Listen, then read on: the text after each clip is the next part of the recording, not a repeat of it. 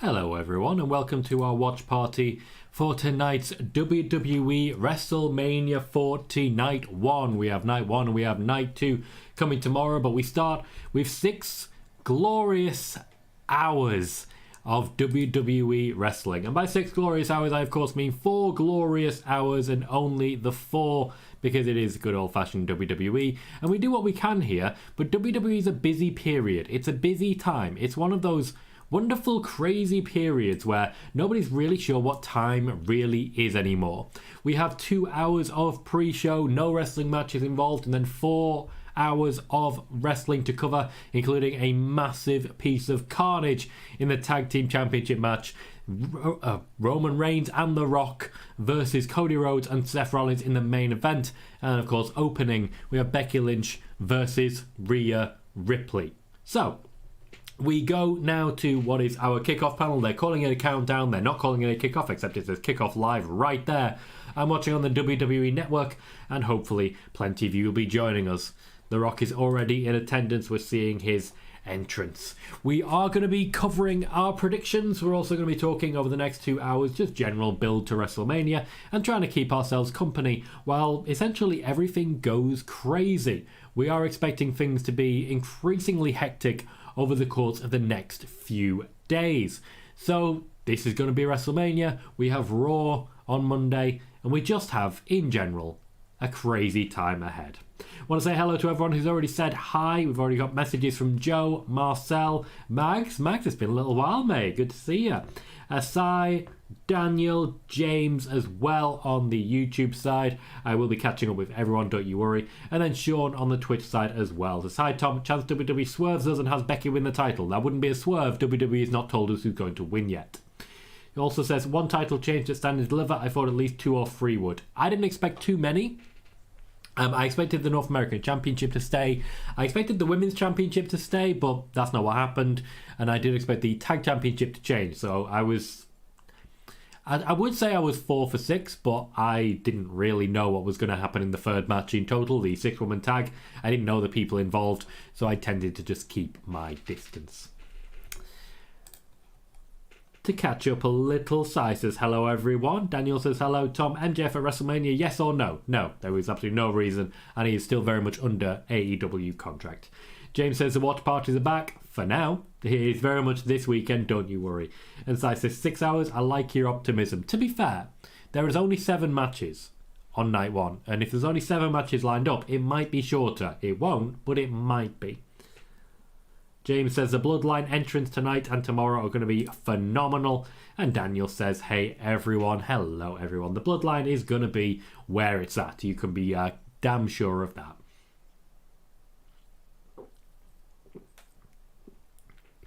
So we're still very much in the WrestleMania hype package section. They've introduced a few people who made their way to the arena. Of course, most people are actually staying on buses at the arena. Certainly the big names, Cody for example, although his bus did catch fire, so we'll see how that goes.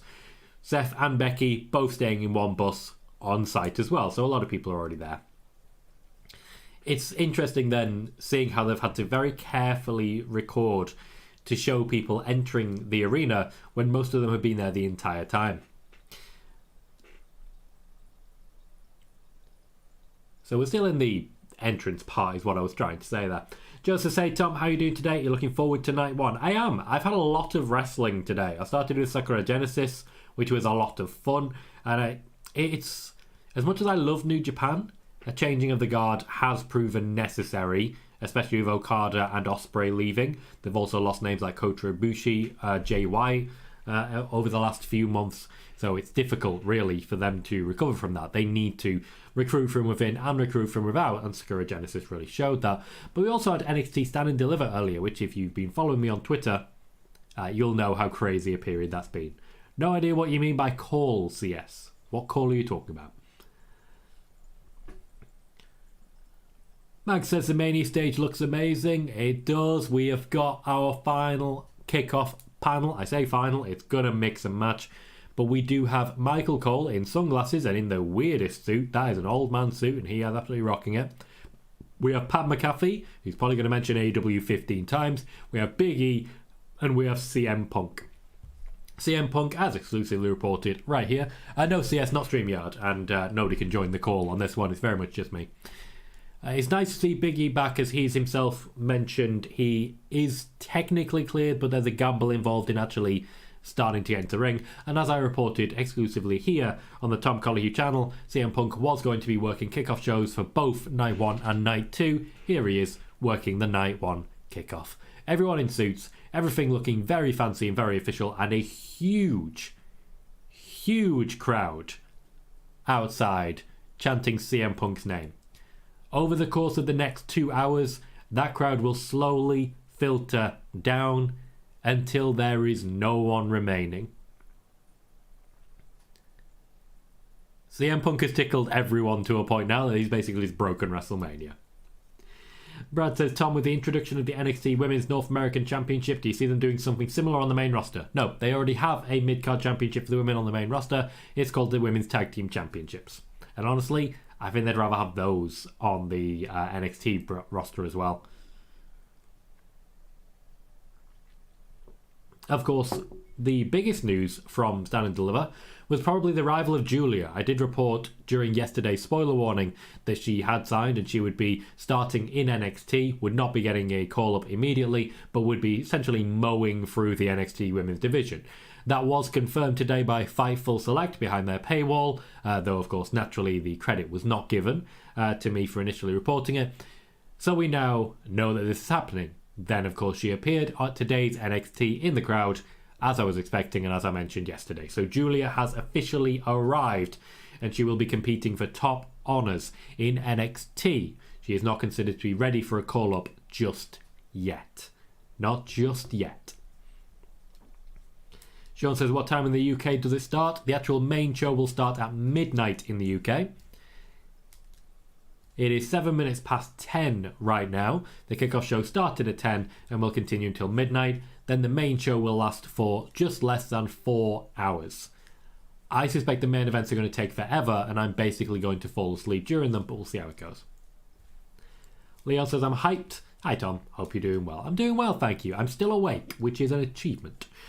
Joe says, what match is everyone looking forward to on night 1? Personally, for me, it is still very much going to be Becky versus Rhea. That's the match that I'm most intrigued by. That's the match that I most want to dive into.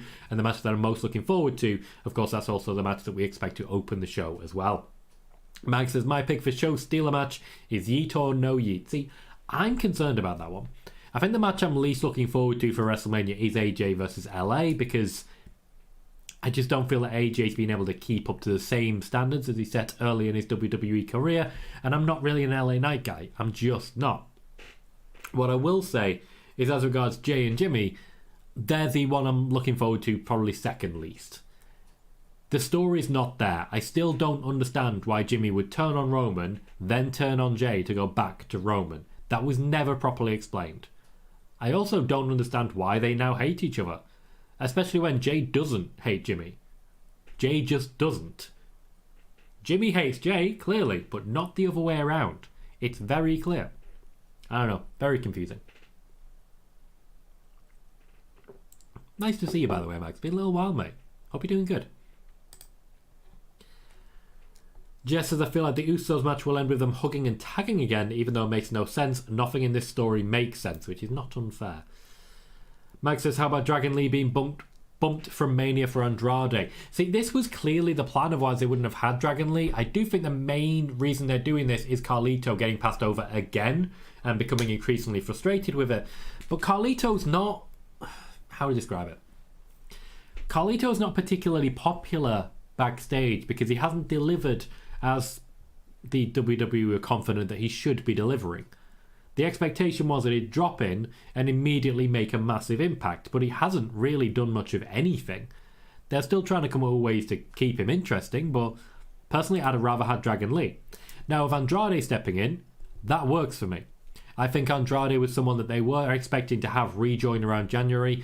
Andrade made it clear his intention many moons ago, and the WWE have been working towards that. So it's confusing that they've made this move so late in the day. It doesn't really confuse me that Andrade would pair back up with Zelina Vega. That is when they were both at their best, and I do feel they will likely continue in that combination. Michael Winston says, do you believe Lashley's team gets the win? I'm not sure on that one, honestly. I think Lashley's team loses.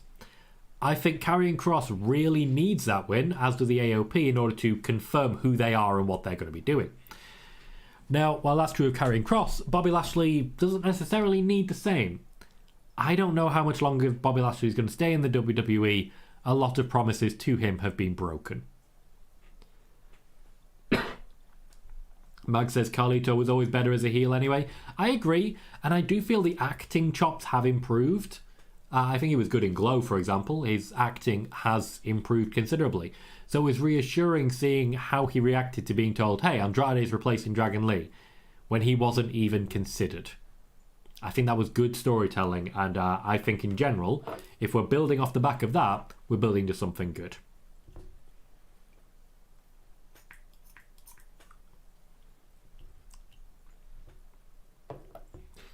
Leon says Andrade probably wanted to go back to WWE the moment Triple H became head of creative. Andrade's name was on the list that I mentioned many moons ago that Triple H was interested in retrieving from AEW. While AEW are definitely picking up some big wins as regards free agents like Okada, like Ospreay, like Mercedes Money, it is a true statement that the WWE have had their pick of AEW talent in the last few years. Cody Rhodes coming over, a founder of the company, was very telling about the intention going forwards. Jade Cargill was very telling about the future of the brand. And in addition to that, picking up names like Sean Spears, who was wrestling in the Kickoff show earlier today for NXT, and others like that, certainly were a big help. Triple H doesn't necessarily have his pick, but he does have more drawing power than AEW does. Mag says, how about Paul Heyman waxing lyrical about trips? We knew it was going to be an incredible speech. We also knew it was going to be the longest speech you could possibly imagine. He very much fit the criteria. Paul Heyman knows how to talk. He always has. And he knows how to deliver. That is exactly what he did. I could not be happier with it. And I could not be happier with the clear relief that came off the guy as he said it. Joey says, hey Tom, how are you? Doing well, thank you. We are 15 minutes into a 6-hour show, so ask me again at the end of 6 hours. We'll see how it goes. I am 1/24th of the way to my bedtime. Yeah, that's going to be a system that gets real old real quick. Joey says, it's funny seeing a lot of former AEW wrestlers at Mania. Feels like a middle finger from Triple H to TK. It isn't. It really isn't. I know that Triple H and particularly Pat McAfee have been having a bit of a lap of honour at the moment. Kind of awkward, and it's not made them particularly popular with the talent that they have. That's just awkward for everyone involved. So there'll be jabs, but it's not necessarily about that. There are former AEW wrestlers on the WrestleMania card, yes, but they are there to make money for the WWE. So Triple H's choices are based on who would make money for his company, not necessarily any middle finger sticking up to anyone else. Leon says, who is at the top of Triple H's list of talent that he wanted to bring back? As I reported at the time, the top name was Dakota Kai, followed by Samoa Joe. Sean, I don't drink coffee. I don't have hot drinks. Had one yesterday because I needed Lemsip because my throat is a bomb site. It's a weird thing to refer to your throat as, but it's kind of what it is. I am not particularly well. I can't really pretend otherwise. So yeah, this cherry coke will perk me up. It'll perk me up absolutely fine. My throat spray will keep me from becoming too raspy. But it may become a point where this watch-along involves very little talking from me. There will be coughing. I do apologise for that, but we are where we are.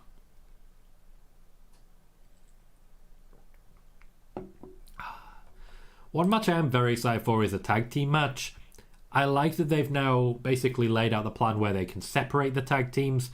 The tag team championships, I should say. I like what they're doing with that. I think they can go places with it. I am interested in the option of it genuinely being that the same team actually win both. It's actually not guaranteed in any way, shape or form that we will have two separate sets of tag team champions at the end of it. So I actually really do appreciate that. The six-pack ladder match for the Undisputed Tag Team title in 2 separate sections will take place tonight during night 1. I expect this match to be a solid 40-50 minutes over the course of the 2 phases, and this is one of the reasons we only have 6 matches lined up for tonight instead of the 7 which we have tomorrow. This will be a long one. The tag match will be a long one. They will take almost an hour by themselves, and then we'll have half-hour blocks for each of the remaining matches. Some of them will be short, some of them will be long. I'm not going to sit here and say this match is going to be huge, this match isn't. But I do think we've got a very good combination of matches lined up tonight. A bit of grudge, bit of championship, and just in general, a bit of fun. The tag match I'm very excited for. Everyone else, if you can tell me, how are you for levels of excitement? When it comes to WrestleMania, I usually get excited right as the show kicks off. That's when I get hyped up. That's when I get going. So as we're in the kickoff, I'm getting into it.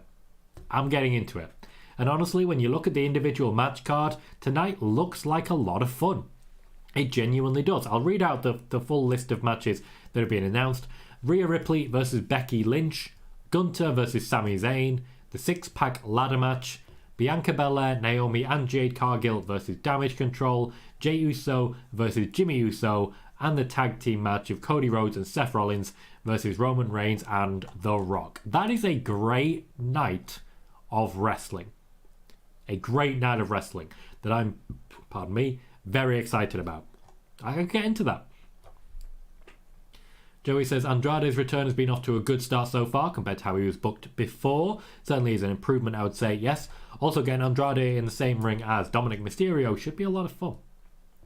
Sean says, I had the worst cold the other week and it was a wired cold, not the normal cold I had. By wired, do you mean weird or do you mean like you were wired? Mike says, we appreciate your service whilst being ill. That's commitment. That's the job, mate. And honestly, I enjoy it. I can't... Like, you've been here the whole time, Max. I knew you well before we actually launched any of this. So it's very reassuring to see you, and I'm glad you're okay, mate.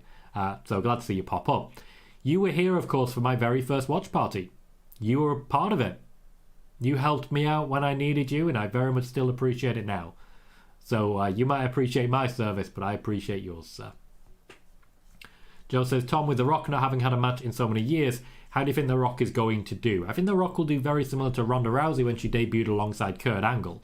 The Rock will not be featured in every single moment. The tag match suits him. Not having a one-on-one match is a big positive, but he's had plenty of practice. He's had plenty of conditioning. He's ready to go.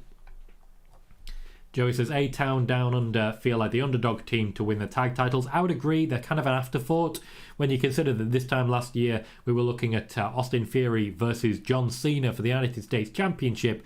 It's funny how so many people are in very different positions. Leon says, when Joe first got released, was it Triple H who wanted him back when he returned to NXT? Yes, it was all Triple H. Thomas says, yo, welcome Thomas. And Jess says, I feel like they need to have both championships put on both teams and then just unify them into one title.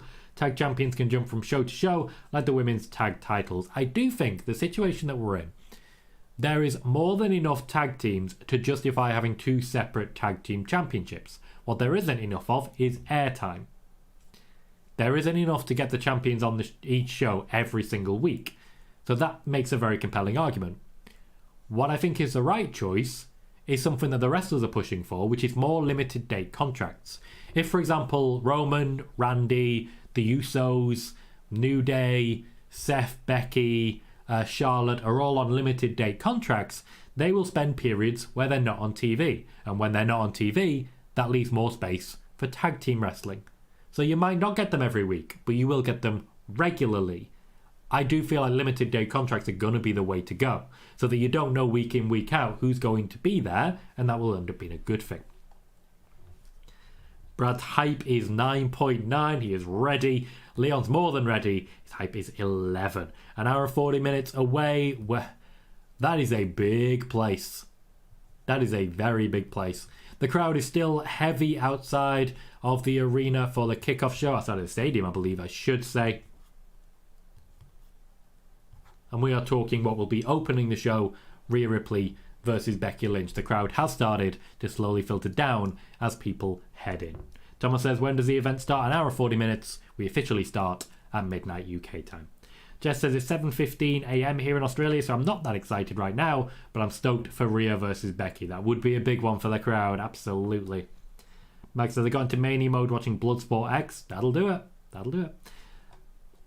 Darth Venom says Roxy versus Lyra already got me to 10 out of 10. Joey says I feel bad for Dragon Lee. I wonder if he was told ahead of time he was being replaced. Yeah, it's a difficult situation for a wrestler to pop up and be told you're going to be doing this at WrestleMania and then be told no you're not.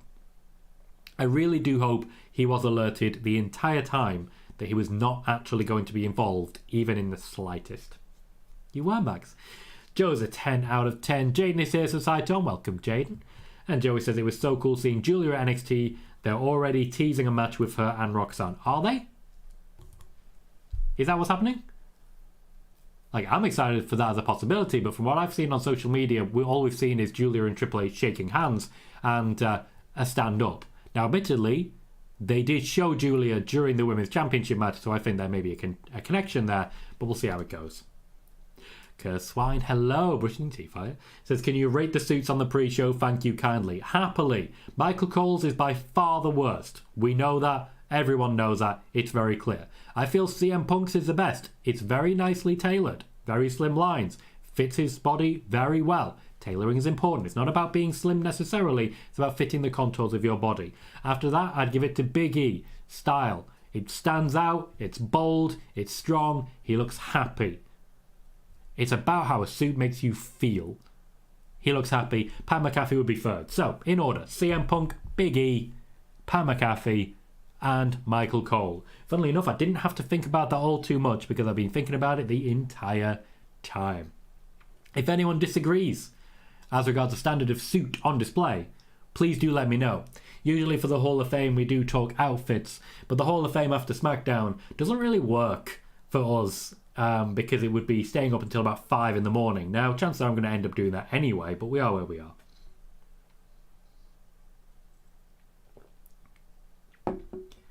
Jaden is 4 out of 10 for excitement. Says, I hope I'll get more excited when it starts. I think so. I think launching with a match like Becky versus Rhea is going to get people in the mood. And if we can go quickly into that tag match will scream WrestleMania. It absolutely will. Darth Venom says if Priest cashes in during night 1 main event, who wins the fatal 5-way? I don't believe it would necessarily become a fatal 5-way, but it is a very valid question. Technically, that tag match would have to become a championship match. I don't know how that would work. It's a good question. Leon says, what time does WrestleMania start in UK time? Midnight, Leon. Midnight. So in just over an hour and a half. Cheers, Kurzwein. Cheers, mate. Joey says, I like that Shawn Michaels is bringing in a women's mid-card title to NXT and will give people more opportunities. I'm not necessarily sure it will. I think we'll have the exact same amount of women's wrestling, but one of them won't have a story. They'll instead just be about a championship belt. I'm not big on the idea of mid-card championships. I know it's talked about a lot, and certainly there's a value to the Intercontinental to the United States Championship, but I don't know.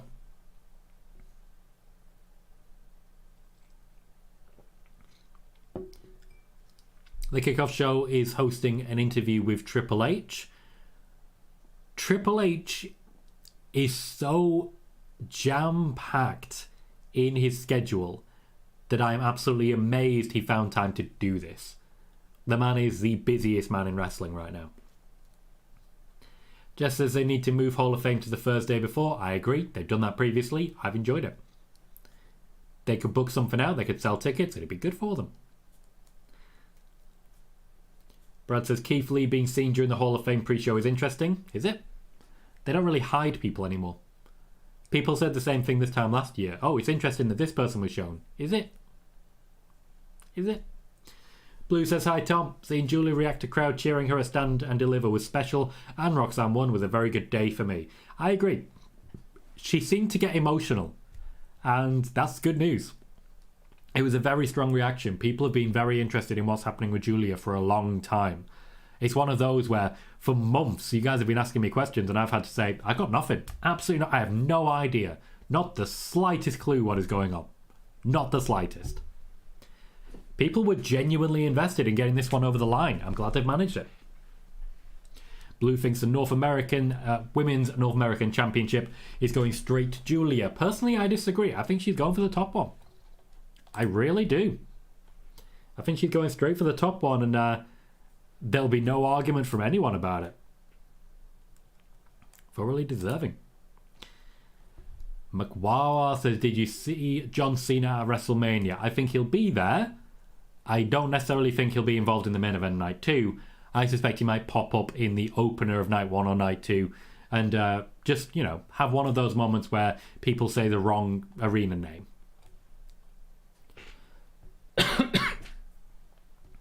So he says, Triple H showed a huge amount of emotional intelligence in these interviews that I never saw in him as a wrestler. To be fair, a large part of it when it comes to Triple H as a wrestler was being over-emotional. He was intentionally an over-emotional character. He's one of those who has, over time, really refined who he is. The interviews that I've been part of involving him, he's been very open that he never intended to be in the position that he's in. He never particularly wanted to be in the position that he's in. But he's in that position and he's done messing around. He just wants to deliver. So that's exactly what he's doing. It's interesting now that they're showing Triple H and The Rock working together. The very first pay-per-view I watched was SummerSlam 1998, and the best match on that pay-per-view was Triple H versus The Rock for the Intercontinental Championship in a ladder match. I loved that match. Absolutely loved it. I wanted as much of that as I possibly could. The fact that they're now working together, I hope there is still a sense of familial rivalry. I would like to see them sort of competing with each other to try and get it over the line and try and make it so that, the show is the best it can possibly be. I think that will continue, and I'm excited for that. James says, might be a stupid question, but with NXT Asia, would that have anything for Australia? Not sure at this point. It is still a work in progress. I cannot sit here and lay out, here's the entire plan, because there isn't an entire plan. NXT Asia is currently under the umbrella of William Regal. He's working on the continentalization strategy, which is one of the reasons William Regal was next to Julia and Rossi Ogawa tonight during NXT. Joey says, it's nice to see Fightful confirm your report again about Julia. Yep, always nice to see them behind that paywall. McGuire can't see John Cena. No one can, mate, no one can. Joey says, if John Cena is there, I think we'll get a segment with him and CM Punk. I would absolutely take that. I would love it if the opening segment is The Rock coming out to cut a promo, interrupted by John Cena, interrupted by CM Punk, and it's just all very tense by the end of it. It would feel like a Raw or a SmackDown, but I wouldn't hate it.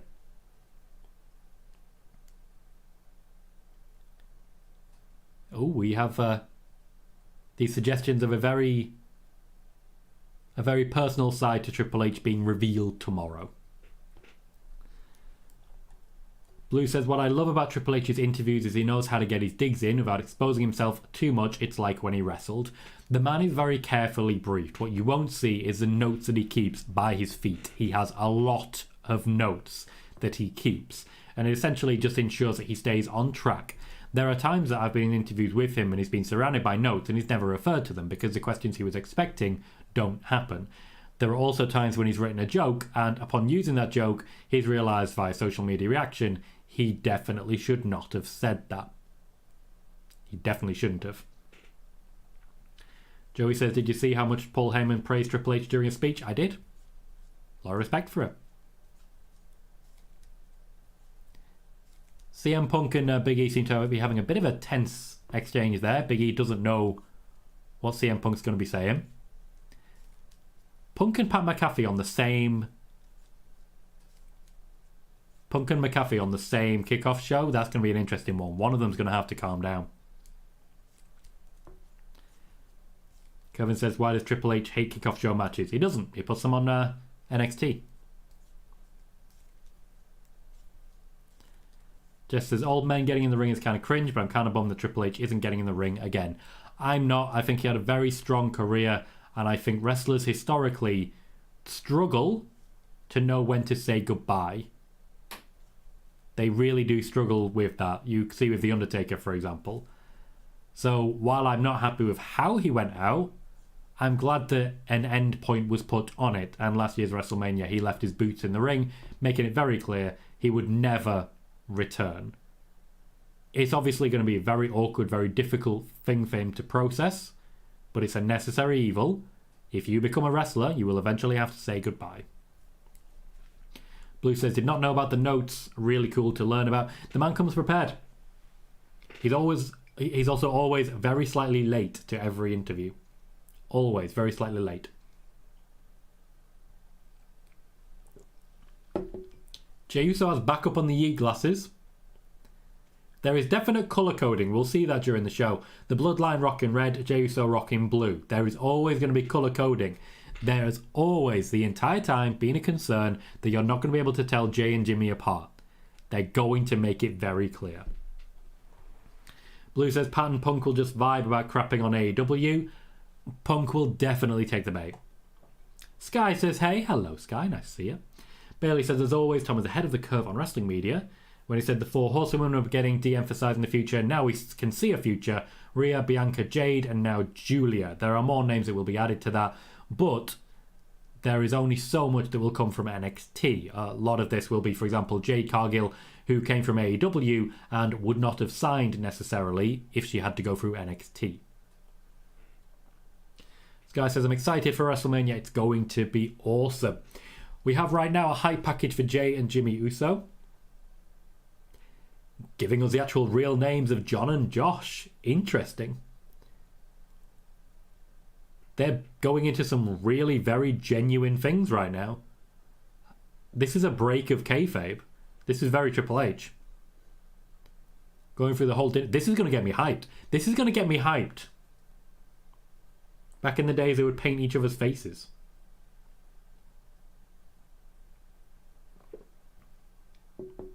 They do get to celebrate a main event last year. It's a very fair shout.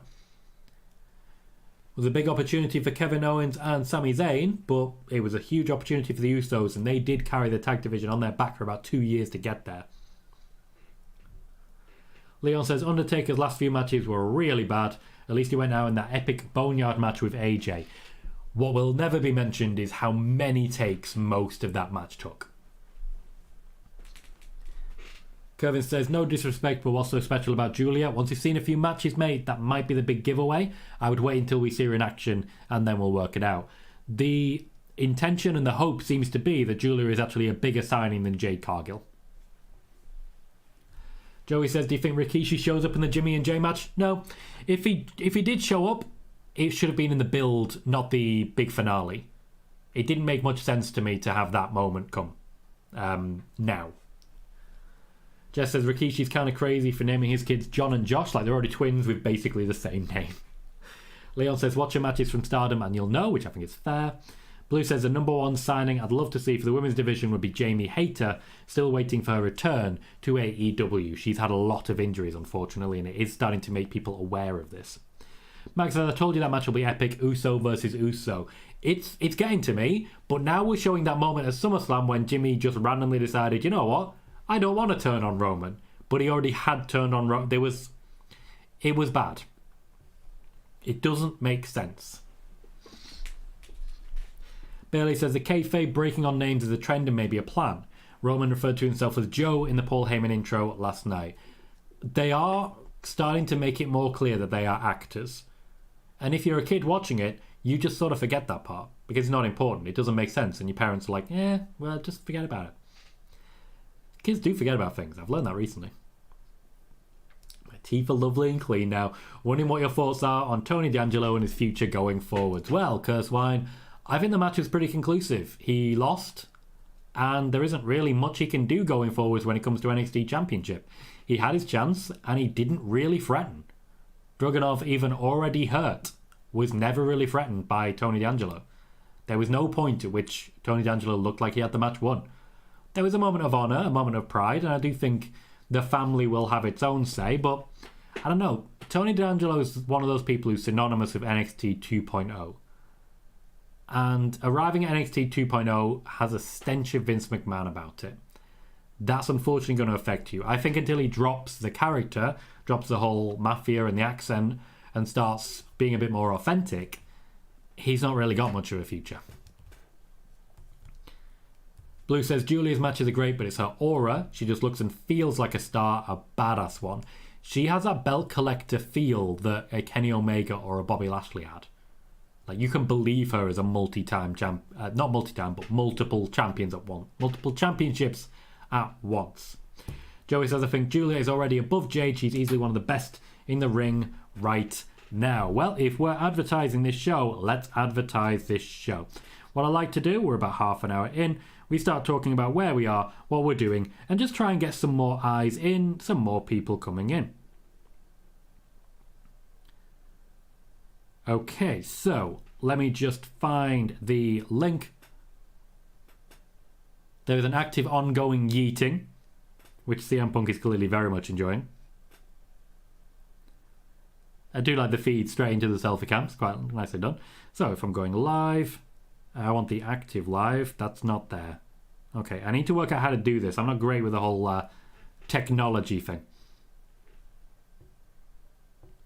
Ed and Astrid currently live as well. Always nice to see. Let's just do it on here.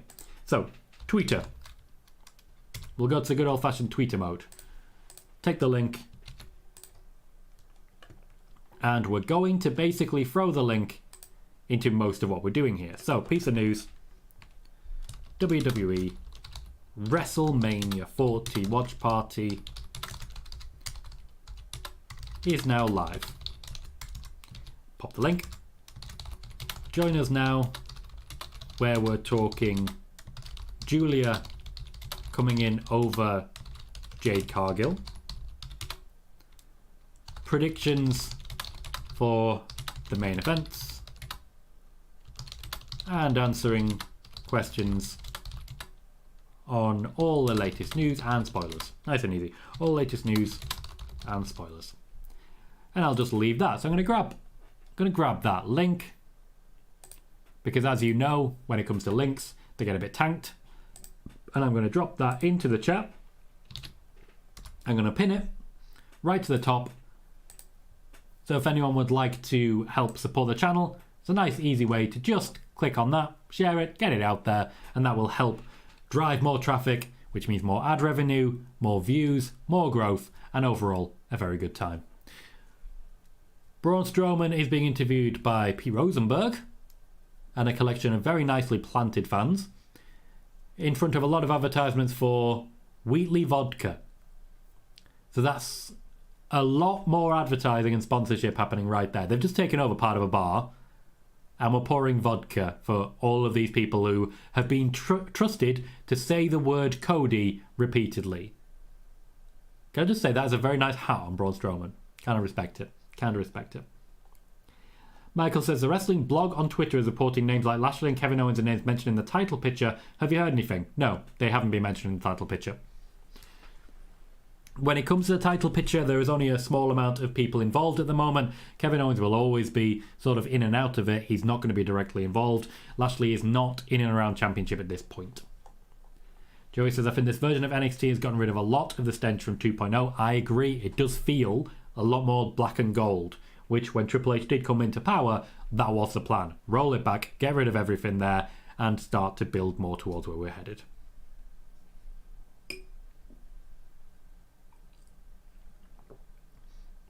A very nervous Sami Zayn is being interviewed backstage by Jackie Redmond. It's hard to say what his future holds. They've made a very compelling story for him. Huge odds to beat, and he's not going to beat them. But it might not come down to whether he's good enough. It might come down to whether or not he's confident enough. Right now, he's not. He's doubting. He's afraid. It really helps to build Gunther, and I think Sami Zayn was the ideal opponent to replace Brock Lesnar. Brock Lesnar would have gone in overconfident, and it would have cost him. That would have made perfect sense for Brock Lesnar. It would have been similar to Brock Lesnar versus Goldberg, but slightly longer. Gunther would have demolished him, and then afterwards there would have been a huge crisis of confidence. I would have enjoyed that. I'm also happy that Brock Lesnar isn't on the card right now. Sami Zayn can do that job from the other angle, going from the underside rather than from the top side, and that will change things as it goes. Blue says, thinking about it, Tom, what if they introduce the North American Women's title because Julia's about to hold the world title for the year, take it off Roxanne in June? I don't think that's impossible. I genuinely don't. I think Julia's probably going to be in NXT for around about a year, and then by the end of it, I suspect she'll be more than ready to step up and go straight into the main roster and absolutely demolish people. I think it's genuinely possible next year's WrestleMania features Bayley versus Julia. I do. And I'm excited for that as a prospect. Kurswan says, I think that's fair. Tony D, definitely a great character at the wrong time. Would have loved to see him during the Attitude Era with superstars like The Godfather and Chyna. So, for those who don't know, we're playing it cool here. Kurswan and I are actual real-life friends. And we watched NXT together earlier today. And we wander into interesting topics. Such as, if, for example, Tony D'Angelo, a bit of an Attitude Era throwback, which he's absolutely right about, would have fit in a world with The Godfather and Chyna. But imagine for a moment, Tony D'Angelo feuding with The Godfather, and it gets more intense and more intense and more. And who's that? I haven't seen that woman before. You know what? All things are forgiven. Let's party. And I just think that would be a fun way to have a feud. It's very fun. We went further than that, but I think it's best to just sort of leave it there. Joey says there's a lot more seriousness and more of a focus on in-ring work instead of the whole show revolving around characters. I agree. I think NXT's in a very good place right now. A second women's championship is not a bad thing. They've got a lot of women involved. But I do think, having also watched Level Up today, there's a lot of people who need work.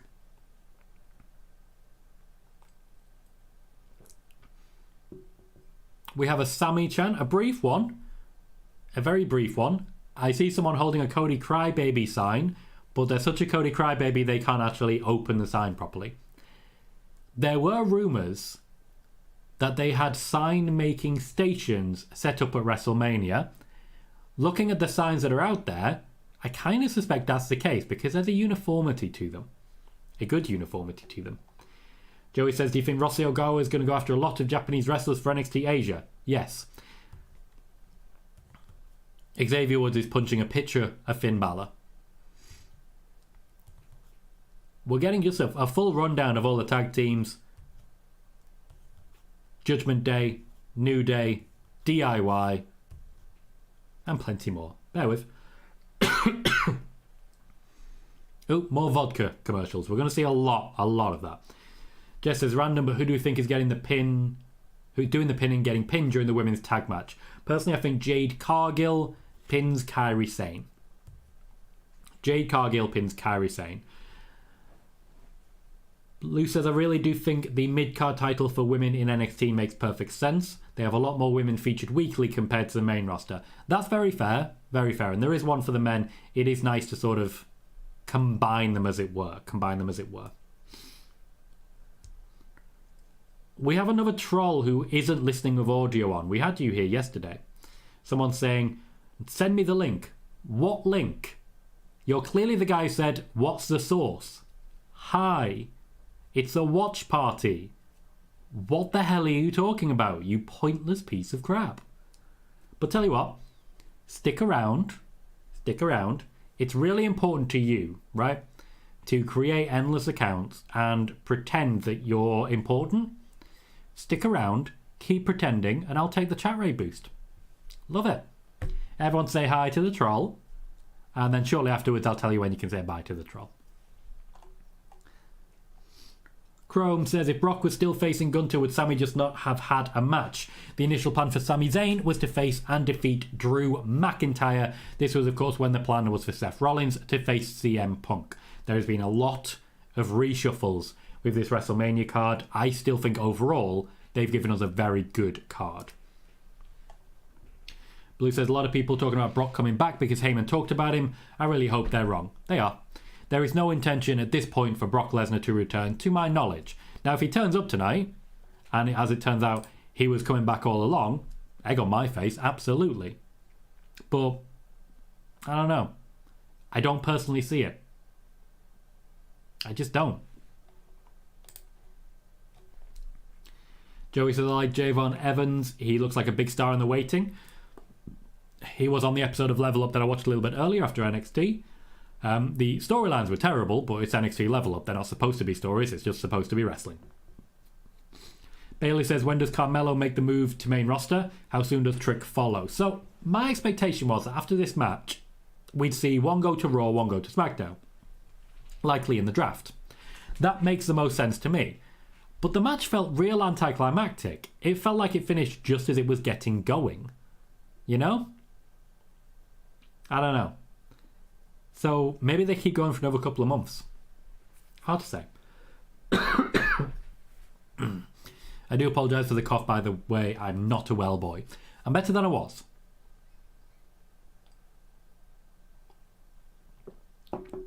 Also, I may have overloaded on soothers earlier to help my throat, and it may have had an unwelcome effect. I think I lost a couple of pounds. Joey talking to a troll. Always appreciate it. Blue says they also lost their women's tag titles. NXT did. Honestly, I personally would have rather seen women's tag titles come back because there are a lot of tag teams. And women's tag team titles get a lot more storylines in than another women's championship. You could have 4 women on a card, or you could have 6 women on a card. Tag titles are a good thing. Jesus. I do apologise for this.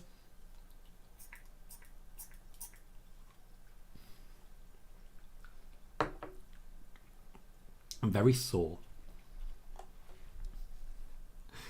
Jess is saying that Meltzer has reported Judgment Day and New Day combining into one faction called Day Day. Could just be Good Day. Awesome Truth shown backstage. We have The Miz and R-Truth. Mike says Alex's SRS's alt account. I think it's just an AI troll, I gotta be honest. Hope Sai's already said goodbye to the troll. Well, at least I got some evidence that they are listening of audio. Grayson Waller and Austin Theory being shown backstage as well. There is more than enough bodies and there is more than enough intrigue for me to be really very excited about this tag match. Also, I would not want to sit that high up. You wouldn't be able to see a damn thing. And Joey says it must be Christoph on his 10 accounts. Marcel says hi and bye to the troll.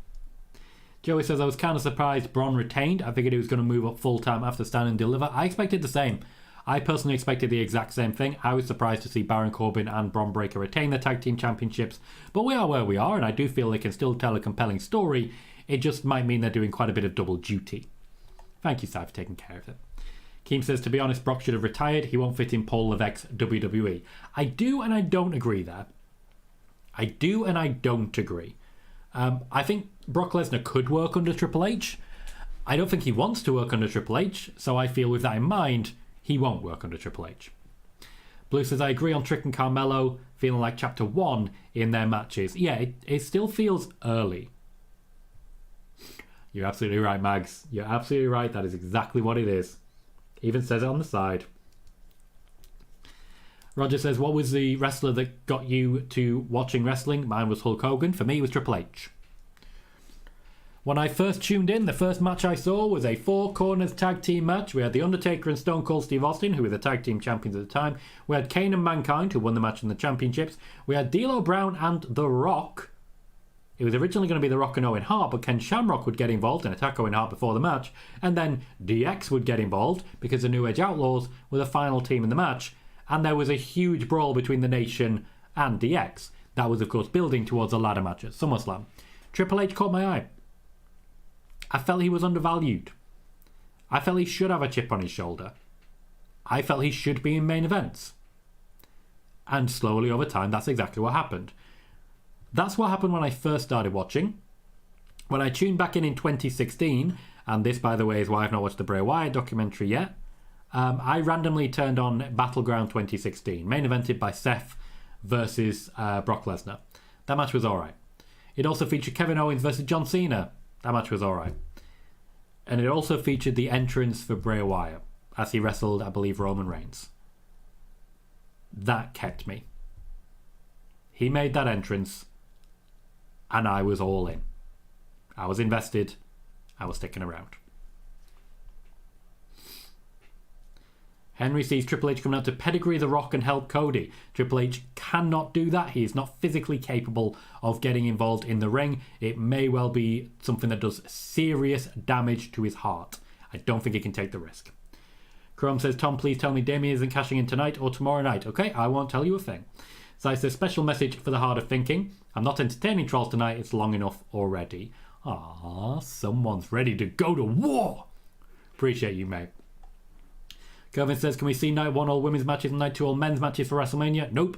Because what would happen is that people would pick a night, and you would have on social media, I'm not watching night 1 of WrestleMania. It's all women. Women are stinky. Basically, you know how it is. Sexist is going to be sexist. Racist is going to be racist. That's why you have to interweave a lot of different matches and sort of trick people into watching matches that they don't necessarily want to watch because of their actual biases. James says, has anyone worked out why there were reports from Wrestling Observer that Theory and Waller were getting pulled from Mania, but it never happened? Nope. I mean, there is technically still time, so I don't want to count my chickens. But, to be blunt, there seems no evidence whatsoever that there was in any way and at any point any intention for the team of Austin Theory and Grayson Waller to be pulled from the tag team match. It may be that Dave Meltzer misinterpreted news about what would end up being the person, Dragon Lee, pulled from a tag match. I don't think he was. I think at some point on a recording he said the last team's not going to be Grayson Waller and Austin Theory, and he's backtracking. I see this a lot with Dave Meltzer. He backtracks and tries to say, look, I know it looks like I was wrong, but I wasn't, and then he was. Jess says, what was up with that Meltzer story of A-Town Down under being pulled from the tag match? Kevin says, the triple threat match was match of the night for NXT? Absolutely. I think it's going to be difficult for WrestleMania to top that. I think it can. I think there's a lot of effort that needs to go into it. But it's going to be difficult for them to actually do better. Dijak, Briggs, and Obafemi put on an absolute masterclass. 3 big guys doing big guy things and also doing not big guy things. Doing big guy things, but big guy things that shouldn't be done by big guy things. It's very impressive. Very impressive. McGuire wants a Cody Crybaby documentary. Zayn says, what time does WrestleMania 40 finish in the UK? It's scheduled to finish in and around 4 in the morning. Likely just before 4 a.m. I don't think it will actually last a full 4 hours, but there is plenty of room in between matches for lots of backstage shenanigans. I think we're going to see a lot of The Rock tonight. Yes, Henry, there is a prime bottle in the ring. McGraw says, people are crazy wanting Triple H to get involved. His heart problems like Bray, and they want him to risk his health. They do. And I have absolutely no truck of it. I do not let anything like this get past. It's also why I was very uncomfortable with like Edge returning, Daniel Bryan returning. I don't think anyone realised the risk that they chose to take with their lives. Okay? We just have to be clear on that. Roger says, were you a fan of Husky Harris? I wasn't watching at the time. Wasn't watching at the time. Crumb says, do a full night of WrestleMania for only women that have to actually book more entertaining storylines for women who aren't champions. Also fair. Jess says, is Mama Rose versus Mama Rock being added tonight too? No. Jack says, it was never a report they were getting pulled. The report was that they were having a meeting to pull them for someone else, but there was nothing after that report.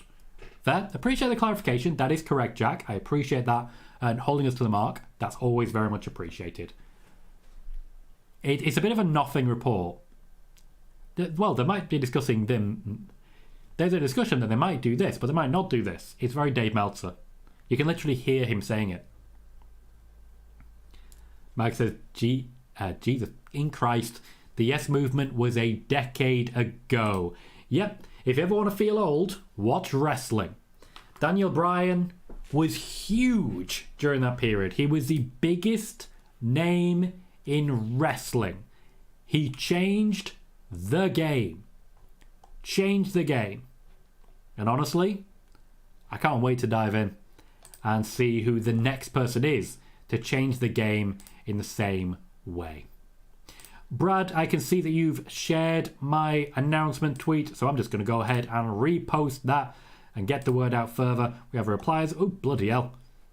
Okay, so the replies are all spam. Don't look at the replies. You don't need to see that. Nobody needs to see that. You don't look at the replies. Awkward. Rossi Ogawa has confirmed that he is currently in a box for WrestleMania, ready to sit down and watch the show. Looks a lot more full than you'd expect. We are hyping at this point. We are hyping. Oh God, Santos Escobar in his underwear. Why is that on this feed? What is Twitter nowadays? Okay, so the Prime bottle doesn't look so bad. I can see an image of it. I'm going to save it. And then I'm going to share it on Twitter. So add the picture first, wherever it may be.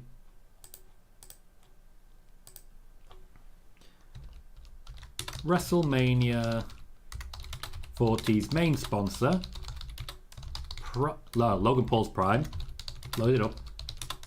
Logan Paul's Prime doesn't actually look too bad on the mat once the colours are pulled. But throw that one out there. Very, very brave to immediately mention to Trish Stratus that, hey, you used to wrestle against Becky Lynch. Chromabis says, spoilers, Ryback and Curtis Axel will be replacing 8 Down Under. Remember those guys? Remember how successful they were in WWE? People love those guys. Sai says, I'm hoping for a cliffhanger tonight to take us into night 2. I suspect you might get your wish. And Chrome says, thank you, Elon, for making Twitter replies full of spam and bots. I mean, there are free replies, which ultimately is helping the growth of the Twitter side. I didn't need to see that. I didn't need to see that. Trish Stratus suggesting she may return to the WWE shortly. Heard what here first? Heard you never know here first. Agenda journalism. I did want to give everyone a quick update on what we're doing with Twitter at the moment. I've been very clear as to what the plans are. The intention is that eventually we'll be using Twitter as an additional revenue stream to fund these shows. So we'd be able to use Twitter and the success that we're seeing right now on Twitter to essentially put more money into the business, which will essentially make me full-time faster, meaning you get more content, we get more news, etc., etc. Part of that is getting over a certain threshold, which will allow me to monetize my tweets. So I get a share of all of the ads on my tweets. I won't get much, not at the start, but I will get something. The threshold is 5 million impressions in 3 months. So 5 million Twitter views in 3 months. That essentially relates to 1.6 million per month or 55,000 per day. The expectation is that in the last 3 months of the year, we'll get over that threshold and Twitter will essentially pay for itself next year and then some. We are now literally right now at 52.2 thousand views per day. We are that close to the 55,000. Now we still need to get over the line for the 3 months, but things are going extremely well.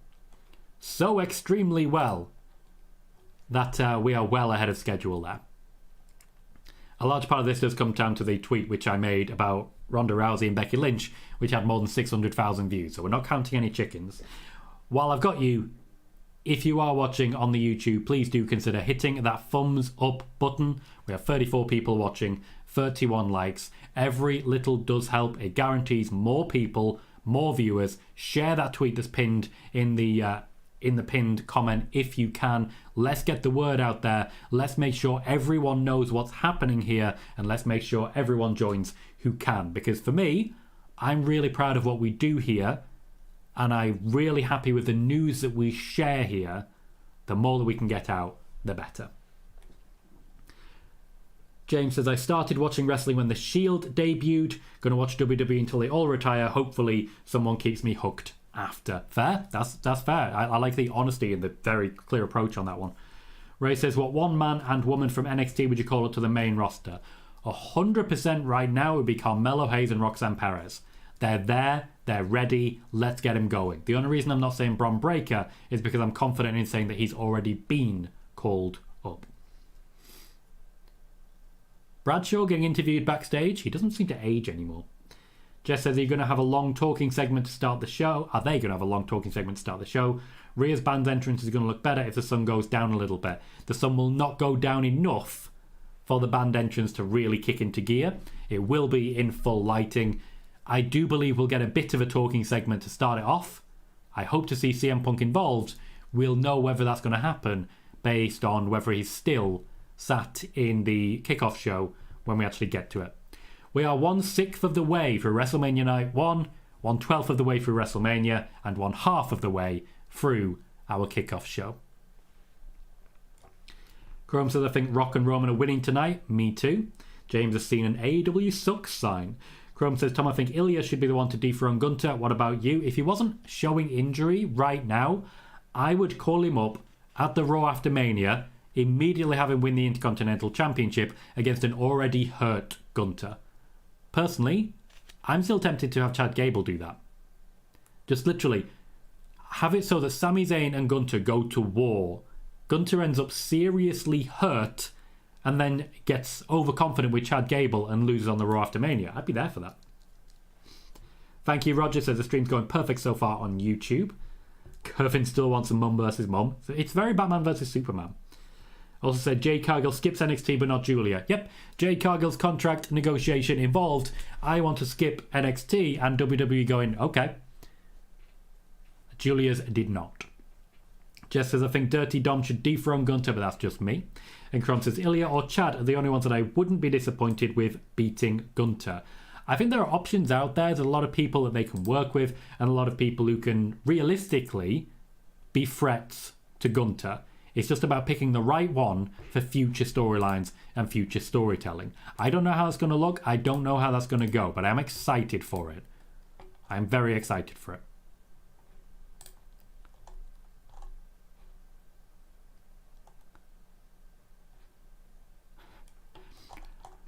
For those who don't remember, I conducted an interview with an Andreas John Ziegler, or AJZ, who is an indie wrestler who has worked at AEW, well, Ring of Honor, I should say, and New Japan in the past. I always like to give him a bit of a shout out, because he's watching WrestleMania and getting very excited by the show tonight. Rightly points out, as regards the advertisement on the mat, it's a matter of time. It's modern, it's advertising. UFC is their affiliate and has been doing it. More will be added. Now, he's someone who's worked in New Japan. As someone experienced with the NJPW model, where we do see a lot more advertising, does it have any effect on you as a wrestler when you're in the ring?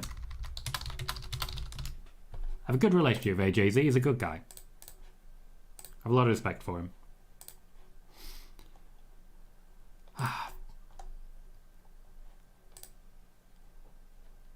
Oh god, I clicked on the replies again. Oh god, why are there so many?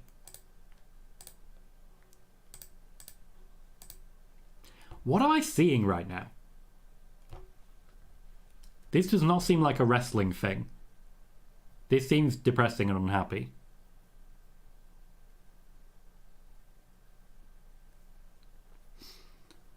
Mags wants Tamatonga to dethrone Gunther. Again, I'm not unhappy with that.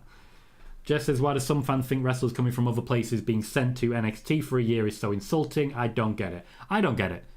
It's not necessarily about we don't think you're good enough. It's about we don't think you're au fait with the WWE style. To give you an example, there is a really simple thing that wrestlers in the WWE and only the WWE do when they're about to hit you with a clothesline. They do this.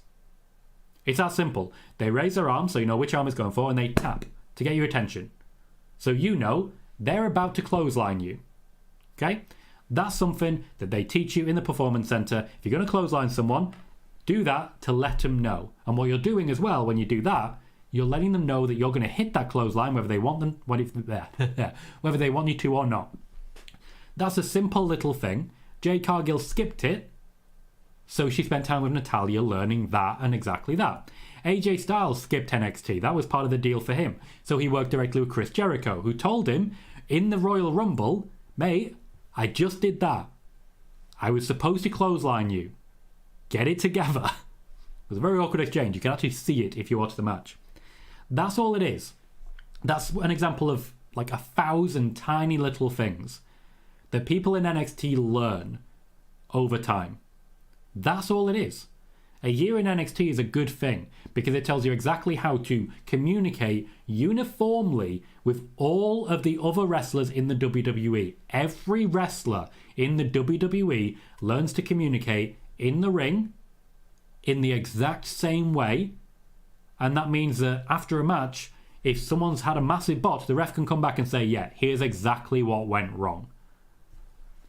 Which is also, by the way, why the referee for the main event of WrestleMania 35 got a pretty hefty fine.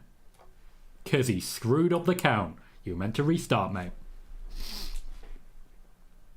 Virginia says, I'm so sick of the final boss stuff already. Hope The Rock leaves and soon. It was bad enough when it was just Roman running his mouth, but add to that The Rock and it's too much to take.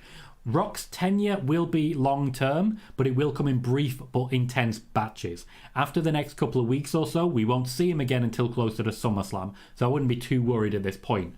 The intention is that Bloodline will be represented either way, so we'll see sometimes just The Rock, sometimes just Roman. There will be times when we're building towards The Rock versus Roman, so The Rock appears one week, Roman appears the next week, etc, etc. The Rock won't be too overpowering when he's there, but you will notice the lack of. Mike says, I'm actually triple screening Mania, UFC and Tom, the main event Colohue. You are a busy man, sir, which does not surprise me. You're not one to sit still, are you, mate? You're really not. James says, if Awesome Truth is winning tonight, can we please get a Regeneration X DX style entrance at Raw after Mania? I wouldn't hate it. Kurzweil will not accept Tamatonga beating Gunther. Not happy with it. He just won't do it. He will not do it. Chrome says, I'll be honest, I want Cody to win tomorrow, but I'm fully expecting 5 more random Bloodline members to show up out of nowhere and make him lose. To be fair, Cody has backup. Now, I don't fully understand, because I've not really watched that last segment, but it wasn't really a wrestling segment. It looks like it's for a very good cause, and that is a very happy child. So, credit where it's due. That is a very happy child. Credit where it's due. But it does feel like the entirety of the WWE has just been told, yeah, just take 15. Just take a break. It's fine. Chill. Bailey says, in NHL hockey, they have a technology that changes the advertising on the ice and sideboards for the TV audience, but is not seen in the arena. The future. That's pretty cool. I definitely think that is something we're going to be seeing. For NXT, that we saw Knuckles being advertised. We saw Fallout being advertised. I think there was one more, but I forget what it is. And they literally just pinned up little flags. We've already seen advertising for vodka. It wasn't a problem. Like, every now and then I joke about, oh, Knuckles, and we had a chat about it, but I only really talked about it when I wasn't too excited by the match that was taking place. In which case, it's not really a problem, is it? Brad says it makes sense. Kervin says, let's be honest, Tom, Jade Cargill is not AJ Styles. That's true, they are in fact 2 different people. But everyone is different and everyone is unique. Gomar says, yo, how's it going? Going well, Gomar. Nice to see you, mate. Leon says, if we're being honest, Rock has been carrying this storyline. He absolutely has. He absolutely has. We don't know what it would have been without him, but we know that we wouldn't have seen much of Roman, where we have seen a lot more of The Rock. Jess says, I hope the most random new Bloodline member pops up in the main event, like someone we haven't even heard of, a 45th cousin who doesn't even look Samoan.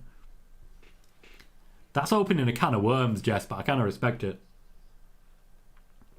Joe is fired up and is ready for WrestleMania. Virginia says, do you think Seth is going to turn against Cody tonight? No. Chrome says Cody's going to be kissing the Prime bottle when he finishes the story. He does like to kiss a ring. I didn't mean it like that. I didn't mean it like that. Ew.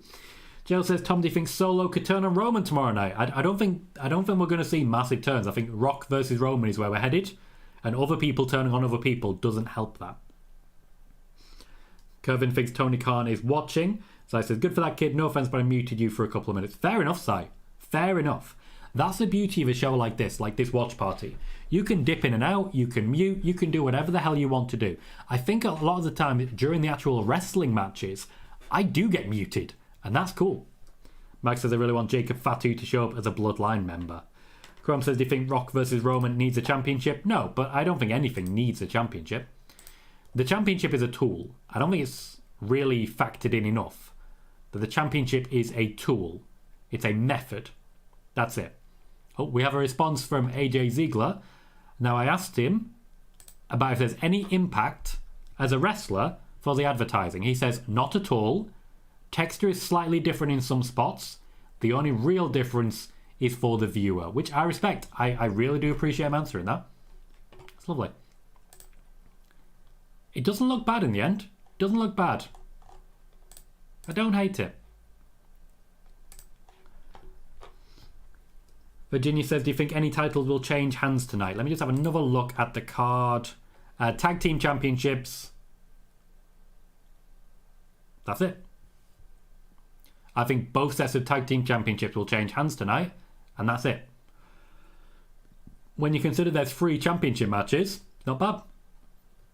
Not bad at all. So I'm trying to do a few things at once. Thank you, Brad, for sharing that. I'm trying to do a few things at once. In addition to, of course, hosting the show, I'm trying to take advantage of the fact that Twitter is now giving me plenty of traction, and I should be able to help this channel grow using it. So I'm trying to take advantage of that at the same time. If we can drive more traffic here, it's only ever a good thing. So please do forgive me if I'm not always 100% focused on reading the chat and it takes me a couple of minutes to catch up. Sai says, what are you expecting as the best match on the card? I have high hopes for Gunther and Sami. So it's a difficult one.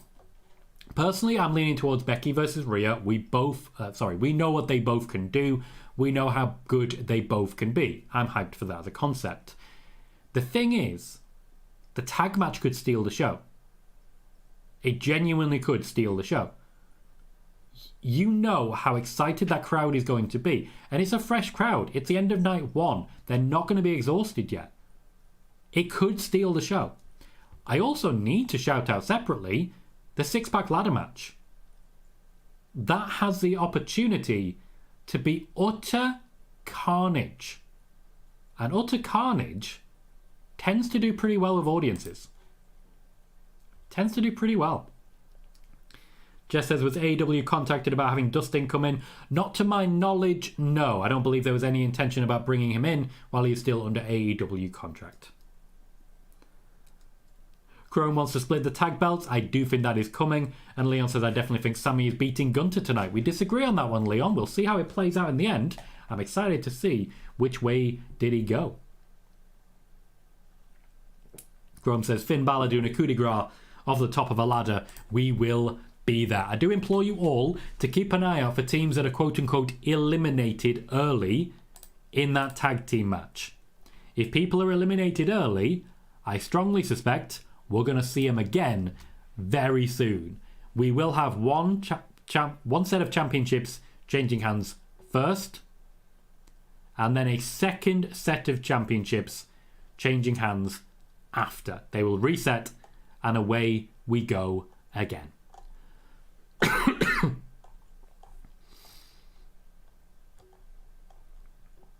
That's an interesting stat, going from no DQ.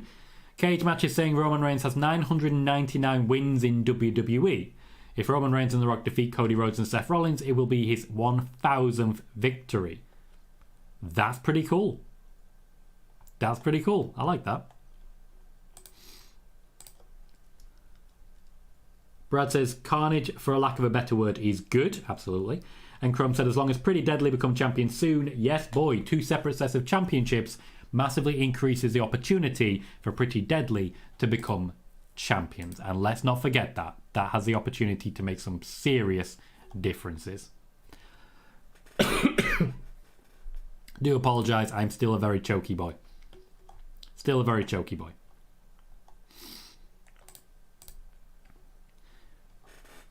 "45 minutes left. Michael Cole and Pat McAfee have taken their stations and been replaced by Wade Barrett and Jackie Redmond. Again, if I'm rating the suits, it is still CM Punk, Big E, then Wade Barrett, then Jackie Redmond, who is not wearing a suit.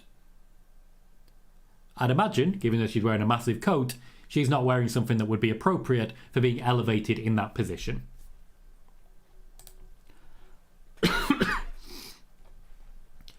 Kervin says, last night the Battle Royal should have been right now on the Kickoff show. I do think there is a lot of dead space in a 2-hour Kickoff. You don't need 2 hours. You just don't. They could have cut this down to a 1 hour and included the Andre the Giant Memorial Battle Royal, and it would have flowed absolutely fine. There's no need to split them in so many different directions. Chrome suggests main event Akira Tozawa for some reason. And Jack says it will be Roman's 1000th win and also will tie Hogan's record of main eventing WrestleMania, and he will bring it tomorrow night. So I says yes, looking forward to the tag ladder match also. Love DIY, hoping for a push. One of the Gargano vs Ciampa NXT matches was my all-time favourite match. I personally believe their first match was their best match, and unfortunately they declined pretty sharply afterwards. CM Punk is getting a lot of big chance, and honestly, can't help but respect it. Can't help but respect it.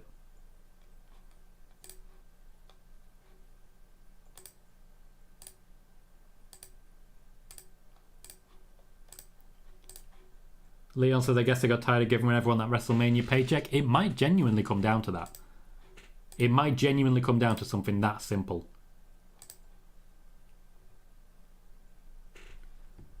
CM Punk referencing Cody's bus being set on fire. Hopefully they've increased the security on that one massively.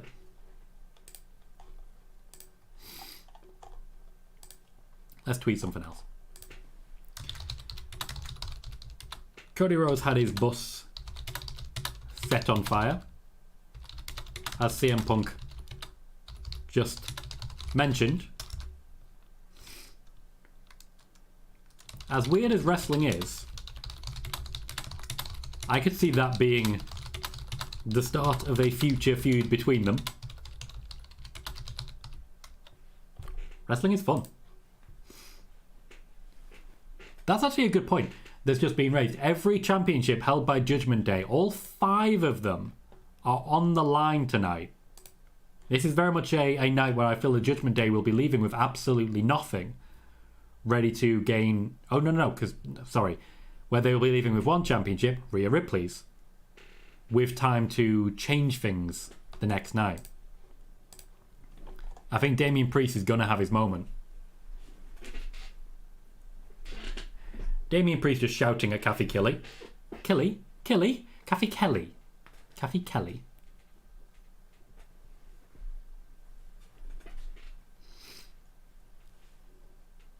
Little disconnect as usual of Judgment Day. Damian Priest furious. Finn Balor confident. That was a terrible fist bump. What was that? I honestly would have him reshoot the entire thing just to redo that fist bump. I see a Union flag. Didn't expect to see that. I suppose WrestleMania, might as well bust out the fancy stuff.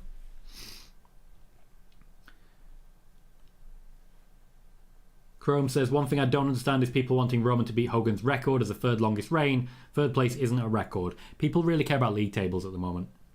Cal says, hello Tom, you're absolute sound man. Hope you're good on this Saturday night. So far so good, I will say, Cal. WrestleMania hasn't started yet, so there's plenty of time for things to go wrong. But I'm awake, which is good.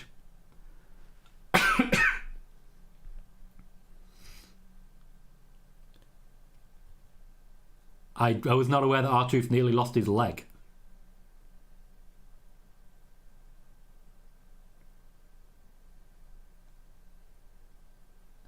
Big E celebrating R-Truth, a big moment for him. I do think today might be the day. There's a lot of people really behind those guys. Chrome says, wonder what Kane has against Cody Rhodes. Always a fire. Keem says, Sami wins? I don't think so. Kermit says, WrestleMania 37 Night 1 almost not happened because of the rain. We got that wonderful moment of Samoa Joe in the rain, Mac. Jack says, Cody's been staying with Seth on his bus. Yep, he's back on his own bus now. Things have been fixed, but for a little while at least, they made sure that they looked after each other. Cal says, been a good start to the weekend. Everton decided to win a game of football, despite a red card, to be fair. Did you see the Brock Lesnar name drop by Paul Heyman? Yep. Completely unrelated. He was always going to mention Brock Lesnar. Chrome says, imagine the stream just shuts down as soon as the main show starts. Chrome, don't be saying that. Don't be saying that. My hope is that all of the people currently watching the pre-show on YouTube will end up here. That'd be great. That would really secure my future. I'd be happy with that.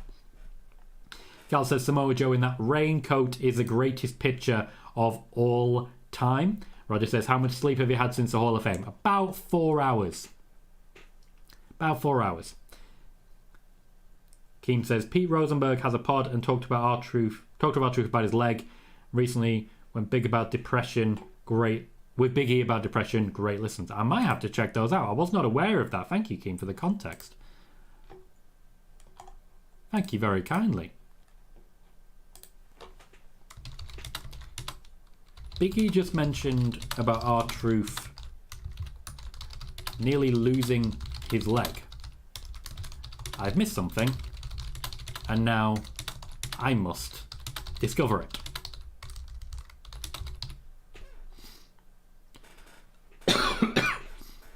I gotta be honest, guys. Some of my tweets are not going to be the best you've ever seen.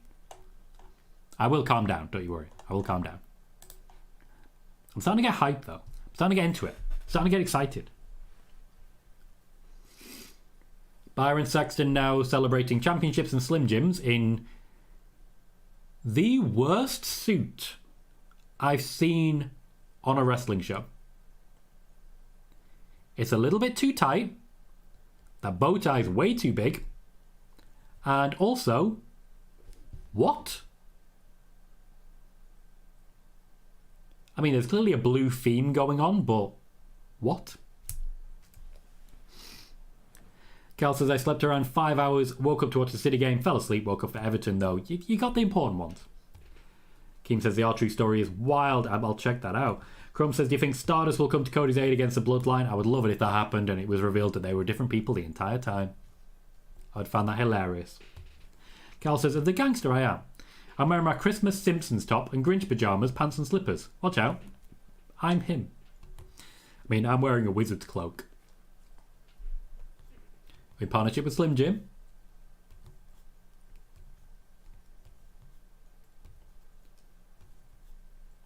Big money going to charities who are pretending that it's news to them. I don't mind the community champion stuff. They do it very rarely. It is a form of marketing. Stephanie McMahon quite rightly pointing out philanthropy is the new marketing. Basically, giving to charity is really good PR and also gives you some tax breaks. So they're going to do more of it. So I don't hate...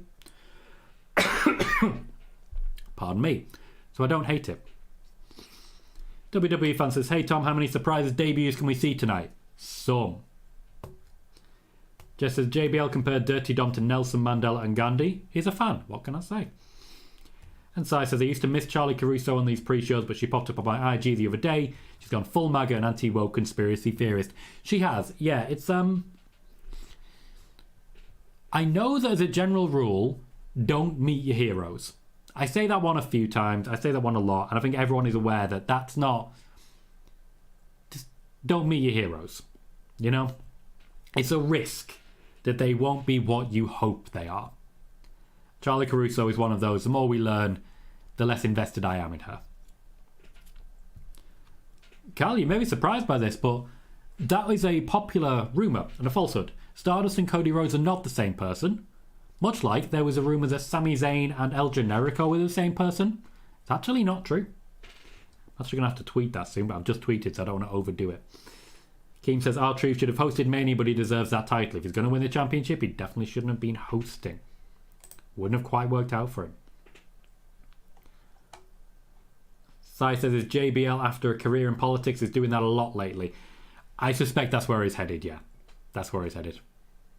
OLE, I wasn't aware that you hadn't followed on Twitch already. Thank you very kindly. And lovely to see you. I, of course, will be live with OLE tomorrow to preview Night 2 of WrestleMania, so check that out. Chrome says, Tom, do you think you'll get a Prime sponsorship so we can get a huge Prime bottle in the background? I'll just draw one on the wall. I'm moving out anyway. When I am in my new home, which will be in the summertime, I will have more space to do things behind me, and I'm very excited for that. Very excited. Nick Aldis has arrived and has immediately become the best suit available. Roger says, is anyone going to watch WrestleMania 40 on TNT Sports box office? Nope. Network all the way. WWE fan says, tease or hint on the possible return/debut? No. King says, Tom, have you seen the People's Championship belt? Yeah, I don't like it. Jess thinks Kathy Kelly is superior. Sai says, R-Truth said his leg got infected post-op and was touch and go whether it needed amputation. That would have been a game changer. And here he is climbing ladders. Does Nick Aldis have contacts in, or does he just have eyes that dreamy? Also, Union flag. 2 sightings. Yo, Moxie, how you doing, mate? Chrome says Cody Rhodes versus Dwayne The Rock Johnson in the 2028 presidential election. Megan needs Nick's suit right now. I suspect, knowing Megan, she might want to take it directly from him. Carl says JBL has a lot of negative press because of bullying allegations. I do stress allegations, however, not a good look for him. We do say allegations. They're allegations with a lot of evidence. Bailey says, no spoilers, of course, but do you think Big E opts to retire or returns to action? It's entirely up to him. Entirely up to him. And I in no way will be mentioning anything about that. WWE fan, you seem unhappy. Why would I give hints and teasers? Especially when this isn't the news show and I gave a ton of hints and teasers during spoiler warning. Go watch that. Go watch that. If you get wound up about not getting every little detail in a show that's not spoiler warning, might not be for you. Megan says if Big E does return to the ring, the pop will be immense. I'm just glad he's healthy and doing well. Me too, me too. Jess says, any truth to the rumour that The Rock is coming out dressed as Maui, the rumour that I just made up? Well, to be fair, he's having to do a whole load of motion cap for Maui to prepare him and make him physically capable of actually recording the live action version. So of course he'll be Maui, and of course he'll be heading on his way down. Also, of course he won't. Is that Michael Cole? Jesus Christ, I've seen more of Michael Cole than I'd like. I could see right up them shores. Just says Mania starts in half an hour. Why are people crying about not getting spoilers? Just watch the show. Some people just really like spoilers. I don't blame them. I'm just not the place to come to for them. I'm just not the place to come to.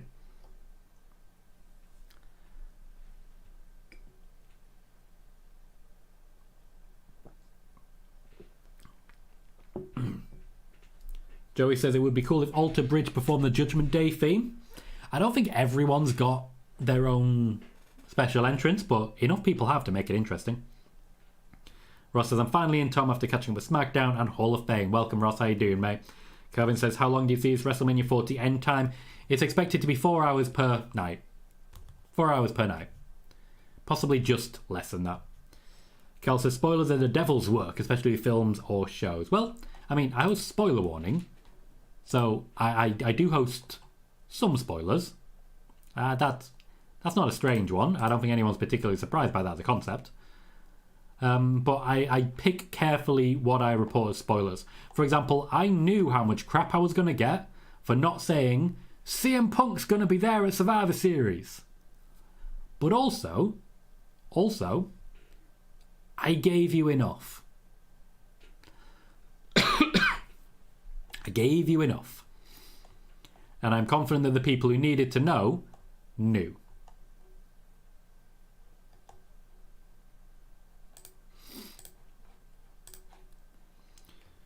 These are the moments where I think the kickoff shows are really badly inflated.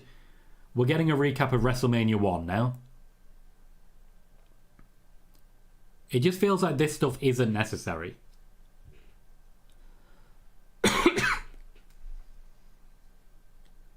There's a lot you can do to celebrate all of these people without necessarily stopping you from putting a match on a kickoff show.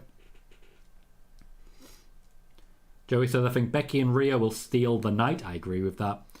Jess says, Becky keeps hinting about her entrance having something to do with her book, so I'm looking forward to seeing her come out dressed as a giant book. Do you remember when the New Day came out of a giant box of Bootios? Just a giant box of Bootios. I could see Becky coming out of a giant book.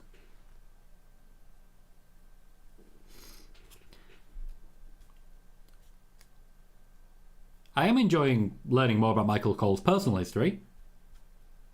He did host WrestleMania 15. You can see him reading his damn script. Jerry Lawler there looking nervous. That was, of course, the first WrestleMania I watched. And Jim Ross wasn't available at the time. If you recall, around that time, and you won't recall this, Jim Ross was turning heel. And he was turning heel on Michael Cole. Kicked him in the balls. It was awkward. Nobody liked it. Least of all, Michael Cole.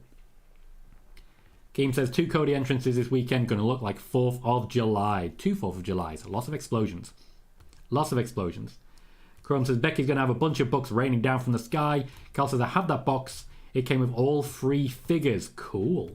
Lovely.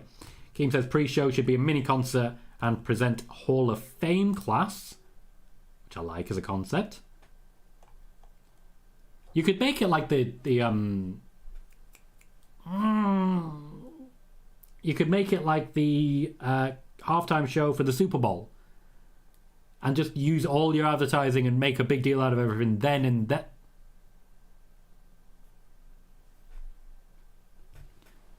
Guys, I'm going to have to pause slightly there. Dom, hello. Firstly, hello. That is a very large and very generous donation, sir. Just want to firstly say that. Thank you very kindly. Says, I heard you have a house. My source, spoiler warning, 2 years of me watching PLE with you and chat, and you're great at these watch parties. Thank you. First and foremost, a massive thank you, Dom. That is incredibly generous. That is the biggest donation we've ever seen here. You've broken a record, Dom. And yeah, I do. I've had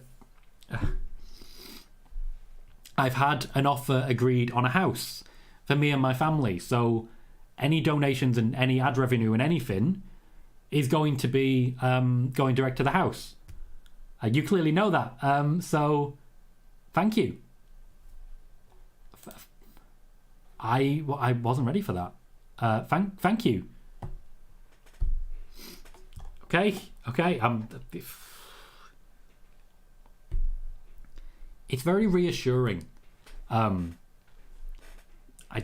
love knowing that you guys enjoy this. I'm never certain. I have imposter syndrome. I am not the most confident person. Anything you guys, even like the little thumbs ups, they tell me that you're enjoying this. And that means the world to me. If this made no money, I would still do it, I think, because like people are enjoying it. If you don't enjoy it, you don't come and watch. It's that simple. There's plenty of people who I actually quite miss, who would come in a lot and maybe aren't at the moment. It's people have lives and so on. And getting flustered. Yeah. Thank you.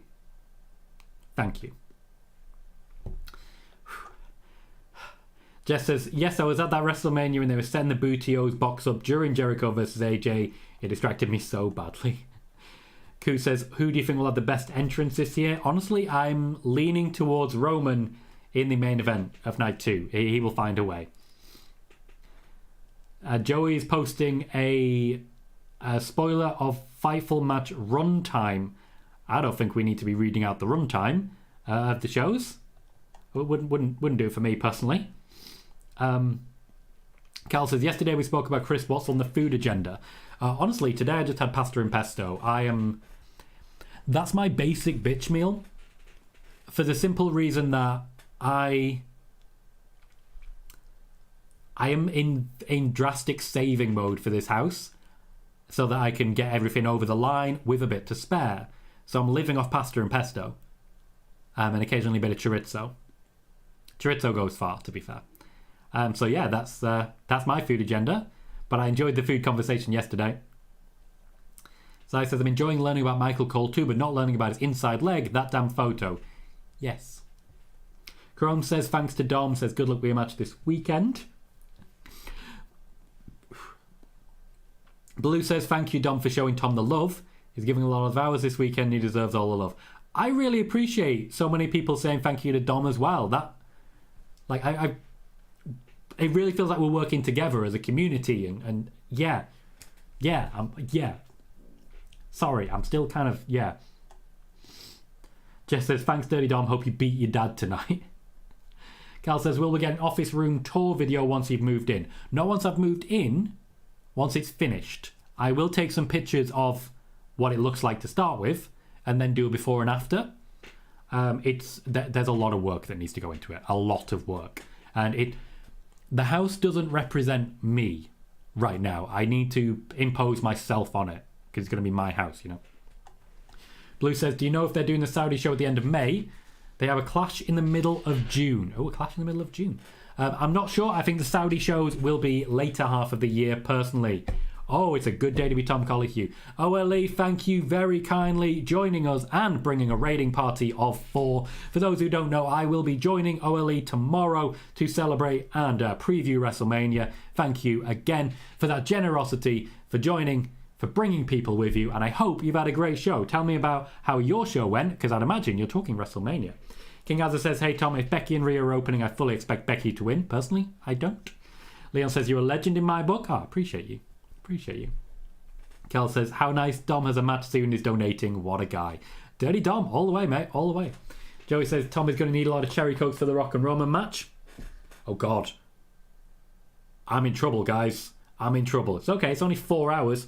Bailey says, watching NXT today reinforced why this is a key advantage WWE has over AEW. They're building a roster for years of future PLEs while Tony Khan relies on big signings to drive interest. Mike said, Tom a Hawk steak from Bury Market. It's McKay says, hey Tom, I hope you're well. Have you seen Mandy Rose is in Philadelphia? I have. She knows how to get further attention and, of course, help to expand her brand. Megan says hello to the Raiders as well. Please do say hello as people join us. Jess says, I think either Rhea is winning and Judgment Day crumbles, or all of Judgment Day loses tonight and they come together as a team tomorrow to help Priest cash in. Dominic Mysterio is now on screen. So a huge moment of generosity from Dominic Mysterio, clearly. And now he's going back to work. And imagine I'm on in his pocket right now. It's McCade says, which is where WrestleMania is, if I'm not sure. If I'm sure. Sorry if it's not, and it's just the most random thing I've said. Philly, mate. Philly, you're absolutely right, yeah. Blue says, Tom, did you hear Tony crying poor to explain why he had to cut workers while talking about spending a lot 1 year of a wrestler's salary on a song last night? How is he so tone deaf? He was trying to control the narrative of budget cuts. He was telling people that he was releasing that it's down to budget cuts, but he wasn't telling the media that. He was telling the media something very different. Barry says, hello everyone. Hello Barry, nice to see you. Also says, Dominic is wonderful. Welcome to the show, and I agree. WrestleMania, that's a signing off.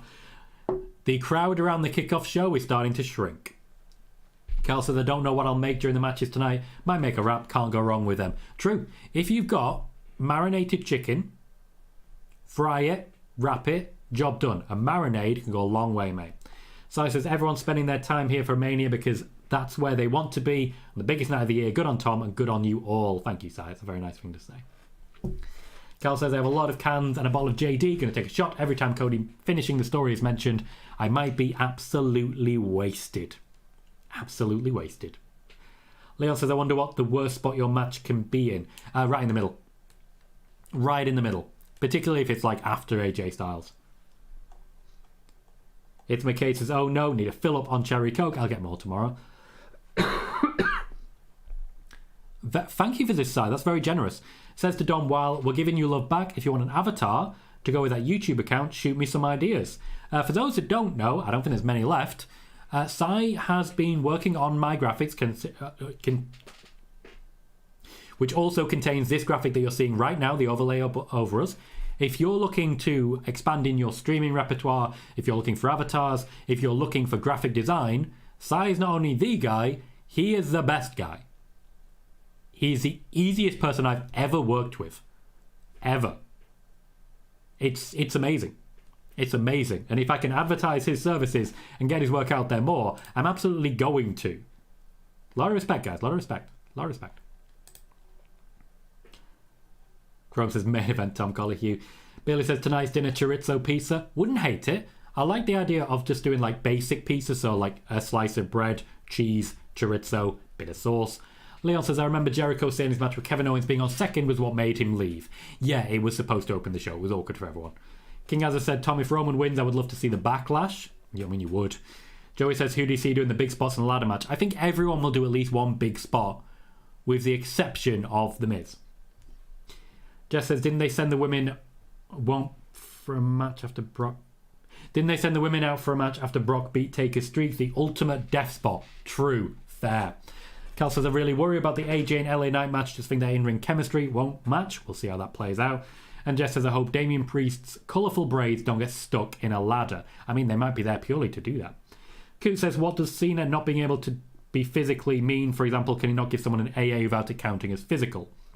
It does depend on the wording of his contract, whether or not he can or can't be physical, but it would essentially come down to you cannot physically interact with a wrestler. You cannot take a blow, you cannot strike a blow. Stop blowing, Rock, stop blowing people. Again, I started saying things and then I regretted it immediately, and in a big way. I have so many regrets. So far, this show, doing fantastic. Usually, around the point of the actual start of WrestleMania, we drop off a little bit as the sort of casual viewership that dips in and out finds other shows that they want to watch. But we've got a nice little upward curve going at the moment. We also have 40 viewers and 40 free likes. If you're able to, please do remember to hit that thumbs up. It does go a very long way in ensuring the continued success of this channel. We are growing at a monstrous pace at the moment, and honestly, I cannot believe how well things are going. I could not be happier with what we're doing here and could not be prouder with what we're creating here. Yesterday we broke a record and reached 5,750 subscribers. Today we break that again. We have reached 5,766. Already an additional 16 subscribers and 1,224 views. To be clear, if we continue that for the rest of WrestleMania, we will be finishing in and around 4.5 to 5,000 views. That's enough in ad revenue to ensure a very happy day for Tom Colohue and family. So if you're able to, please remember, hit that thumbs up. We're now just 4 away from 50, which I believe would be one of the highest numbers we've ever had for a watch party, because we don't have that high viewership for watch parties. Also, of course, the pre-show on YouTube from WWE will be finishing soon. And when that finishes, a percentage of that viewership will be, well, actually all of that viewership, will be looking for somewhere else to go. They'll be spread out between this watch party, that watch party, that watch party. But if you've got a watch party that's already been live for 2 hours, that people are engaging with, that you have very generous donations like Dom has just given, that people are hitting like, that people are chatting, and YouTube sees that, then a tiny, tiny percentage will come from that show to this show. That's a huge opportunity for me. So every little does help. Jess says, no blowing allowed, which if you've just joined us will not make a lot of sense. Luke says, the WrestleMania song is whack. I honestly don't remember the WrestleMania songs personally. Keem says, Final Boss gonna have a new moveset. No, he will hit all of his most famous moves. Also, I think he might bring the crossbody back. Grum says, so much blowing going on tonight. It's McKay says, I think Roman is retaining and The Miz with Ren Sinclair will win the title. Who's Ren Sinclair? Wiggly says, hi Tom, just want to say hello. Watching many of you mates, so I'll pop in and out. Have a great night. And you too, mate. Hope you have a great time. Pardon me. Hope you have a great night. And yeah, pop in, pop out, mute, don't mute, do whatever you want to do. You're welcome to do whatever you want. You're in control of your life, mate. Have a great time. Cal says, stop blowing in a big way. Tom Colohue 2024. I use certain phrases too much. I've been told off using the phrase thank you kindly a lot recently. I suspect this is Bioshock's fault. In a big way is going to be one of them as well. McWower says, are we going to get a Lil Wayne performance at Mania? Possibly. I know it's going to be very different when it comes to musical acts. Jess says, the theme song sucks, even the streak of Bad Flow Ride and Pitbull songs were better. It's McKay says, sorry I'm saying random things, they normally get people talking and gets more views. Ain't no downside, mate. Dive in. Dive in. One of the things that really help with spoiler warning is people talking to each other. Every comment that you make goes into what's called a chat rate, and a high chat rate means high viewership, because once again, it's an indicator to YouTube that, hey, people really like this show. Let's send more people here. That's the benefit of a high chat rate. If we go above, say, 10 chat rate, which is 10 comments in a minute, what we see as a result is an increase in viewership, which increases the possibility of a higher chat rate, more likes, etc., etc. And something as simple as talking amongst yourselves, which we really took advantage of for spoiler warning, really helps that format. So by all means do. Bailey says, why does it seem AJ Styles and LA Knight don't work well? With them as veterans from the indies, it just seems awkward, but we'll see. I don't think we've seen enough of them actually fighting. Like, we've seen them scrapping, but not wrestling.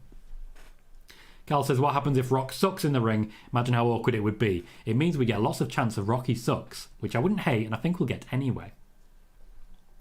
Jess says, I think The Rock will be fine in the tag match, but I would worry if he went out there for a one-on-one. Fair, I do think the original plan was the one-on-one, so I do think it's a good thing that they're protecting him in this way. Cool, good to hear, Pete. Glad you're okay. Paid to watch WrestleMania. Nice. Me too, mate, me too. Jack says, that was nice. They just shown every member of Roman's family who has wrestled for WWE, really celebrating their history. King Azza says, I think WWE have booked themselves in a corner with the Cody versus Roman. The only way I see Roman retaining is if a new Bloodline member debuts and screws Cody. Pete says, Dom is my hero. Appreciate that from Pete. And boosts the hell out of that chat rate. Thank you kindly, sir. Cal says, will Punk actually be commentating for tomorrow's Seth versus Drew? He's been invited. I suspect he will. It's McKay says, reply to this message if you think Cody is winning. And also reply to this message if you think Roman is retaining. Wow. Ross says, I've been watching your show for years, Tom, and I now occasionally watch New Japan because of your shows. New Japan's great stuff. I do apologise. Jess says, what's stopping Priest from giving the briefcase to Dom? Be a good friend, Damien. Selfishness. Pure, unmitigated selfishness. How dare he? Absolutely unacceptable. How dare he? How dare he?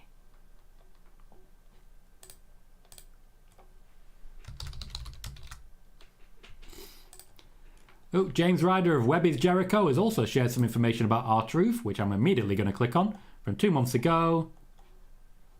Had a hole in my knee, a hole. I had 5 different bacteria that caused an infection along with MRSA staff and their cousin and kinfolks. Started off as a routine quad tear. Matter of fact, I tore my bottom quad and they went in. I guess it could have happened during surgery, but I went to get the stitches out, and that's when we found out with that the bacteria, the infection, was eating from the inside out, so that's where the hole came from. It was just a good 4 months, 5 months of just trying to kill the infection, slow it down, stop it, not go mentally crazy, because there was a chance, he said. The other option was amputation. Oof. Wow, that is a grueling read. And it is. Oof. That's a lot of risk. Seems so McCade. Sorry to say it. Sorry to say it. Keem says they already did the new member angle. Enough is enough. It's Cody's time. So people are saying. Chrome says Tom will finish the story tonight. Jess says how much eyeliner is Priest wearing in that ladder match tonight? I'm asking the real questions. Cal says maybe it's just me, but the money in the bank briefcase has lost its meaning. It's not as exciting. Luke says, can see Judgment Day getting involved to help Dom? I don't personally think so. They're just very busy. Just very busy. And Keem says, wild. Yeah. Now, let's take a moment to just run through my predictions. Dive in with your predictions as well, because I want to hear. I'm going to run through the match card, and I just want you to tell me who you think is going to win. I'll read them out. We'll see what your opinion is.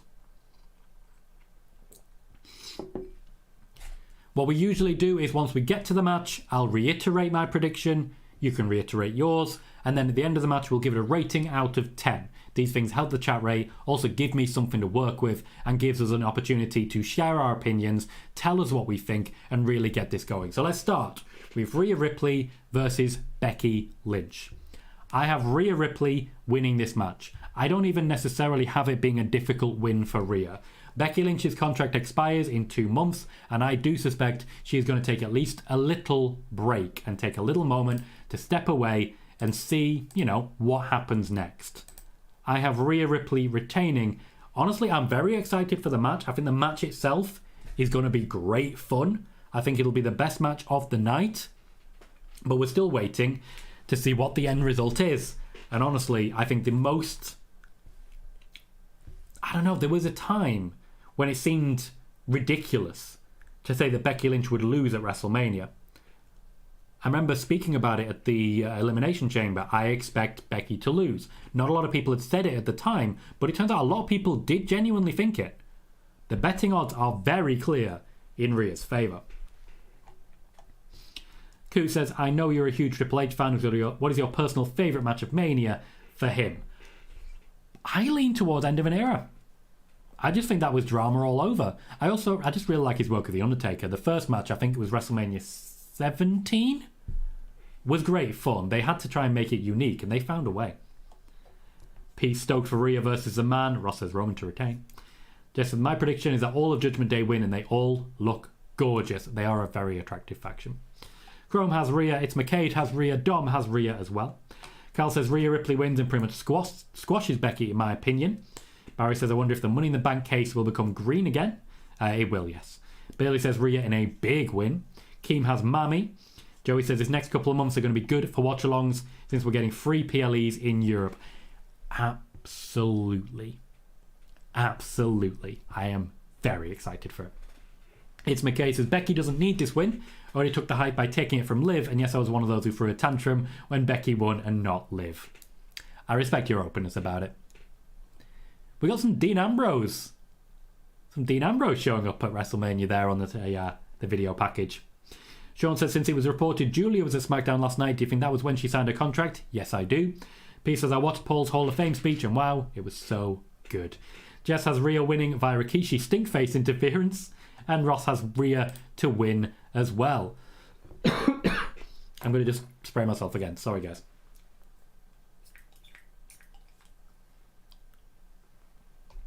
Next up, we have Gunther versus Sami Zayn. This one is the biggest lock for me. The original plan was for Gunther to defeat Brock Lesnar.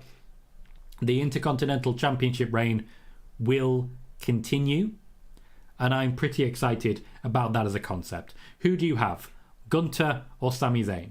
What I will say, I do feel the storyline that they've put together for Sami Zayn is brilliant. I've loved his work with Chad Gable. I've loved everything they're doing to build the hype on that one. I am thrilled with what they are making happen with that. Honestly, I'm just very excited. I do feel Sami Zayn has benefited in a big way from this feud. But I've got Gunther going all the way with the win on this one. And I got to be honest, guys, I want to go all the way with Gunther. I want Gunther to go all the way with... No. Nope. Chrome says Gunther. Sean has got Rhea winning with a Liv Morgan heel turn, which looks more likely now than it did. Virginia says, do you think Dean will interfere and cost Cody and Seth the match? No. Bailey says Gunther squash. The magic trick, mate. The magic. McKay says Sami, I think. Joking, Gunther. Keem says, I'm going Sami. He needs a hat tonight.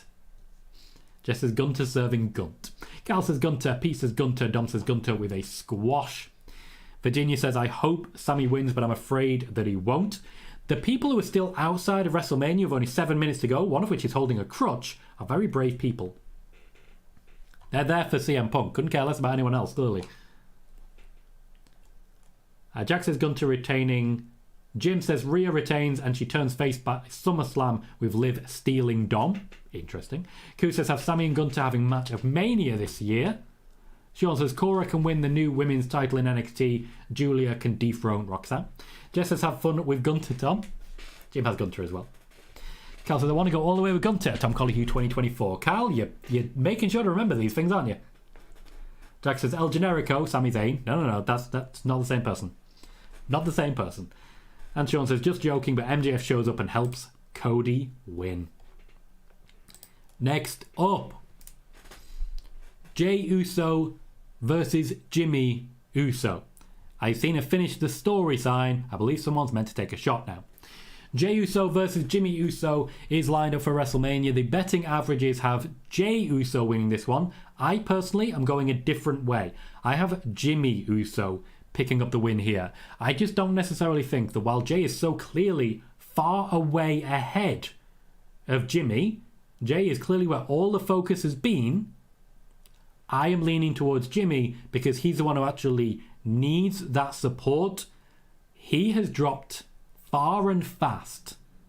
Very unfortunately, he's dropped far and fast in this feud. He is not benefiting from this connection. It's just not really benefiting. So honestly, I know it's going to be unpopular. I have Jimmy Uso beating Jey Uso. That's what I've got for that one. To that one. Carl says, I wish someone loved me like Tom loves Gunther. To be fair, I do love Gunther. I've interviewed him. He's a lovely guy. He did try to steal my phone. Ross says, Gunther. It's my case that I don't see Liv being a heel. I don't know. I think more badass, just not a heel. She's so over. I don't know. I'm leaning towards heel. I like what she's doing at the minute. Chrome says Jey. Virginia says Jey. Bailey says Jimmy. Cal has shot number 1. Jack says Jimmy. Keem says no yeet. Joe says Jey. Dom says Jimmy. McKay says Jimmy. Cal says Jimmy wins because of Solo interference. Solo's not on the card tonight or tomorrow. I'll be interested to see how he gets involved. Jess says it's gym time. Hashtag no yeet.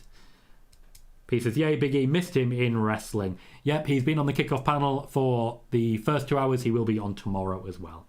Keem says, no yeet needs a respectable win. Jess says, Jey loses nothing by losing to Jimothy. Chrome says, I think Jey Uso and Jimmy Uso make a great tag team. Thoughts, Tom? That is not something I've ever considered. Pair them up. Thank you, Koo. We have our first advertisement. After 2 hours, we have one ad. That's pretty good, right? That's pretty good. I'm not big on sending too many ads in. I try and keep it conservative so you don't see a lot of them. It's not like Twitch, for example, where they're trying to get you to do 8 minutes of ads per hour. It's not good. Cal says, oh, Juan says, I finally made it, Tom. I say Jey. Cal says, Jimmy has fall off. Literally, he's been forgotten about completely. Virginia says, I think Solo is going to interfere in any match involving the Bloodline, any and every. Bailey says, how tall is Stu Bennett? He's towering over the pre-show panel. To be fair, he's standing up straight. Big E's leaning forwards. Jess says, my prediction is that Jimmy wears red and Jey wears blue. Same. And Carl says, it's just me who sees a resemblance between Jimmy and Jey. You'd think they were twins. Team says, the creator controls the ads on live. Yeah. So my options are I can have no ads or I can have one of 3 choices. Conservative ads, which is what I've chosen, essentially meaning as few as possible. Balanced ads, meaning that you'll get more ads, but it's not supposed to interrupt. Or more intense ads, meaning you're going to get a lot of ads, and your stream is going to get interrupted every 10 minutes or so. I go with conservative. I could probably make more money, but I'm interrupting you guys getting the news. I'm interrupting you guys getting a watch party. I don't want to do that. That's not my priority. Especially when we have such generous people here. It's not needed. P says, love seeing the walk-on for the commentary team. Ross says, Jimmy. Keem says, wow, thank you, Tom. Yep, everyone live has that option. I also have a button which can turn on an ad. I can literally click it and make an ad happen. Usually at the end of a show, when my stream finishes, I'll click that, and anyone who's just sort of away from their keys, who isn't really focused, they'll get an ad. But they're not really focused anyway, so it's not costing anything, but I'm getting money from it. Joe says, we're 2 minutes away. Cal says, it's a scandalous opinion. I absolutely despise KFC. It has fell off. We don't have a KFC local to us anymore. It's a shame. And Jeff says, a video package says one of the Usos was born at 11:50. The other one was born at 11:59. Would they still be twins if the other twin was born the next day? Yes, they would. Legally, they would indeed. Right, I'm going to retweet my announcement tweet and pin it as well if anyone is doing profile visits. Get it up to the top so people can have a look and join if they want to. Once again, don't check the replies.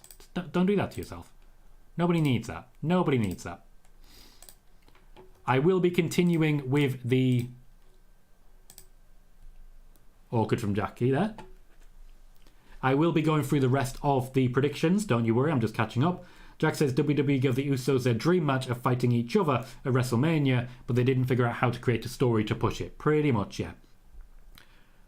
Triple H is undertaking the long walk out to the ring.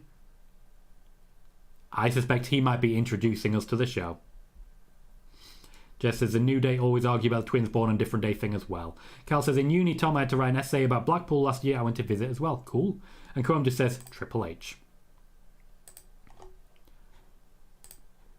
Barry says, I know I'll spend this whole match thinking, which one is that? Yeah, it's not unfair. Thank you very much for subscribing. Sad, given that name and how it gels together, I'd imagine you won't be sticking around too long. John says, just joined. Enjoy this show, everyone. Let's go. Sai says, here we go, everybody. Stick with us here and please enjoy WrestleMania. Let's continue with the match schedule, going through our predictions. Next up is the 6-pack ladder match. This is an interesting one because there's going to be 2 winners here. There's going to be one team winning the Raw Tag Team Championships and one team winning the SmackDown Tag Team Championships. And they don't need to match up with people who are on which brand because there's going to be a draft in a couple of weeks. With this in mind, I still think DIY are leaving with a pair of championships. But I think they're leaving with the SmackDown Tag Team Championships. I think Awesome Truth will have their moment and Awesome Truth will leave with the Raw Tag Team Championships. Let me know what you think for the Raw Tag Team Championships and the SmackDown Tag Team Championships. And do me a favour, put them in a separate comment for me. Glad to see so many people immediately picking up on that. That was a brand new WWE Then Now Forever, which hides a lot of the problems that we were having with people like a Brock Lesnar. Barry says, imagine having twins on different days, darlings, wanting separate parties. Oof. I ain't there for that. I spend enough money on the teenager. Bailey says, watching that YouTube clip of Big E and the Usos discuss what is a twin is a treat. Cal says, here we go. Chrome says, if Jimmy is red and Jey is blue, does that mean Solo is yellow? Probably. In Pokemon reference, that's actually perfect. Our first real sight of Roman from earlier in the day when he just looked at the arena. Note that it says Undisputed Universal Champion. They will be changing that. It will just be the WWE Championship again. Dom says it's showtime. Pete says they're kicking off in style. LFG. Blue says new opening. Now Chrome has Awesome Truth winning the Raw Championships, DIY winning the SmackDown, so the same as myself. Joe's got the Awesome Truth for this one. Jess says I'm such a Judgment Day mark, but I don't know, I think they need to drop the titles so Priest can cash in tomorrow. I do expect exactly that to happen. Keem says a Marvel-like intro. McCade has Raw winning the Raw Championships going to DIY. Jack just got an ad. Thank you for letting me know, Jack. McCade has the SmackDown Championships going to A-Town Down Under. They've not exactly had the rub of the green lately. I think it'd be a good move for them. Cal says, I think the same as you, Tom. To be honest, I also believe tomorrow Dom will celebrate his win in the Judgment Day area thing, which will lead to Priest to attack him later in the night. We'll see how that goes. I do think Damian Priest is not going to be leaving empty-handed from WrestleMania Night 2. Joe says, the thing is, Roman, when he was walking, he looks all calm. The Rock looks happy with a big smile on his face. Roman's a very chill person. And Chrome says, Raw winning the DIY Championship. Yes, I stumbled on my words a little bit. I do apologise for it. Guys, we are officially away. We're getting recaps. We're getting reminders. Blue says the new production crew are special. They absolutely are, and they are raising their game to meet them. Sai says they started Mania 32 with Hogan, Rock and Austin. Let's see how they try to top that. If we are seeing John Cena, if we are seeing Stone Cold Steve Austin, now is when I expect to see them. And Chrome would be fine of A-Town Down Under winning those championships. The last match. Oh, sorry, there's 2 more. There are 2 more matches that we need a prediction for, starting with Bianca Belair, Naomi, and Jade Cargill versus Damage Control, that being Dakota Kai, Kairi Sane, and Asuka. Now, this is a difficult one because I do believe the heels might want to win this one to build up to a big moment for Bayley where we get, Damage Control are in control. No, they're not. Also, the other way plays out pretty well as well. I'm going to go with the faces. I'm going to go with Jade Cargill pinning Kairi Sane. I'm nervous about this one. I'm not certain in any way, shape or form. But I do think it's the most logical choice. It makes the most sense to me personally. And to me, I don't know. I think it's one of those where it's a showcase match. It's not necessarily a match you're ever going to watch again, but as showcase matches go, it's not going to be a bad thing, is it? Chrome says, I hope Grayson hits his elbow drop off a ladder like he did a Stand and Deliver a few years ago. Chrome has Bianca, Jade and Naomi. Cal has Jade Cargill putting on a masterclass and winning. Jess says Jade pinning Kyrie. Joe says I've got Jade and Naomi. McCade says Jade, Bianca and Naomi, but if there's a heel turn with Jade, I think after the match Jade will turn heel. Interesting. I don't think she's really been established face or heel yet, but certainly if we're going to launch Jade Cargill, start her out feuding with Naomi and with Bianca Belair. Jess says Bianca is probably backstage finishing her gear right now. P says maybe her hair instead.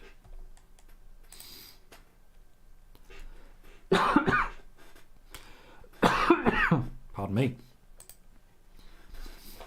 They are confirming that they will open with the Women's Championship match. Rhea Ripley defending against Becky Lynch. She's literally stretching in the corridor against a box as we speak. And I promise you, Becky Lynch is literally right across from her. Promise you. This leaves us with the tag team match. Cody Rhodes and Seth Rollins versus Roman Reigns and The Rock. Who do we have for this one? I have the heels winning this one. Becky Lynch has in fact made it to Gorilla. She's wearing something brand new for her entrance. And I do believe I've just seen Trish Stratus. I do like that they basically just bring Gorilla position wherever they go. They bring it with them. We're starting, of course, with the national anthem. Multi-hyphen artist. Coco Jones is singing the national anthem, not America the Beautiful.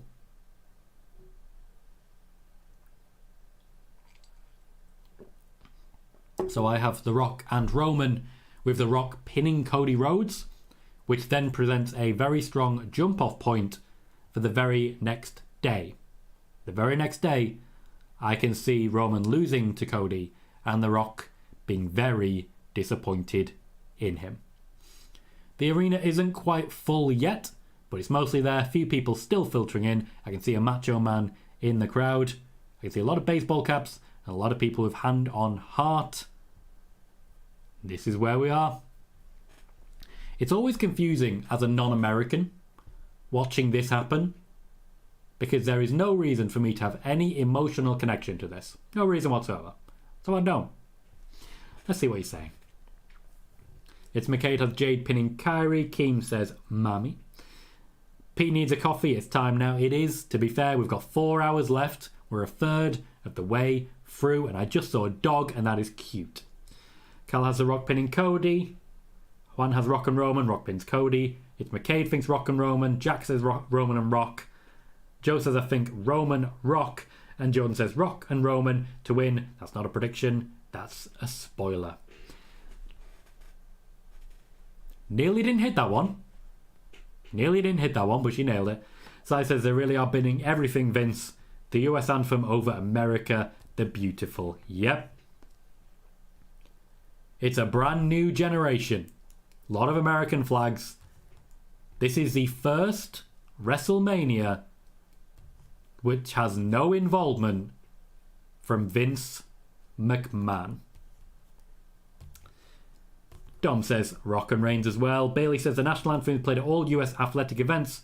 There is one state where its state anthem is also played at sporting events. They are syncing up. Triple H is indeed the first one out. They did show him heading down towards Gorilla earlier. Not really a surprise there. And honestly, he can take a lap of honour. This is his WrestleMania.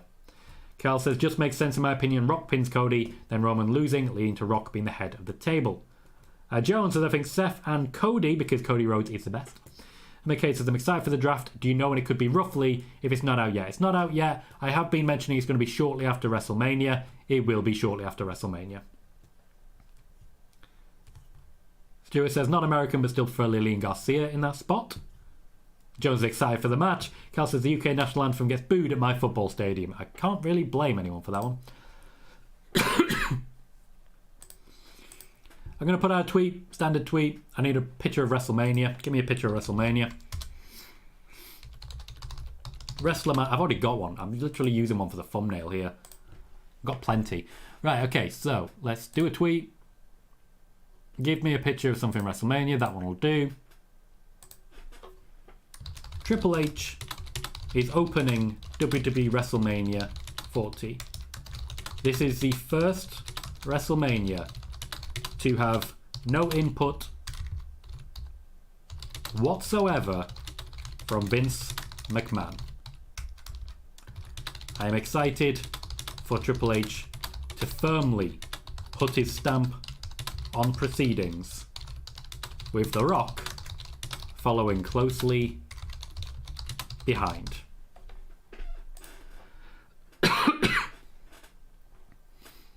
I miss whether or not Triple H spat water at people. If so, yay.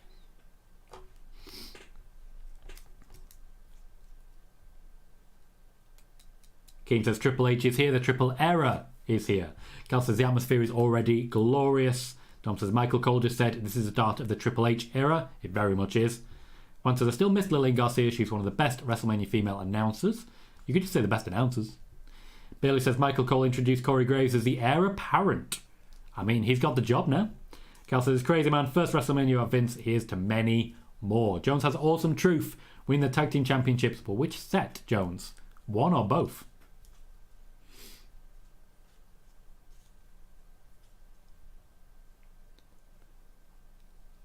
I think Triple H is going to get emotional here.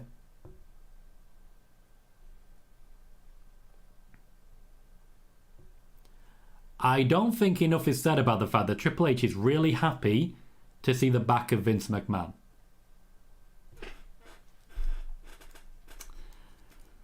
Keem says emotional moment right now, not going to lie. And Cal says Triple H is him, man, what a legend.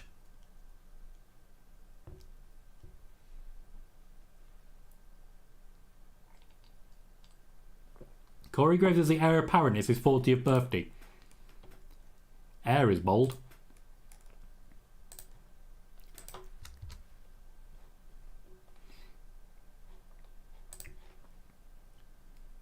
Cal says, I think we're all happy to see Vince gone from wrestling. I can't disagree. McGuire says, Mama Rose better get those tears ready. Big 3D book.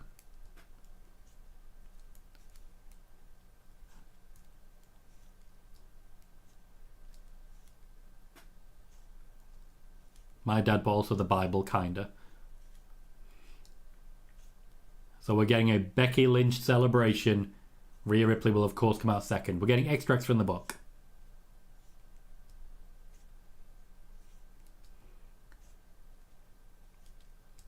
I think they're trying to make this feel like a goodbye. Game says Tom called it. I mean, I'll leave hints, mate. I'll leave hints. Pete says Cole is dazzling in that suit, and Cal says he's never aged. Cal says here begins a Triple H era, and Keem says she's going out a huge book. I think it's just a 3D graphic. She's actually coming out of a book.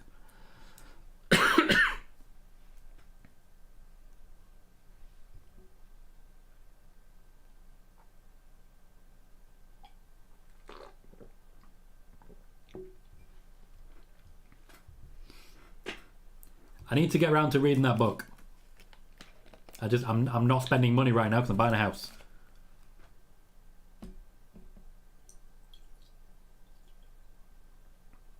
Okay, so yeah, Becky Lynch literally walked through the 3D graphic, and that is some eye makeup. She's already broken part of her outfit. She's real emotional, guys. She's real emotional. I'm not feeling great about this.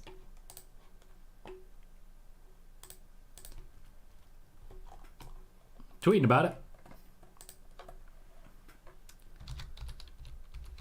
Becky Lynch's WrestleMania entrance feels worryingly like a goodbye.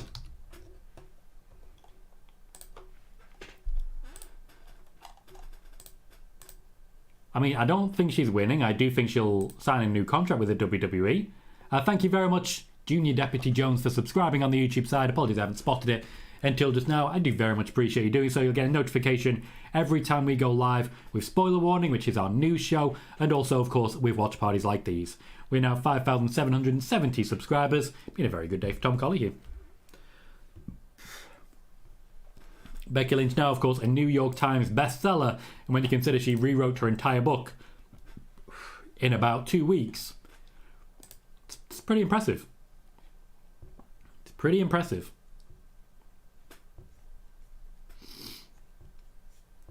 Keane says she's going out a huge book. Carl says if Becky Lynch doesn't wrestle as a book, I will be ending my long relationship with professional wrestling, and so you should. Okay, they're introducing the Spanish announce table. That usually paints a target on their backs. Pete says, best book I read about wrestling was Daniel Bryan's. I personally really enjoyed Mick Foley's. Thank you, McCade. Got an ad. Good to know they're coming through. Okay, so her attire literally has pages of her own book. Like the skirt of her corset is made of pages from her own book.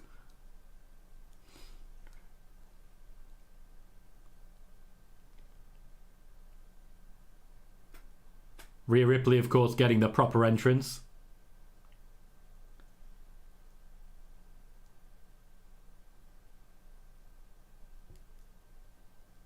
Painted to match. Oh, you want to talk star power. This is big. Look how happy she is. Many years ago, I believe it was 2018, I wrote a piece clearly stating, WWE, you have one of the biggest stars the industry will ever see in Rhea Ripley. The only way she can fail is if you get in her way. Vince McMahon was going to. Triple H would not dare. Bailey says she's an absolute star. Joe says I got an ad as well. Thank you, Joe. Appreciate that. If they do start to become problematic, let me know. I can turn them off if need be. I'd rather you guys have a good viewing experience than, than put money in the coffers. Carl says Michael Cole saying Becky Lynch has been sick all week long. She's been on interview trails all week long. Pete says chills. Carl just says Rhea is so cold. She looks amazing. Now, the quality of the stream isn't perfect, so I'm just going to drop out of it and go back into it. And hopefully that'll help it.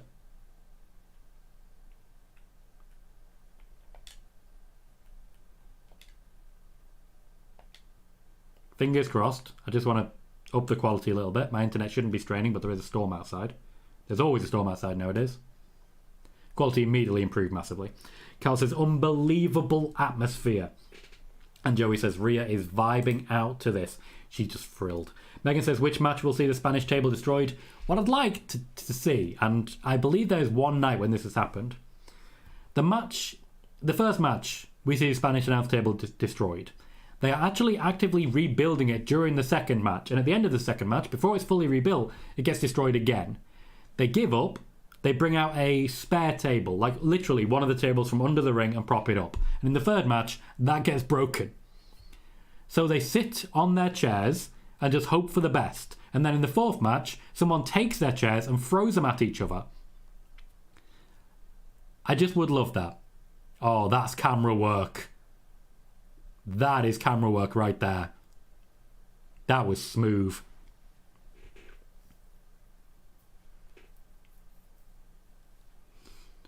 That is the 4K. Oh, Challenger. I love it.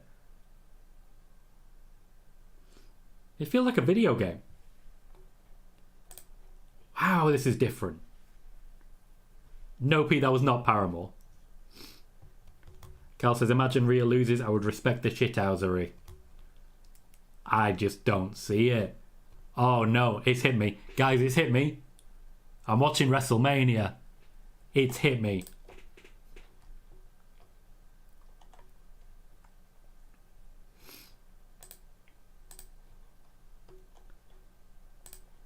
Oh.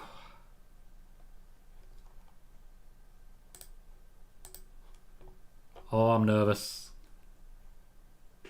Oh. This could go in any direction. And we're off. We're watching in 8K, you're right. Cal says, I'm so hyped, man. I have Rhea Ripley retaining for this. I don't think it'll be a squash. Also, I've only just noticed the Prime logo. I've only just noticed it. It's fading nicely into the background. This is going to be one of the weirdest things I've ever said. Becky Lynch has taken off her book. I have spotted Prime as well on the turnbuckles. Logan Paul won't spend a lot of money. They're just going to take it. Game says, flu game, Becky might win. Michael Jordan. P says, this is what the other matches will lack. This intensity? I mean, we'll see. These two were originally going to main event night one, of course.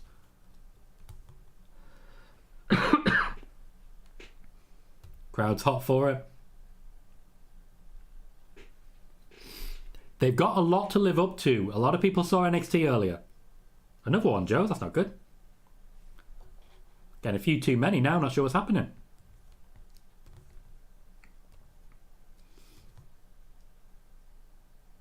Oh, baseball slide did not go right. There is a speed to these two. Oh, no, Becky just walks away. That wasn't great.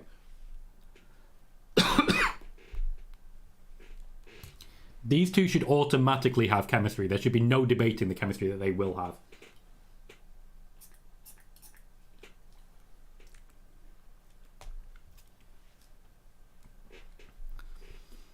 Oh, lovely suplex there from Rhea Ripley. She is in control of this match. Becky's already established her strategy, going for an already injured part of Rhea Ripley. Beautiful Northern Lights suplex there from Rhea. One says there of Rhea retaining. Also, according to TK himself, he believes he'll be able to land more free agents. Is another reason for his releases cap. That is a beautiful rotation, the Northern Lights. If you're going to do a Northern Lights, you've got to do it perfectly. Keem says, can this top Rhea and Charlotte? I think it can. I think they want it to. But there's a few big steps they have to take first. Rhea took her out the ball. Even Becky's knee pads have quotes from her book. Like, I think she enjoys writing, guys. Bear with me.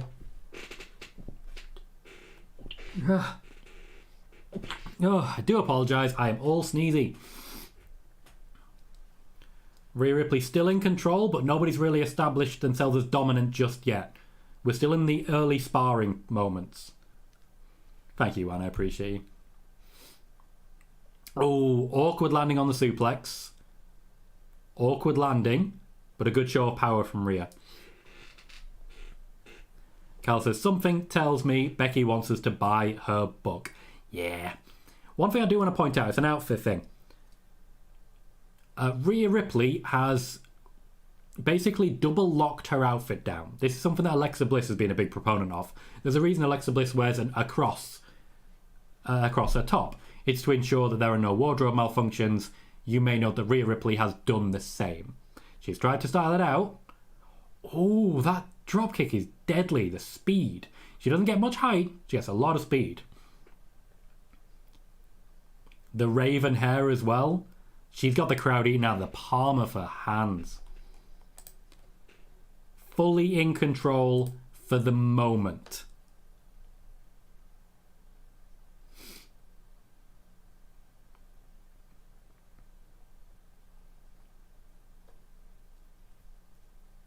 Rhea just dropping a few kicks to the guts and midsection.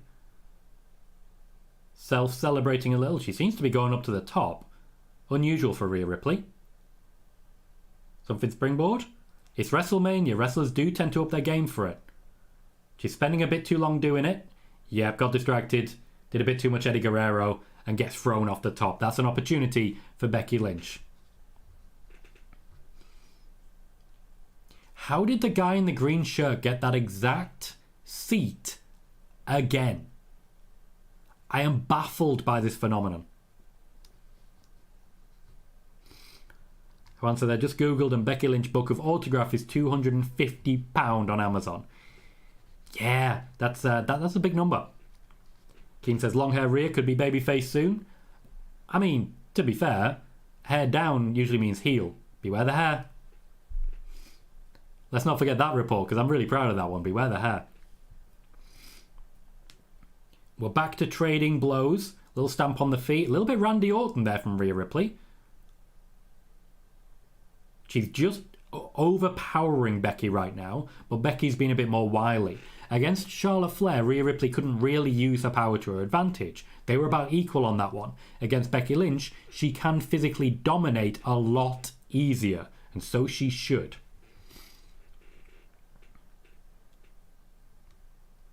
Becky has the advantage in experience. That's going to be what she needs to lean on. John says we're just thinking the same about green shirt guy. Becky trying to wake the crowd up. Rhea Ripley's popular. I don't necessarily think Becky Lynch is the more popular person in this match.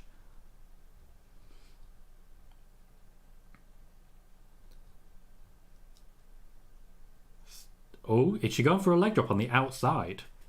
She is. Gets a leg drop over Rhea Ripley and knocks her out of the ring. Again, a good start. We're at a decent pace. We're still jostling for position. Carl says Rhea and Charlotte match was incredible and will be hard to top. I thoroughly agree with that one, but we've had a very good start so far. It's certainly not impossible. Becky Lynch with the leg drop. She's in a good spot here. Hooks the far leg. Always hook the far leg. So far, so good. Okay, we're running smooth. Carl says there's not many wrestlers more popular than Rhea at the moment, which I think is fair. Solid leg drop to the back of the head. Comfortable right now. No big concerns. I don't know. I think we're okay.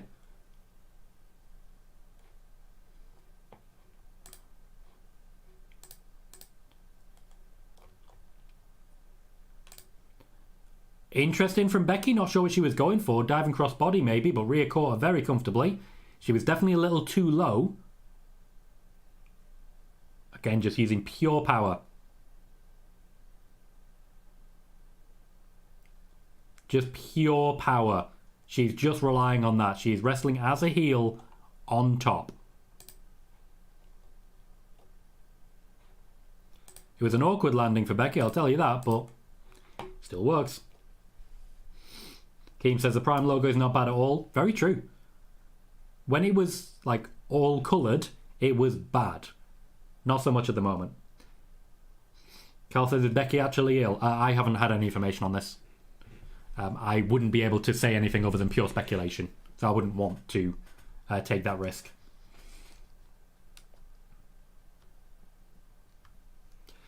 It's also worth pointing out, as Corey Graves rightly points out, it's cold out there. So cold, in fact, that they brought in under-ring heating. So to make sure the wrestlers aren't too cold, particularly when they're rolling around on the floor like they are now, they've got some heat underneath. So if they sell for a little too long, it's because they're cold. Stuart says, was there not a guy last year ended up in the same spot for every show over Mania weekend from SmackDown to the Raw after Mania? Stuart, I genuinely think that's the same guy. Genuinely think that's the same guy. Rhea deadlift powerbomb. She did that to Charlotte last year. Becky's grabbed the back of the head. That means she's essentially communicating to Rhea, do it again. Third time. She wants her to do it again. Oh, and a sit out as well. Sexy pin. Because that's Rhea's trademark. If she doesn't do the sexy pin, you kick out. Keem says it's chilly in the east. And Pete says it's there now in the green shirt. Ross says they confirmed on the broadcast Becky wasn't well.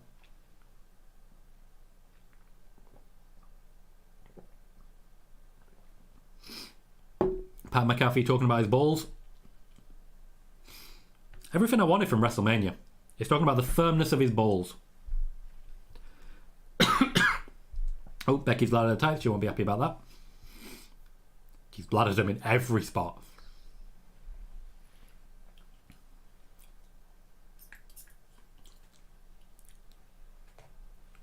Oh, pure boot to the face. Brutal. Which, obviously, is Rhea Ripley. She's going to be brutal. But Becky is staying in it. So far, there's been some good spots. Nothing particularly memorable. I think they can afford to take it up a gear. But they've got time to do so. It's a solid start. Good in-ring psychology. And some good moments with some offense we haven't seen. Cal says this is a fun match. I agree. We're now slapping each other in the boobs. Oh, and headbutting each other in the boobs. Oh, Rhea Ripley doing the big guy moment.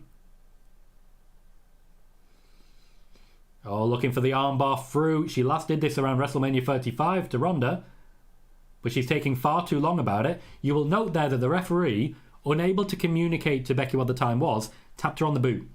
Just as a way of saying, no, actually stop now.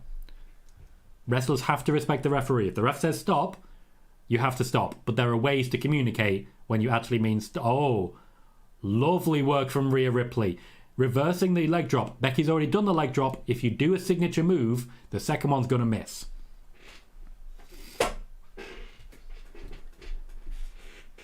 It's a gorgeous looking submission, this. It really does show the power of Rhea Ripley. Becky's vital to this, keeping her weight on her hands to ensure that Rhea has an easier time lifting her up. You need very good chest strength here to make this happen. Oh, she's locked it in. Oh, she's locked it in. How do you get out of this? How do you get out of this?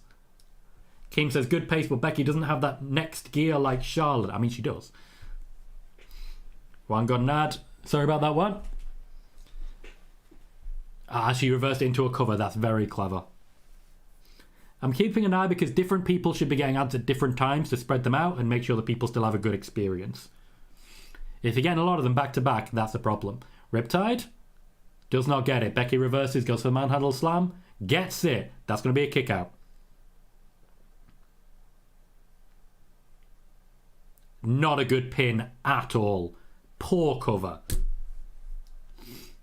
Mustafa Welcome says it's already a 10 match. I wouldn't go that far, but it's a good start. Can I just say, Becky Lynch getting someone to kick out of her finisher, she's putting Rhea over big. Cal says Rhea definitely been the bully in the match. Absolutely, she's wrestling from the Roman Reigns position.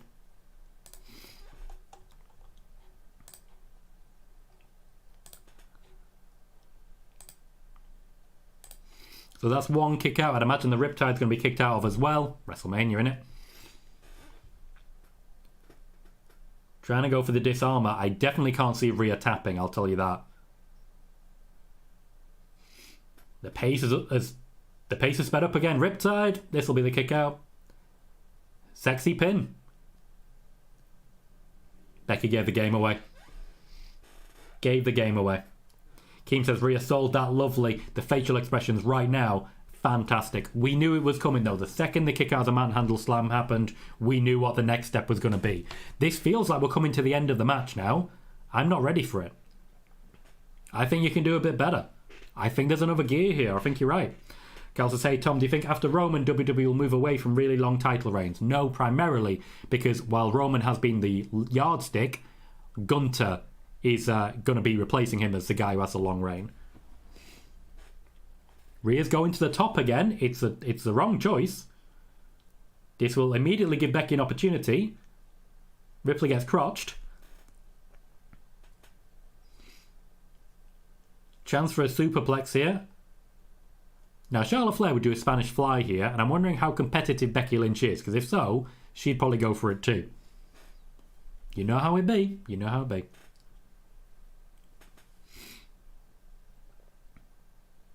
Oh, I'm really into WrestleMania now. This was the right match to start with. Carl says Gunther has made the IC title mean something again, which someone could do the same with the US title. Superplex. I thought she was going for a Falcon Arrow, but no, she's gone into the armbar. Cleverly done. Keem says Superman handle. So we're seeing a lot of symmetry here. Rhea had Becky banged to rights in a similar position. Becky's standing up to make sure Ripley has room to maneuver. Just getting on the shoulders. One-winged angel. Just wanted to throw that out there. The crowd are really into this right now. Oh, she just thrown her over the top. Oh, she still got her. Oh, this is amazing.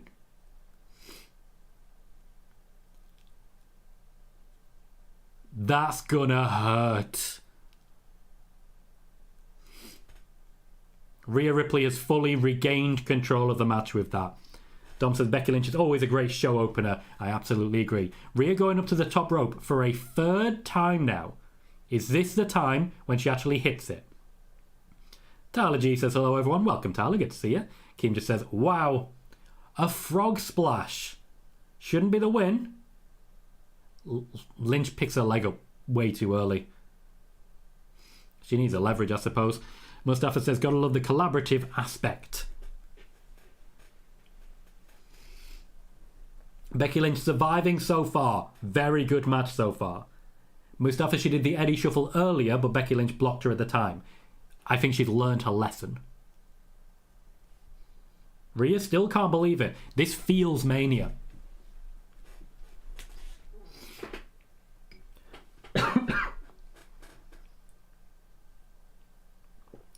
This is how you open a WrestleMania. Blue says this is better than Rhea and Charlotte last year, easily in my opinion. I still don't think it's there yet. I think it's close so far, but there's a couple of moments from the Rhea and Charlotte match that really stand out to me. This could be one of them. Oh, Jesus.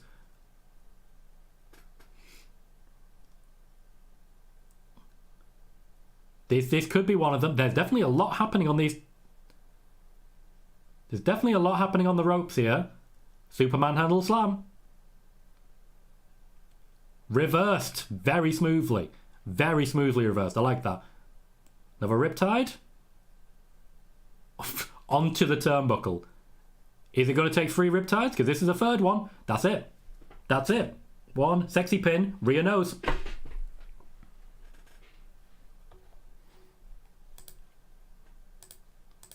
Damn. Rhea Ripley has beaten Becky Lynch in a tremendous opening match. That is how you open WrestleMania. Long may she reign. And for Becky Lynch, I only hope we hear news of a contract soon. That was just very smooth. Yes, Sam, I do have a Discord. And we check out there. Now, I think that was on a par with Charlotte. I wouldn't say it was better. Dom gives the match an 8. Tyler says I might be a little ahead, but I give it an 8. Joe says I'm going to get that much, a 10 out of 10. Becky's looking very emotional here. Blue said this is up there with Bret Owen and Triple H Bryan as one of the best Mania opening matches. Blue gives it a 10. John gives it a 9 out of 10. Very good way to start. Pete says, what an opening match. That's a 9. Cal says, good match. Just wish it could have gone longer. I'd say 8 out of 10. Baylor gives it a 9 out of 10. Sai gives it an 8.5 out of 10. Love that as an opener. Ross gives it an 8. I personally am going to give that a 9 out of 10. I loved the match. I think the two of them had great chemistry immediately. I think the right person won, and I think the right person won in the right style. And I also think the tempo stayed steady. There were no long, slow areas. There are not too many big, memorable moments outside of kicking out of finishers, and there were some predictable moments in there. I'm still happy to give it a 9 and say that that was a fantastic match and has really set the tone for WrestleMania. Whoever follows up, beat that. Stuart gives it an 8.5. Jack an 8. Virginia an 8.5 as well. That is how you start. That is how you start a WrestleMania. I'm just a very happy boy. Triple H naturally is immediately taking a picture with the band that introduced Rhea Ripley. Rhea Ripley's entrance was an all-timer for WrestleMania. Megan gives it a solid 9 out of 10. Now, as you guys know, my main focus right here tonight is on entertaining you. My main focus is on presenting this channel in a way that you guys will not get bored. I hope I'm entertaining. If I'm not, let me know. I'll up my game. I'll try and find a way. I'm also going to be continuing to push what we're doing on X, what we're doing on Twitter, what we're doing to essentially try and make sure that we continue to grow. So that's why you'll see me dip out every now and then to basically, check on tweets and make sure that we're growing. I just like to throw that stuff out. I do want to thank everyone who has already engaged with what I've done on Twitter, who's already been diving in and helping the growth of the channel. I do just want to say a massive thank you to all of you. You are the reason that things are doing so well on the good old-fashioned Twitter sphere right now, and you guys are going to be the reason that I can make a good living by doing this. This is your show. It may be quite simple, but now that it's done, I hope you don't mind. And I can't continue because I'll be breaching copyright. Needless to say, cheers. That's what I'm trying to say. Cheers. Bear with me 1 second, guys. Ugh.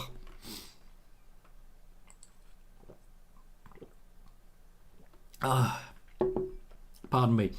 Blue says Becky has great chemistry with everyone because she wrestled to her opponent's strengths, and I think that's fair. Bailey says she's only 27 as regards Rhea. She has another 10 years and more at the top of this industry. This championship reign, I am confident, will last until losing it at WrestleMania 41 to Bianca Belair. Ross says, just hope Becky signs that new deal. Couple of moments there that makes me think she might not. I agree with that. B says, we need the Panda Udi. My red panda's in a different room. Blue says, tag team madness next. Mustafa said, this weekend is not good for my insomnia. Crumb just says, yes, boy. Joey says, huge props to Becky, wrestling with a fever. Absolutely. Yes, I was, Pete. You've clearly never watched the gaming streams where I just go a little bit nuts. So it says, biggest shock of Mania week for me so far. Rhea Ripley is 5'7". I am not taller than Rhea Ripley. That's simply not true. Martin, welcome, mate. Says, evening all. Better late than never. Was Becky genuinely ill, by the way? Yes, she was. Or at least the WWE have told us that, and I see no reason to doubt them. I don't have a source that's telling me that. I just believe her. Blue says Becky did all that in the cold with the flu. And also says, Rhea wears giant shoes. Giant shoes. Oh, thank you, Mustafa. I appreciate you for that. P says, you won't get copyright if you sing the song. How will they ever know? Automated AI. It's real, mate. It's real. So, Martin, you've missed a great first match. But so far, we're all good for Mania. We've also missed a very generous donation from Dom, by the way. I just want to point that out as well, again, and say thank you as well. Martin says, not seen the match. What gave people the impression she may leave? Her entrance, the level of emotion required, and it felt like a goodbye. Joey says, I got a feeling we're going to see Waller jump off a ladder. Cheers, Pete. Cheers, mate. Martin says, just driving home, so we'll watch it back. I do advise it. I would definitely advise watching that one, and there'll be matches later on where I can say, maybe don't watch that one. Blue's loving the Pretty Deadly promo. It's a long one. It's a bloody long one, but I imagine there's a lot to set up. KJ's here, says, what's up, Tom and chat? Welcome, KJ. How you doing, mate? Did you enjoy WrestleMania so far? Because it's good. Guys, it's good. There you go. I can see you, Mustafa. Appreciate you. 5 follows today. Nice.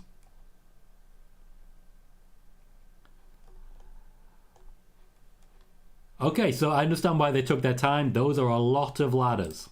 Guys, a lot of ladders. Just like there are so many, and they're all ladders.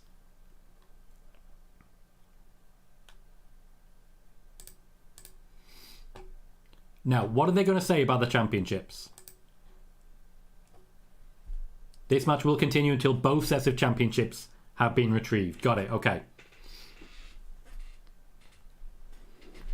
Martin says, big up all who have supported with super chats, likes, etc.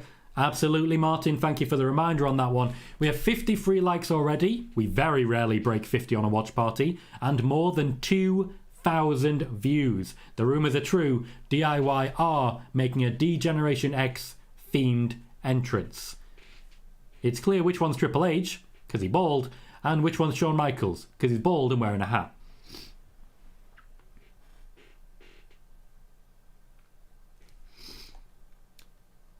KJ says, Meltzer got pretty deadly being in a ladder match, kinda. Joe says, thank you to Martin, says, I'm just glad to be a part of Team Tom Tom Tom. He's the best. Team Colohue is how I usually go by, and I absolutely love it. Cheers, guys. It's a bit of a loving, and I'm all there for it.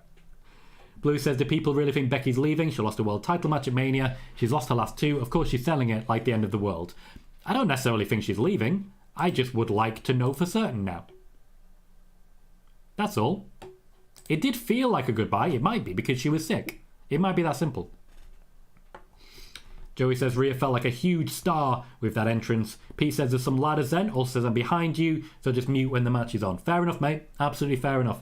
For anyone who is out of sync with me, feel free to just go ahead and click mute at a moment when you think, okay, I need to sort of look after what I'm doing here. I know quite a few people, when the actual matches are on, will mute what I'm doing here.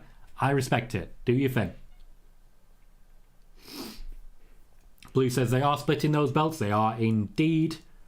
But it could still be the same tag team getting both. So let's not count our chickens. Keen says, wow, that's fire. Wants to say, Tom, if Finn Balor loses, it looks like he got another report right. Finn Balor will be leaving. I didn't report he would be leaving. I reported he seems the most likely to leave, just to be clear. If he does go to AEW, they're just going to pair him with Jay White, to be honest. I wouldn't hate it. Blue says, R-Truth in the production truck. And so many cowboy hats for Philly. Weird. True, we did have a lot in NXT earlier. They might be lending them out. Keem says match of the night potential. I mean, we knew the first match was going to be hard to follow. This match could probably do it. Blue says it's the first time we've ever been in sync, Tom. Weird. That is pretty weird. Joey says the screens are having some technical problems. The beauty of having so much going on... And not necessarily... Nope, my throat's still doing stuff. Pardon me. The beauty of having so much going on is I'm not necessarily catching little things like that, so cheers for letting me know. Bailey says one of the issues for Becky going part-time or leaving was the discussion that her daughter is getting older. She doesn't want to be on the road all the time. She has mentioned that, yes. Makwawa says it was a botched entrance. Interesting. Could Damian Priest use the Money in the Bank to catch in for the belts if they lose? Could. Won't, but could. New Day going for a Rocky theme. Knew someone would eventually. Blue says, did you see Jay White, Billy Gunn, Tom? What are they doing to your boy? I don't know, and I'm not willing to find out. Mustafa says, surprise team shows up the Hardys. I believe, to be honest, I'm the only one who's reported so far that they won't be there. Keem says a lot of first-timers and vets, good mix in there. I agree. Triple H is particularly good in these exact situations. Just these exact situations where he can come in and say, yeah, we're just going to mix it up like this and that. You know, we're just going to throw some stuff in. I like it.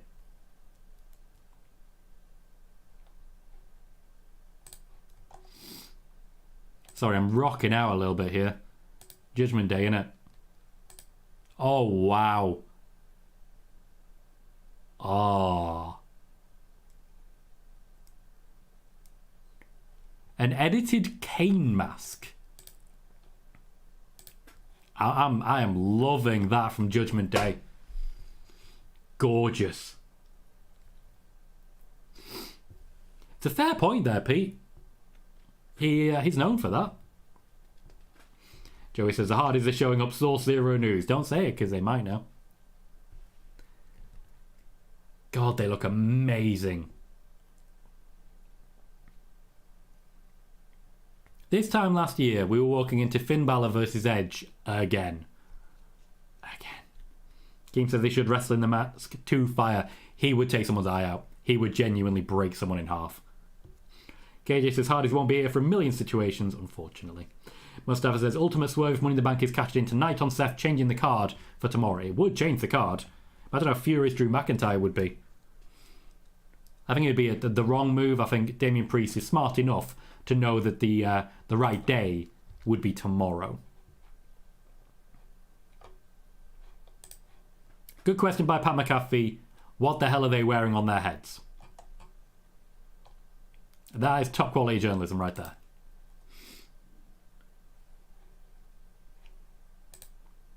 Sorry, I'm still rocking out a little bit. So I see the Judgment Day losing both of these. I have DIY winning the SmackDown Championships and Awesome Truth winning the Raw Championships. Remind me who you've got for these. P says they've nailed the entrances, and he is absolutely right.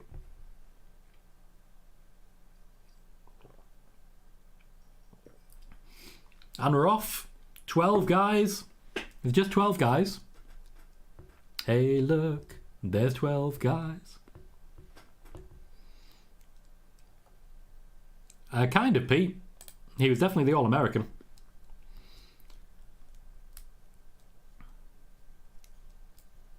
Blue has DIY for 1.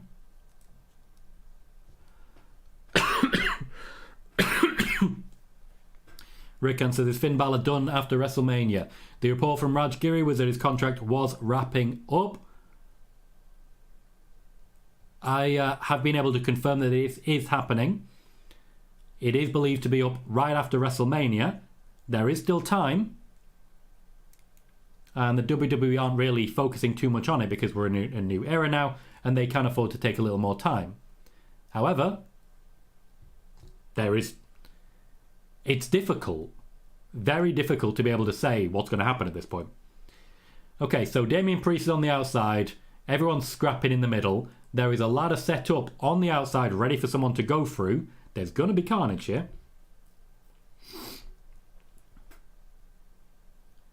Miz survives. Survives but goes down anyway. Jack says, Awesome Truth Raw title and Wall of Theory the SmackDown title.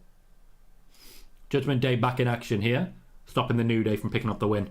P says at least no Hardys. No plans for them. Blue says I want Finn to stay but I'll watch him wherever he goes. To be fair, you may have to go quite far. He's got options everywhere. Literally options everywhere. I can very much see him spending at least some time back in New Japan. I think ultimately he's just a bit bored. Martin says these ladder matches make me laugh. Get to the top, pretend you can't grab when genuinely you can. Triple H has put a stop to a lot of that stuff. I don't think he's going to be able to put a stop to all of that stuff, but he's put a stop to a lot of that stuff. Ciampa genuinely took that in the head. Rickon says, I want him to stay too. Do you think going to AEW or Japan? If he goes to AEW, he can also go to Japan. But AEW is where the money is. Mustafa says, the one thing we can count on is that the Bloodline will cheat tonight. I agree. Marna says, I think any surprises will be saved for Raw. They have to majorly make up from last year. I don't necessarily think they're going to, though. Triple H isn't a big surpriser. Pete's going to his salt and vinegar Pringles for this. I don't have Pringles, but I do have salt and vinegar.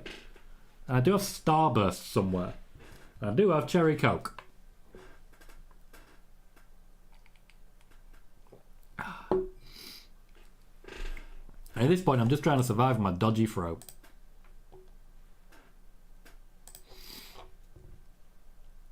Still doing well for the follows, guys. People are definitely catching on to what I said about Becky's Mania entrance. That's getting some attention. Thank you everyone who's engaged with it already. And my response to Triple H about Rhea Ripley's entrance, also doing very well. We're back up to 8,813 followers. We started the month at 8,750. So good numbers and I'm a happy boy.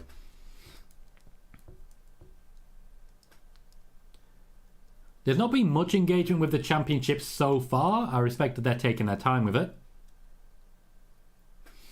It's mostly still in the big spots on the outside part, which you can expect. It's a WWE ladder match. It's a spot fest. It's going to be. I'm down with it. Rick says, Mello debut after Mania? Yeah, I reckon so. Gotcha, Crutch. I'm trying to engage back with people. It essentially means that I'll see more of your tweets if I like more of your tweets, and I want to see more of your tweets. So, welcome, mate. Rhea and Becky was indeed fire. Blue says, as regards Finn, I do think it'd be a bad signing for AEW. Another former WWE guy who'll be on good money who won't move the needle. Unfortunately, I do think that's true.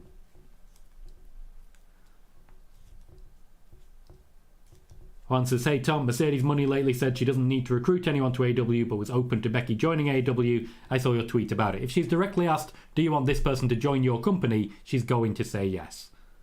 There is no point at which you would say no to that. No, Keem, I've not gone live on TikTok. I've considered it. Apparently it's a great way to grow on there. But TikTok is essentially my backup at the moment. I've not really mastered the algorithm there. I'm doing a lot better with the algorithm here on YouTube and on Twitch as well. Chris says, Becky's entrance possibly a way to gain buzz about her whereabouts? Quite possibly. Especially if she does take a break. I do think she might vanish for a couple of weeks. R-Truth is waiting for a tag. He's got a tag rope. There is no tag rope. He wants a tag rope. There's no tag rope. The fans want him to be tagged in. The crowd are nuts. The Miz is actually going to tag him. We live in a ridiculous world, and honestly, I'm here for it. This is the ridiculousness of wrestling that I genuinely love. People who claim to only be in it for the wrestling, you're watching the wrong thing.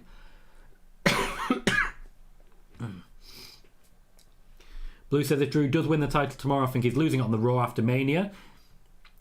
Possibly. I don't think he wins it. I think they keep the distance pretty firm.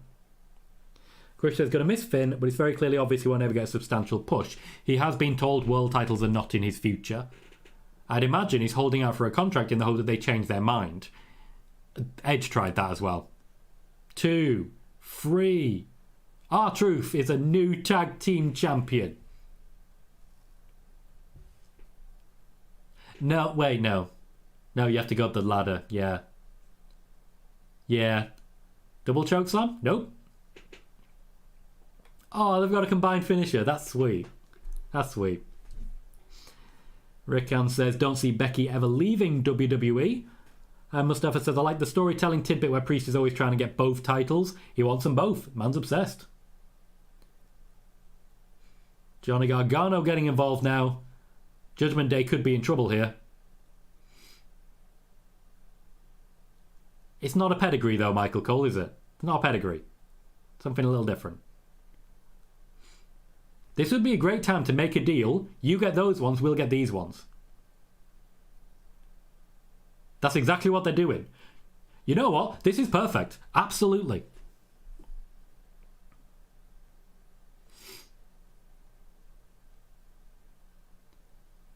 Like, I know it's not going to work, but this is genuinely genius. Keem says, let's go R-Truth. Blue says, why aren't Tom and Nick in this, Tom? We wrapped up, unfortunately. Blue says, I agree he doesn't win it, but I do think if he does, he doesn't hold on to it. Bailey says, R-Truth is 49. Earlier on, they did say he was 52. Oh, they've got him. They've got him. Austin Theory and Grayson Waller have won the SmackDown Tag Team Championships early in this match. I'm interested to see if they're still in. If they're still in for the Raw ones as well. They are. They're going for the next set. I do like that they separated the championships. Makes it harder to follow up and get them. But one set of titles is now in play. Waller, you've got to get back into play, mate. You've got to get back into play. Dom says, Truth had his WrestleMania moment. I mean, he won. And Pete says, it's so funny. Blue says, R-Truth needs to go into the Hall of Fame while being active because he should never retire. Keem suggests it's a pedigree with sauce on it, which I respect. Blue says the SmackDown team won the SmackDown titles. Makes sense.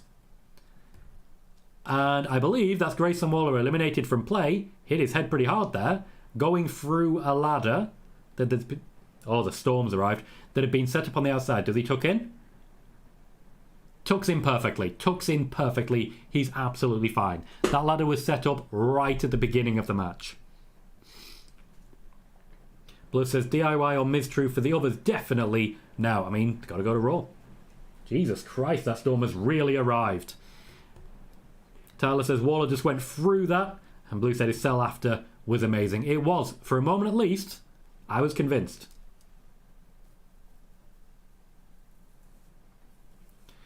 So that first championship was quicker than I expected. I've also only just noticed that they're advertising vodka right now. The advertisements genuinely aren't bad. DIY are looking for tables. We're going full tables and ladders and chairs. Oh my. R-Truth, once again, he's just walking away with one of the tables. He's just taken one. It is his now. Mustafa says they want tables. It's a feeling I get as well. And Blue says the Prime stand looked harder than the steel steps. Also, it's glowing. I think they broke one of the... I think they've broken one of the standings behind the commentary team. They've set up a ladder in a ladder in the ring. That's ripe for a sunset powerbomb. Martin says it's a very different era of vodka sponsorship now. Love it.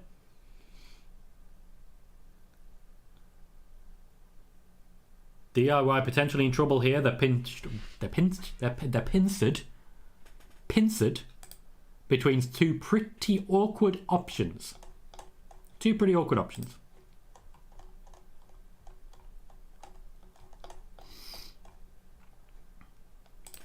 Woods is going for... Oh, I see what he's doing. He's going to walk along the ropes. Kofi's holding him. Elbow drop. The ladder did not break.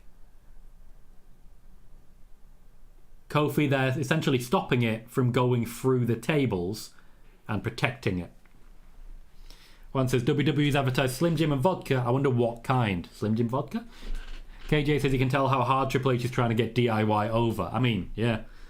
Bailey says, what's the original premise why wrestling ring needs tables underneath it? Storage? I don't think there is one, mate. I really don't. Yeah, Paul Heyman isn't one to shy away, Martin. If he wants to talk Brock, and he did, he's going to do that. Oh, there we go. There it is. Where am I leaking? There. Okay. That's alright. That's in control. Storm's arrived. The leak is back. Thankfully, there's only 3 hours left of WrestleMania. So I apologise if you hear a little steady drip behind me. Austin Theory. Grayson Waller's out of play. But Austin Theory is now looking for the Raw Tag Team Championships. It's still possible. It is still possible that these championships do not get split. Blue says it's early, but 2 of the 5 best Manias might be Night 1 and Night 2 this year. Do you mean like the best Mania matches? It is still very early. I mean, I'd imagine you're going to shortly, mate. It's going to be coming off the coast and coming your way.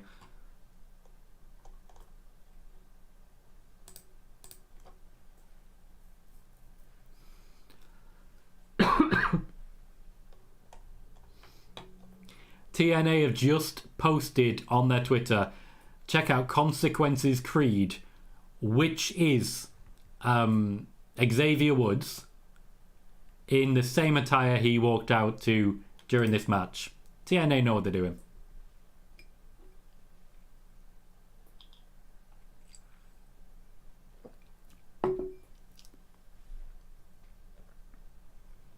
There's a few teams we haven't seen much of recently. Judgment Day, for example, have been quiet for a while.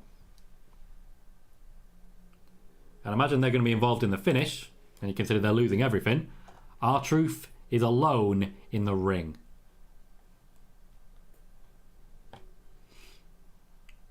He can see the belts, but can he get them? I thought he was being booed. I think it's actually just people saying truth. Oh, hey, it's JD McDonough. Oh, that's a lovely little suplex.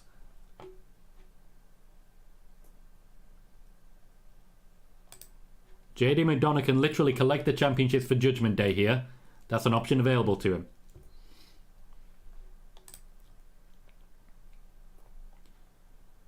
Dom says, oh my god, Kimi's saying this match is great. Chris says new tag titles are coming. Surely, if they're splitting them, they won't need to.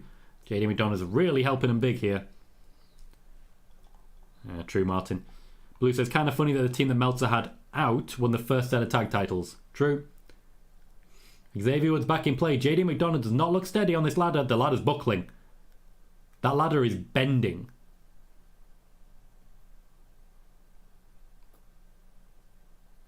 Like, I don't know if you saw that, but underneath Finn Balor, that ladder was bending on him. Keem says they're going wild. Mustafa says Truth deserves it. And Kevin says, again, can Night 2 top Night 1? Unlikely. Crush says, isn't Truth afraid of heights? That was a storyline for a while. Not anymore, apparently. And Blue says, time for him to take a huge bump. Well, JD McDonough's about to go through 2 tables. And he does. I do love the flip. Like, it's one of those massively unnecessary flips. But there is still Damian Priest, and that ladder is still bending. They might need to change that ladder, because it is warped at the bottom. On the chair, that's going to hurt his neck. I can see the Miz. He's got his eye on this.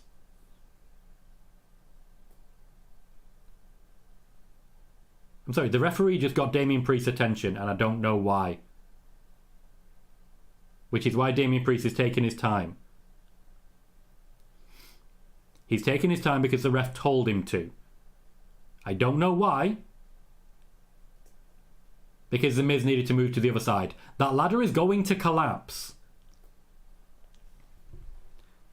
Blue says Night 1 is insanely stacked, but Night 2 isn't shabby. It'll probably be better than the 38s and 39s. Dom says the ladder is broke, which is very much fair.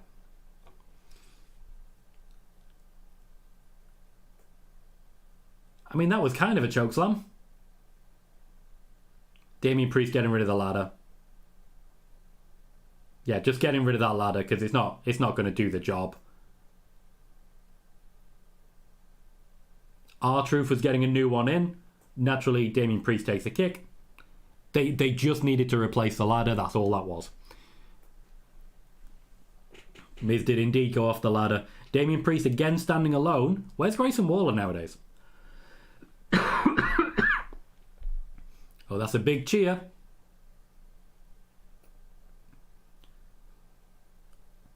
R-Truth, it might be his moment. Throws Damian Priest to the outside. He could just land on his feet there. It's not really an issue.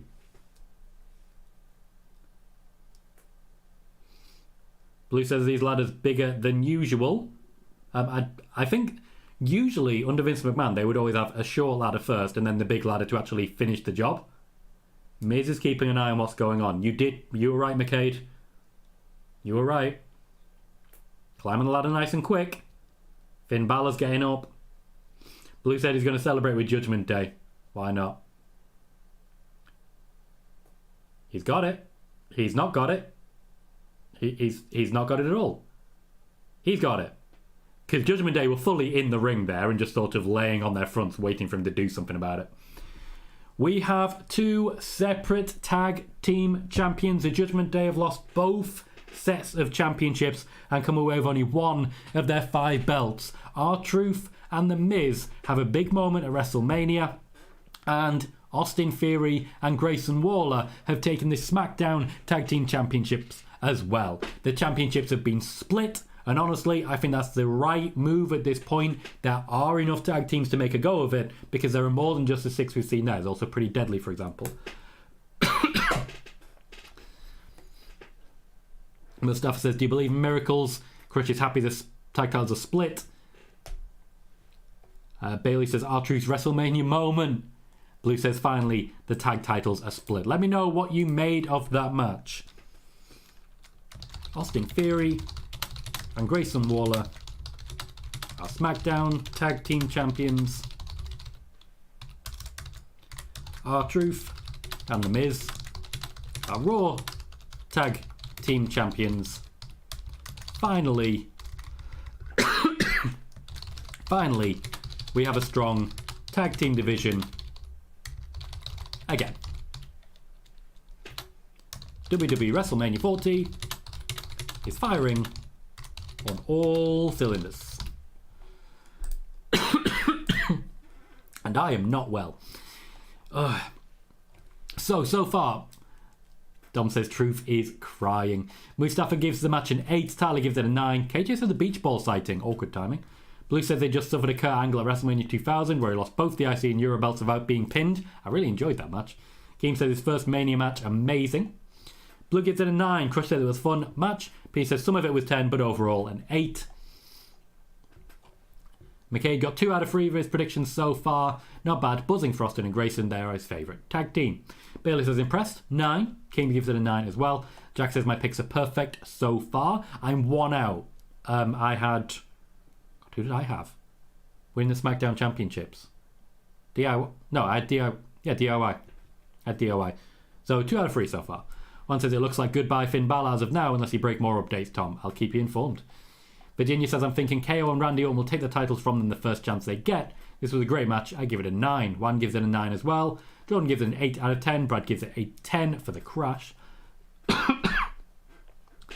Hector says I'm not a fan of R-Truth's gimmick, but the man has given so much to this business. He definitely deserves this moment. Joey says the spot on Pete Dunne was insane. Jack gives the match a 9. Blue says Truth coming back and winning a championship at his age feels well deserved. Keem says Judgment Day is over.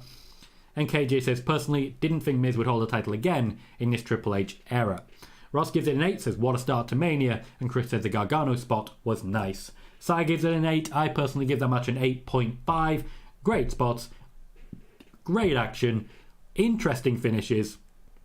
I'm excited to see where these new champions go next.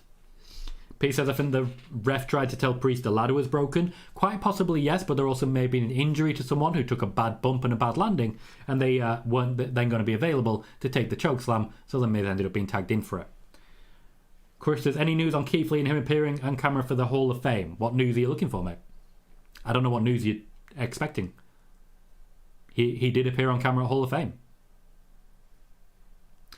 Keane says, great way to split the titles, finally. And Stewart gives the match an 8 as well. A great start to WrestleMania. 2 matches out of our 6, and they've been great fun so far. Time has flown. Chris says, new belts on Raw and SmackDown. I don't necessarily see it. Who's Jordan Burroughs?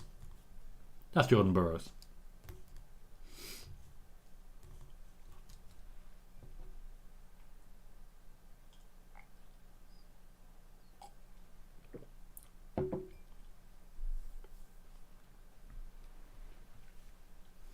Still focused on Jordan Burroughs on my screen, guys.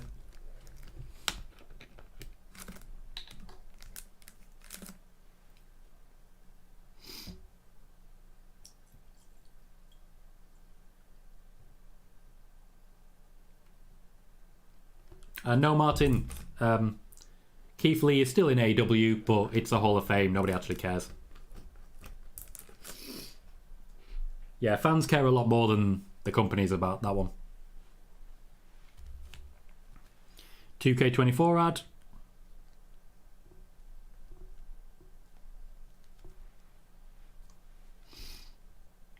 Is this 7 blue?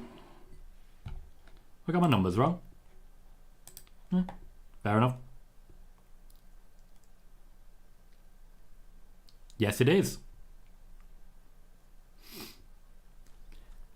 Next up, we have Rey Mysterio and Andrade versus Santos Escobar and Dominic Mysterio. This feels like a little bit of a come down, but not in a bad way. You have to ebb and flow a little bit.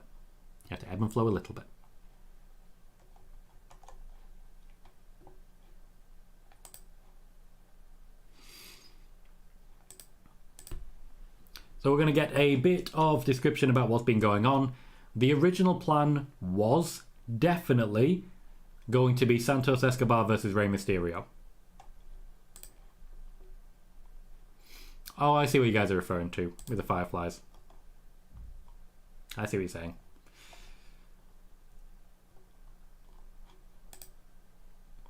It's already been made into a GIF. Absolutely love it. Right. I need more of this.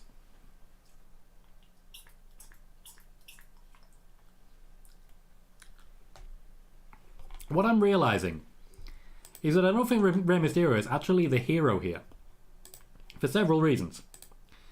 And the first one, I've got to point out, Santos Escobar had a point. Carlito came in and replaced Santos, and Rey stopped caring. Dragon Lee came in and replaced Carlito, and Rey stopped caring. Andrade's come in and replaced Dragon Lee, and guess what happened? Rey stopped caring. Edge came back. Rey stopped caring about Dominic. I think there might be something there. Thank you, Martin. A very generous donation. Thank you very kindly for it. There's a massive thank you for your amazing effort this weekend. Legend. Thank you very, very much. I am humbled by the continued generosity. We've just reached 60 likes, 2,300 views, and quite a considerable amount of donations so far. So I just want to say thank you very much, Martin. You've been a continued supporter of the channel and a great voice of reason at times to speak to. I'm very glad to know you and very glad to see you continue to be successful. We are halfway through WrestleMania. Hunter says, Tom Colohue, do you think Becky Lynch will re-sign with WWE? I do, but they've got to give her what she wants. And so far, they have not. So I said, very few filler skits so far, apart from Michael Cole's regular weather updates. To be fair, Pretty Deadly. Pretty Deadly was one of them.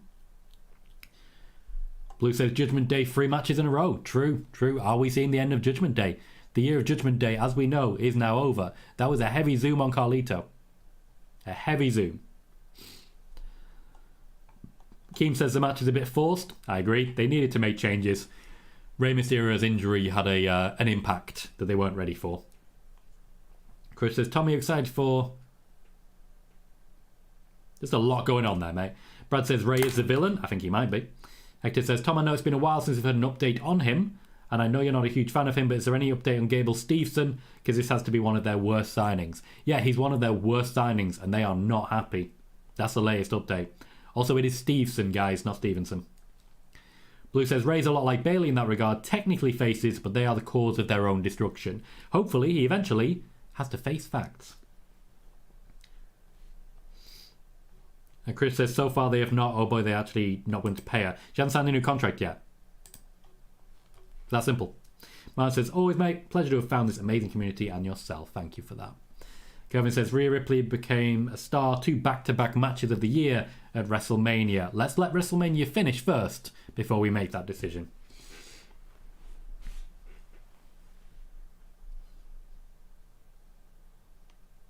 Santos Escobar flanked by El Legado del Fantasma? Is that what they're going by? Someone's been making some scratches.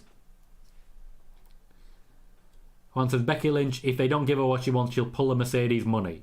If they don't give her what she wants and she can get it elsewhere, why wouldn't she? Joey says, seems like Triple H still wants to push Theory. Theory's earned it. Theory has been constant and he's been very important. Chris says, wouldn't surprise me if Gable Steveson is let go. Nor I. Blue says, I'm all for the lucha tags and these are 3 of the best. And don't. Joey says, I'm honestly surprised Gable hasn't been let go yet since he only wrestled 1 match. Yeah, I think it's mostly because he actually doesn't get paid.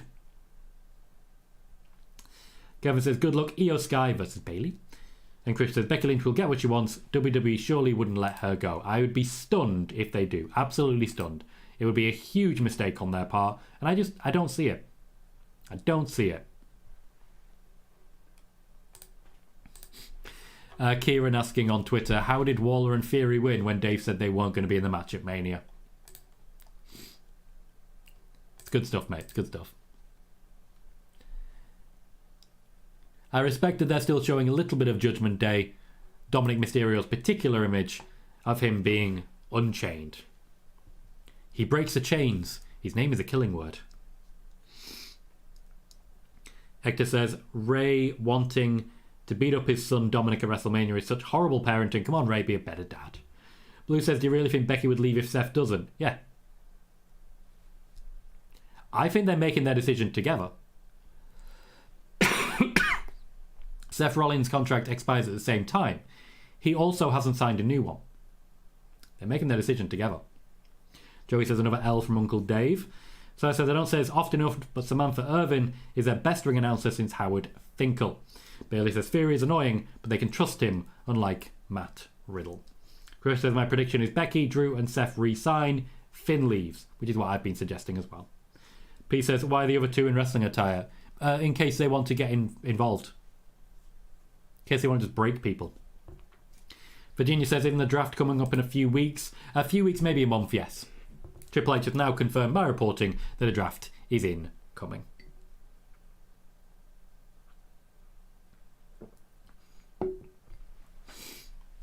Okay, everyone is dressed to wrestle. Carlito is coming down to ringside. That's making me nervous.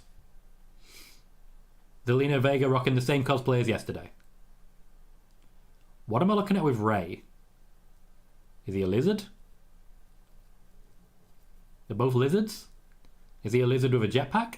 I think he's a lizard with a jetpack. You know, that infamous character, lizard with jetpack. I don't really know what to make of that. What I do like is Dom's outfit. It's not really purple as much, is it? It's not a Judgment Day outfit. I do like that they're removing their accoutrements on the way to the ring. They're not in the mood to mess around. Mustafa says Seth and AW would not work. Keem says Dom looks so out of place. It's McCade. He's excited for the draft. KJ says, I believe Tony will pay all of the upcoming free agents more than WWE. He typically does offer more than WWE do, yes. But it's not necessarily about the money. With Mercedes, for example, it's about the name. Victor says, no Andrade entrance theme is lame. Well, they're showing unity. Ray's the guy. Chris says, 2K patched the ability to change Ray's mask, so no making that attire in 2K24. Blue says it's an eagle. Philadelphia Eagles? Makes sense. He's green, though. That would have been a perfect time to get It's Always Sunny in Philadelphia involved. Birds of War and all that jazz. Ross thinks a Carlito heel turn is coming. I didn't originally think so, but my mind has been changed on this one. Keem only wants the match to be 10 minutes. I don't think that's going to happen. There's still like 2 hours and 40 minutes of WrestleMania. We've got plenty to fill. Mine says they're distancing Rhea and Dom as well now, I've noticed. They are, yeah. I think that might be something to do with what the plans are for Rhea going forwards.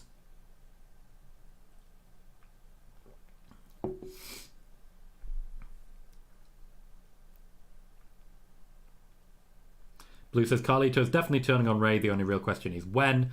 And Martin says we have different sponsors for each match. Different era, 1000%. We do. Frescoes? I can't fully see it. But it's genuinely not a problem, you know? Like, I don't think the wrestlers even notice. And if you've got ring aprons, you might as well take advantage of them. Oh, immediate fast pace here. Dominic selling a kick to the face.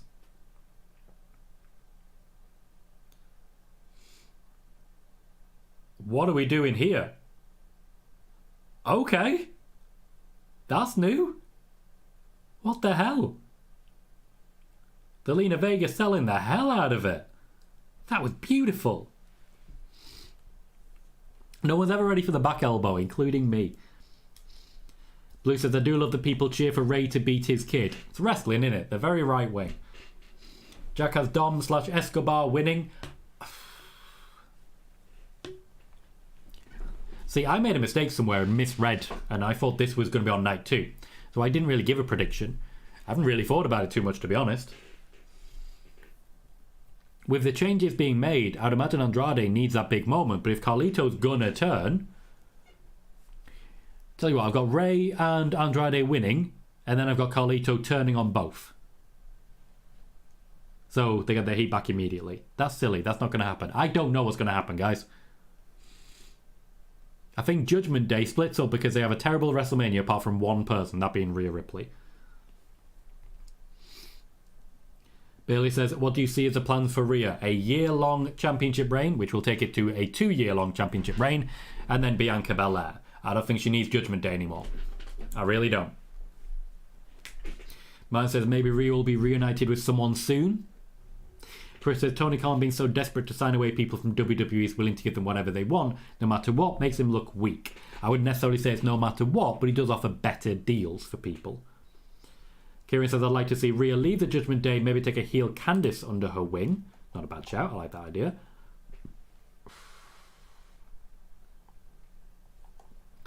Blue says, pardon me. Sorry guys, still not completely over my cold. Blue says Dom's not the best wrestler yet, but he's getting better, and I love that he seems to be learning from some true greats. He's been consistently surrounded by incredibly talented people. I don't think he's ready to strike off on his own yet. I don't. So maybe Legado is the right place for him. He can be the Owen Hart to the Nation of Domination. Kieran says, just realised as well, we've got alcohol sponsors. Yep. Yes, we do. KJ says, Andrade is easily one of the best wrestlers in WWE. Man says, Rhea to House of Black, she would fit perfectly. True. Chris says, I wish Andrade was in 2K24, but his moves are all in, and there are good creative wrestlers of him. Yeah, they brought them in for Charlotte. Because Charlotte does the back elbow and she does the double moonsault. Keem says the match is pointless, can't even pick a winner. That's a bit harsh, mate. We get good wrestling. Chris says Rhea versus Bianca is a main event caliber match. That's the plan. Blue says this is a prop lucha match and I love having one on each of the last two Manias. Kevin says no epic entrance for Dominic Mysterio and Rey. Nope, this match isn't about epic entrances. It's just about the actual wrestling. It's a cool down match as much as anything. Chris says Rhea should take Candice and Indy both under her wing. And Bailey says heel Indy could be fun as well. KJ says this is random and very unlikely, but what if Dom turned and helped his deadbeat dad win? I'd be very surprised by that. Especially given what could be happening with Carlito, which they are flagging. Jack says Indy not going heel, she's against the way Candice is doing things. For now. Blue says, do you expect a surprise match on night 2 or just the main event going an hour from video package to the end? The latter. Roman Reigns takes time. All of the time. Hector says, as a Hispanic American, all the talent that could get involved in this match makes me happy. The Triple H is in charge and is treating his Hispanic wrestlers like wrestlers and not like Mexicool. It's very true. He has divisions built, much like the Attitude Era where they had a number of subdivisions. Chris says Dom shouldn't turn babyface until he's properly in the main event. We'll see on that one. Which report are you saying, Juan? The one about Mercedes' name? Martin says saved all entrances and pyro for The Rock, Cody and Roman. Not true. We did have big entrances, which you won't have seen, for Rhea and Becky. They were big. Kervin, Trick Williams and Jey Uso are not the most over talents. Cody Rhodes, mate. Cody Rhodes.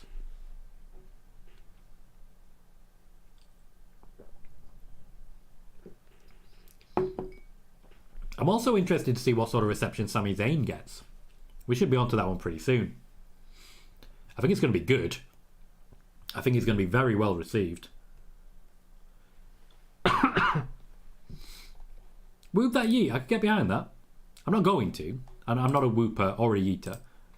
But I could. I could, but I won't.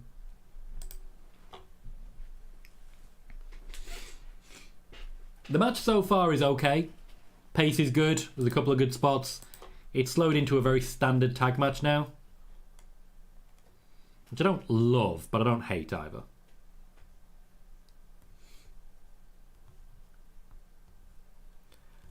Guys, have you seen the handprint on Andrade?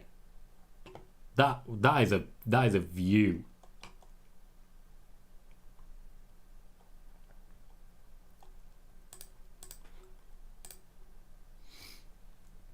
One says, yeah, that one you mentioned, plus they're getting around locker room, typical SRS, the enemy. Yeah, we are where we are. Bailey says, are both members of Imperium injured? No, they're just not considered to be necessary at this point in time. Crush says, who chopped him like that? He'll be Santos. Dominic can't chop like that. Crush says, Sami is going to look like Apollo Creed in Rocky 4. It's going to be a massacre. And Tyler says, the double knee was ruthless. The double knee is a trademark of Andrade. Andrade versus Johnny Gargano in NXT for the championship was a glorious match. And is still one of my favourites to rewatch. Lot of knees, lot of fun, and it's about an hour long. And you don't get bored. You really don't get bored.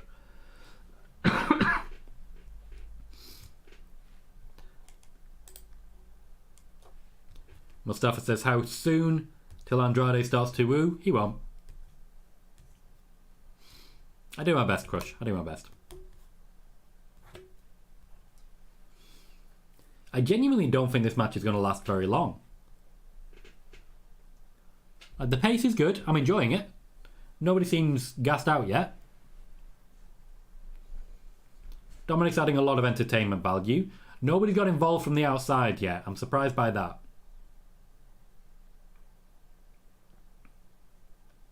Andrade's moonsault is fantastic.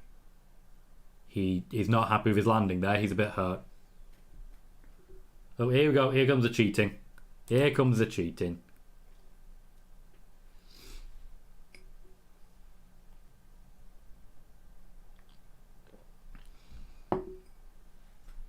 We have enough people that they can all spread out and sort of mark each other like a football match.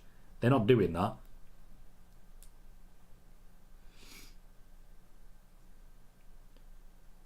Good facial expressions from Angel Garza there. Lopez now getting involved. She's about to get punched by Zelina. Zelina's boots are massive. You just pulled her off the apron. You don't have time to... Okay. Oh, she missed. She came up way short there. Way short. And she just booted Lopez. Also not great. There's a lot happening right now, and I don't think everybody's okay. Lopez definitely took a boot to the face, but her catch was incredible. Like, she's rescued people there.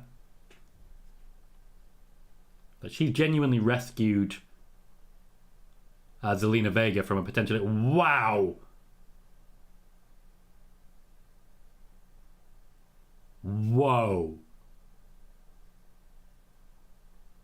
Okay.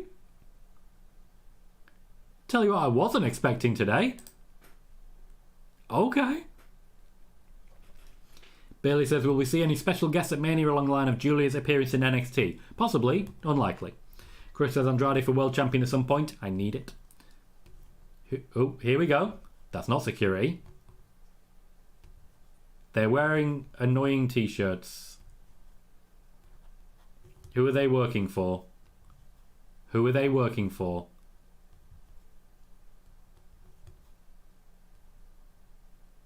Like, someone is on their t-shirt. Alyssa says, why did give tag title Austin Froey? Grayson Waller not even over, don't like even together, no chemistry, DIY should one tag team championship, not even over Austin Froey anymore. Austin Theory gets much bigger responses from crowds than DIY does.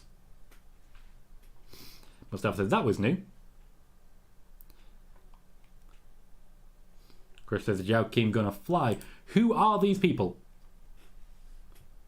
No, seriously, who are these people? They're very tall. And they're very beardy. Carlito seems very surprised.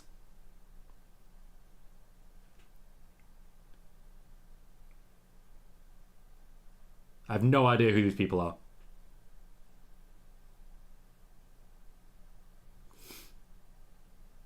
Hang on, Kelsey? Kelsey? Now, I only know the name Kelsey, I believe, because of Taylor Swift. But I'm not sure if I'm right on that one. Oh, he flew. That was beautiful. Gotcha, so I'm right on that one, Blue. Dominic Mysterio's getting beaten up. So, hang on. Rey Mysterio cheated. Rey Mysterio cheated and won. I can't let this lie. Rey Mysterio cheated. He's not the hero here. He continually abandons people, family included, for a new shiny rock. Man needs a reckoning. He ain't no face.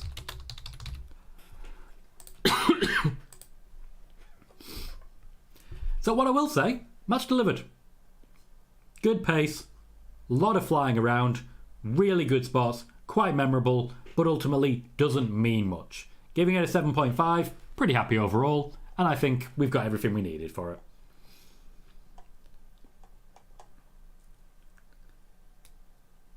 Chris says he out-cheated Dom.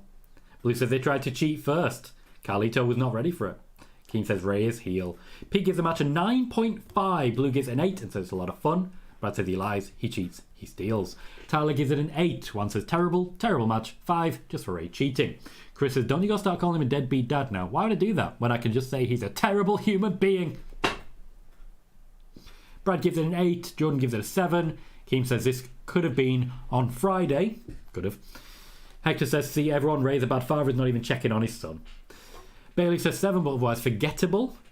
Pete corrects himself and says 7.5. Then 9. Don't know why. Jack says 6. Mustafa says 8. Ross says 7.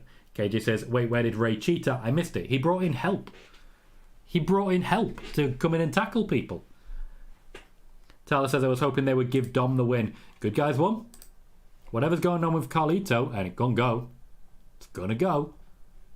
It's not going yet.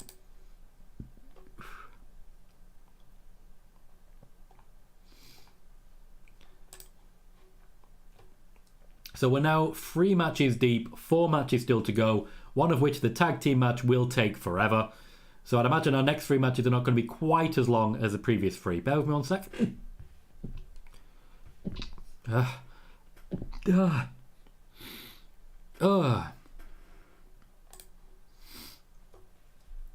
Next up, Jey Uso versus Jimmy Uso. Right slap bang in the middle is brother versus brother, bloodline versus former bloodline. Cal says 4 out of 10, pointless match to be honest, just to fill the card. Juan says bless you Tom, thank you Juan, appreciate you. Now as I recall, this is a hell of a high package.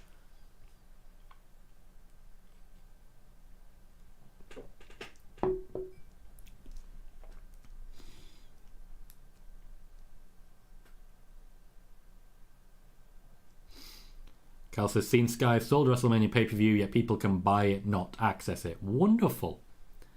Network has got it all, man. I don't feel bad at all about having the network for these moments. Bailey says, Uso versus Uso should have been a better match 6 months ago. I agree with that. I agree with that. No worries, Pete. Relax. One says, Jey versus Jimmy. Ugh. I'm not excited for this, but WrestleMania's been great so far. Maybe I'm wrong. I would like to be wrong. Maybe they can put on some magic here. Maybe they really can.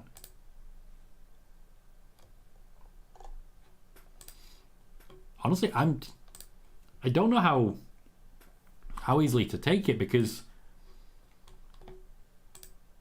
this has the opportunity to be something great, but they've got to make it something great.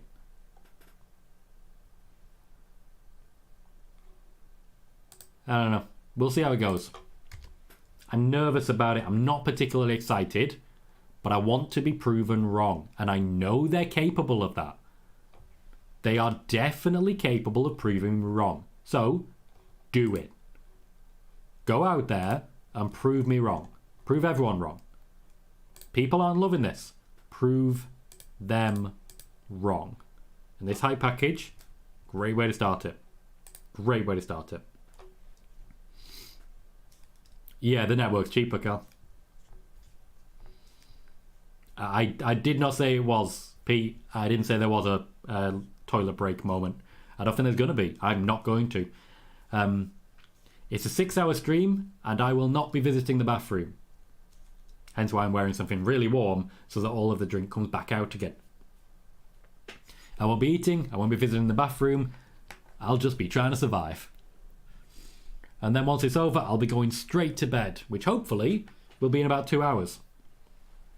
It won't be. We all know it won't be, but hopefully. Keem says it's been great, moving smoothly too. I hope for no interference. Blue says it was a badly told breakup that they put on hold just to wait for Mania. It took a long time to really get going. Carl says almost guaranteed Solo will intervene in my opinion. And Martin says, if I'd have added Rikishi, to be honest, more personal, etc., more emotional. I would have had him a couple of weeks ago come in, bring them both together and say, this ends now. And then I've had Jimmy kick him in the face.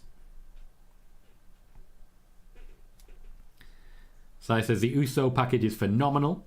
One says no bathroom for Tom means no cola for Tom. To be fair, I actually need to get to sleep tonight. And if I drink too much of the cherry cola, I will be awake until 7 a.m. And I have a meeting at 12 a.m. I'm trying to buy a house. No, I'm good. If I need to, Keem, I will. I know that. I'm not particularly concerned. If I need to, I absolutely will. I'm not too finicky about this. I'm not a guy who comes in and says, yeah, well, I need to do this, I need to do that, or I won't do this and I won't do that. If I need to go, I'll go. It's just a case of not really wanting to miss anything. And I imagine tomorrow is going to be... I'd imagine tomorrow is going to be the Hall of Fame celebration where they just reintroduce everyone.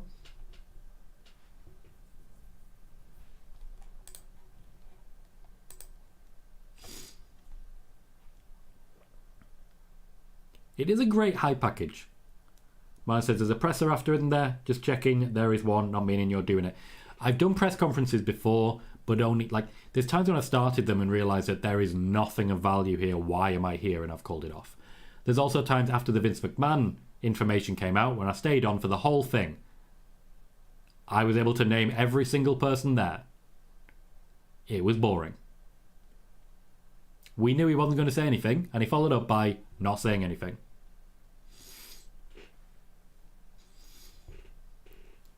We have more music for the Usos, Lil Wayne in action.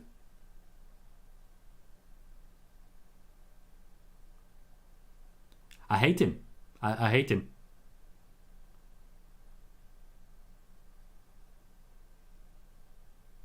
I hate the voice. Oh God, I hate it.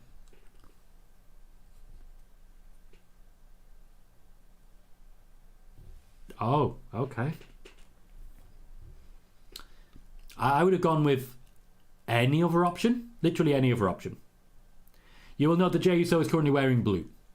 Carl says Triple H answered those questions like a politician. He did indeed. Hang on. So you'll note Jey Uso, who is on Raw, which is the red show, is wearing blue. Let's see what colour Jimmy Uso comes out in, shall we? Yeah, it's debatable whether or not he was actually played out by Lil Wayne, or if Lil Wayne just sort of walked down to the ring with him for some reason. Juan says Lil Wayne past his prime, all those drugs ruined his vocal cords. Drake over Lil Wayne.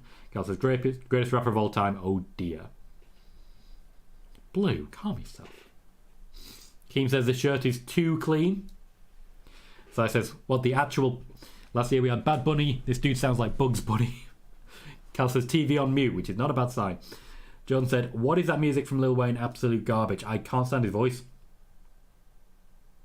Like, he might do great music. I'm not a rap guy anyway. But yeah, his voice ain't great. Carl Johnson is genuinely a good rapper. Like, that's genuinely a thing. Martin says they're pulling the good and bad colours. I'm guessing we all know blue are the good guys. Red is evil. Well, if you've ever seen Star Wars, yes indeed.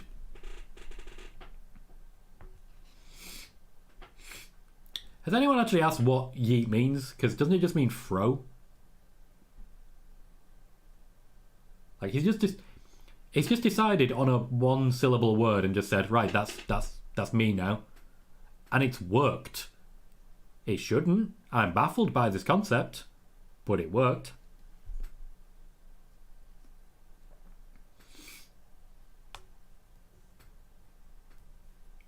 Okay, we're going round to some watch parties.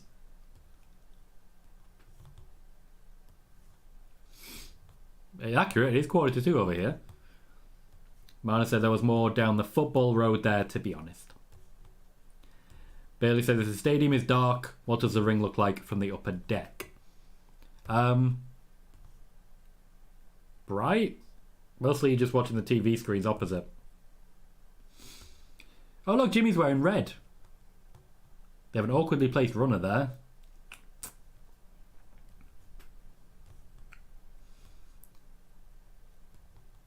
They established this blue and red system a while ago to make sure that you knew which Uso was whose. Which Uso was whose? That's what I just said. To make sure you knew which Uso was which. It's an effective system. I don't think anyone's actually going to be questioning it.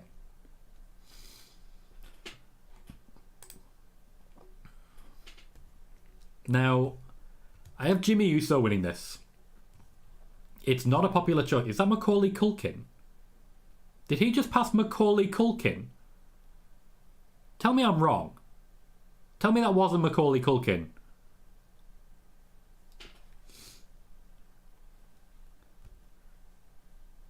It's nice to get some actual fighting spirit. I think it's telling. Main event Jey Uso is a thing. It's very much a thing, and it's a very powerful thing.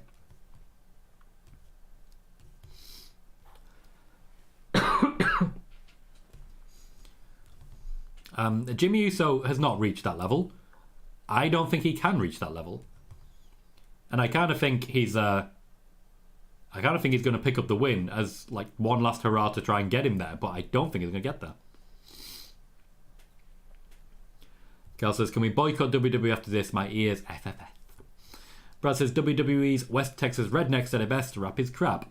Again, each to their own. I'm not personally a rap fan, but I don't necessarily think it's all crap. So I says, Jimmy's music will forever sound like the old school Inspector Gadget tune to me. Who ran out behind Jimmy, KJ? Just a runner.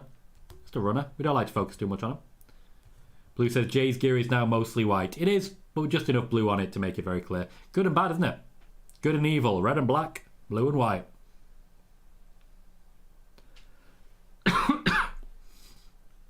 I can't pretend to be too enthused, but it's starting good. Martin, a big fan of Inspector Gadget. Has a bit of a thing. Chris says, Jay's a Crip and Jimmy is a Blood.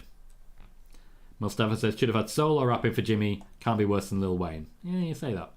Keem says, yeah, he's a huge WWE fan about Macaulay Culkin. Blue says, Home Alone is a big wrestling fan, so probably. Mustafa says, Culkin is a fan. Pete likes Jay's attire. Blue says, Jay beat him to yeet. He can't catch him now.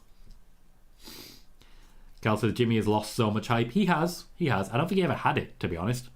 Jay's gained momentum. Jimmy is exactly where he was when he was injured in 2020. He's made no progress.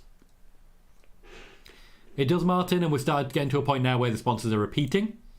So yes, Dude Wipes was also, I believe, the sponsor for the Rhea Ripley Becky Lynch match. Which is just hilarious. I haven't seen Rikishi King, don't know what he's swatting. Carl says, I personally believe because they waited too long to start this rivalry. Yep, I agree with that. They kicked it off at SummerSlam. They never explained what actually happened or why it happened. And here we are again. I'm not loving it. I'm not loving it at all.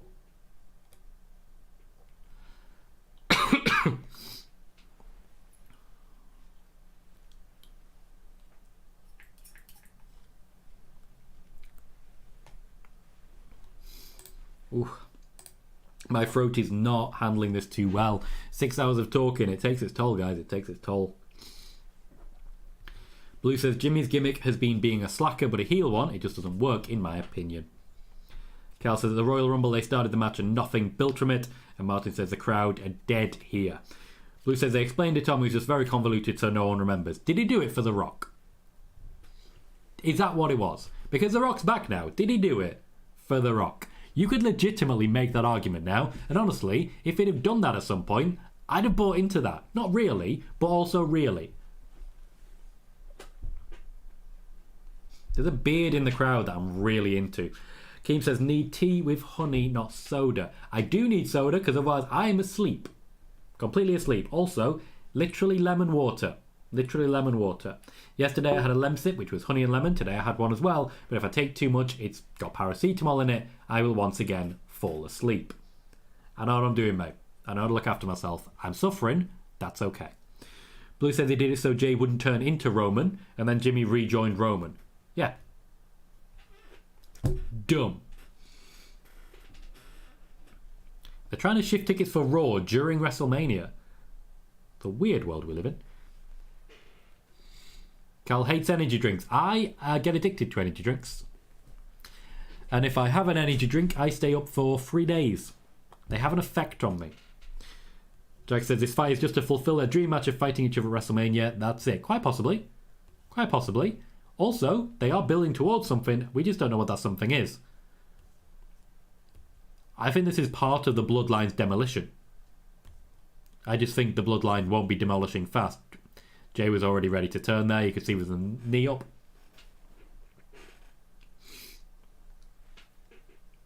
I mean, it would have been better, one. It wouldn't. You know it wouldn't. I know it wouldn't. But it would have. Cal says, if Rock kicks Roman out Bloodline, would Jay rejoin? Couldn't tell you, based on a guess. I have no answer for you, unfortunately. Crush says, what if Finn asked Damien to cash in on the tag titles? Then Damien would say no. In fact, he wouldn't just say it, he'd rap about it.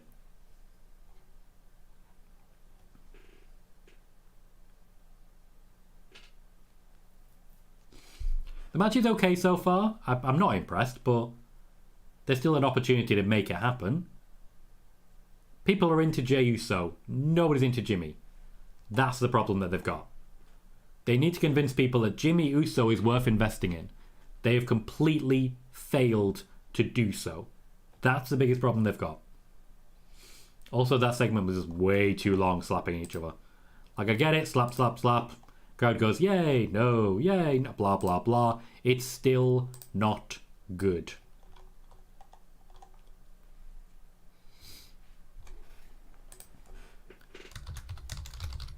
R-Truth finally gets his moment. I'm responding to Triple H. Finally gets his moment as one of the most entertaining on the roster of all time. And I'm going to do an R-Truth gif. Because why not? A gif of R-Truth. What do we got? Everything. We've got literally everything.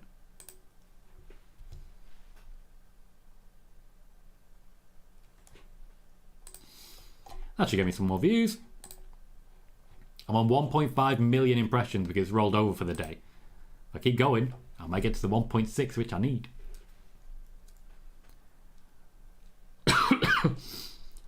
Horsey says I'm in a free so far, won't lie. There's no heat to it. Also, they both wrestled too similar. So we're just going to get the same thing back and forth constantly. There's no heat to it. Chris says, only way to do that, Jimmy has to win. Keem says they have the same moveset, how can they spice it? Absolutely, Keem. I didn't spot that you'd already said that, but you're absolutely right. Chris says they've got to promote the Trading Blows minigame in 2K24. Cal says R-Truth's dominance of the WWE starts now, and Brad says maybe if they gave Jimmy some more singles wins, he could get involved. Maybe. They haven't built him at all. The only thing he's done is be annoying to his brother. That's all that he's done. Blue says neither the great wrestler. Debatable. I think Jay's a very good wrestler.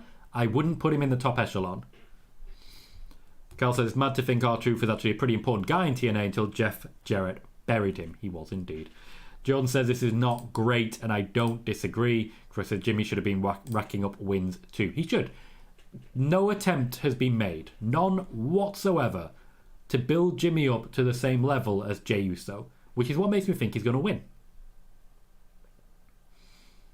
They've let him down. The match is slow. I know they're trying to tell a story like Roman Reigns does, but they're not Roman Reigns. I want them to do well. I want them to prove me wrong. But they're not. Not yet, anyway.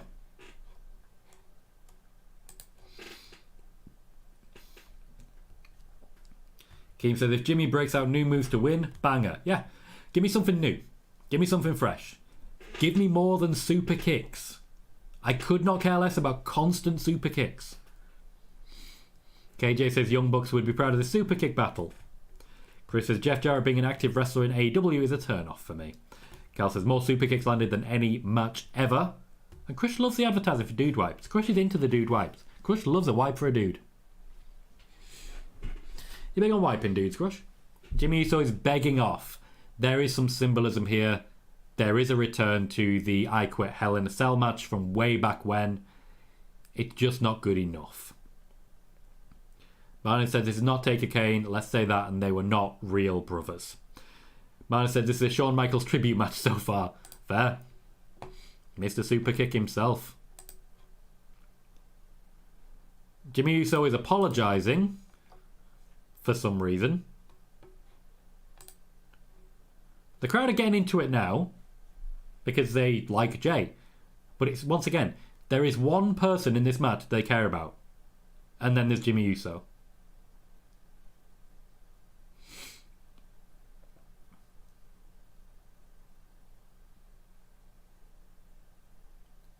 This is not a hug and make up thing. It's not. It's just not. We all know what's about to happen. Low blow. He's getting his arm under. Of course it was a kick. Jesus Christ, this is bad. It's not good. It's bad. Splash? Win? No. I don't know how I'm supposed to react to this. It's bad.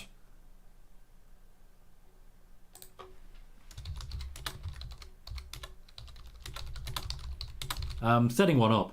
Jey Uso was the only one the crowd cared about. WWE have done nothing to build Jimmy Uso or make people care about him before WrestleMania. Build was off. Too many super kicks. And unfortunately, that was that.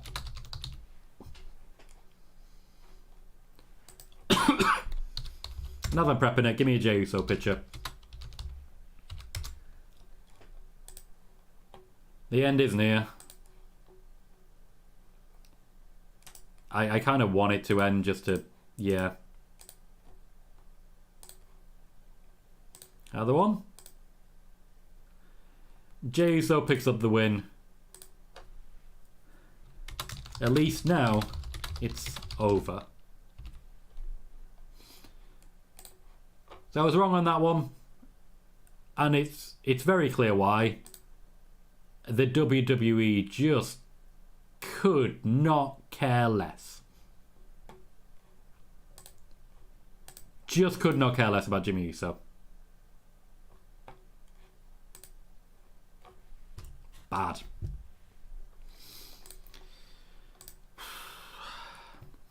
I'm disappointed.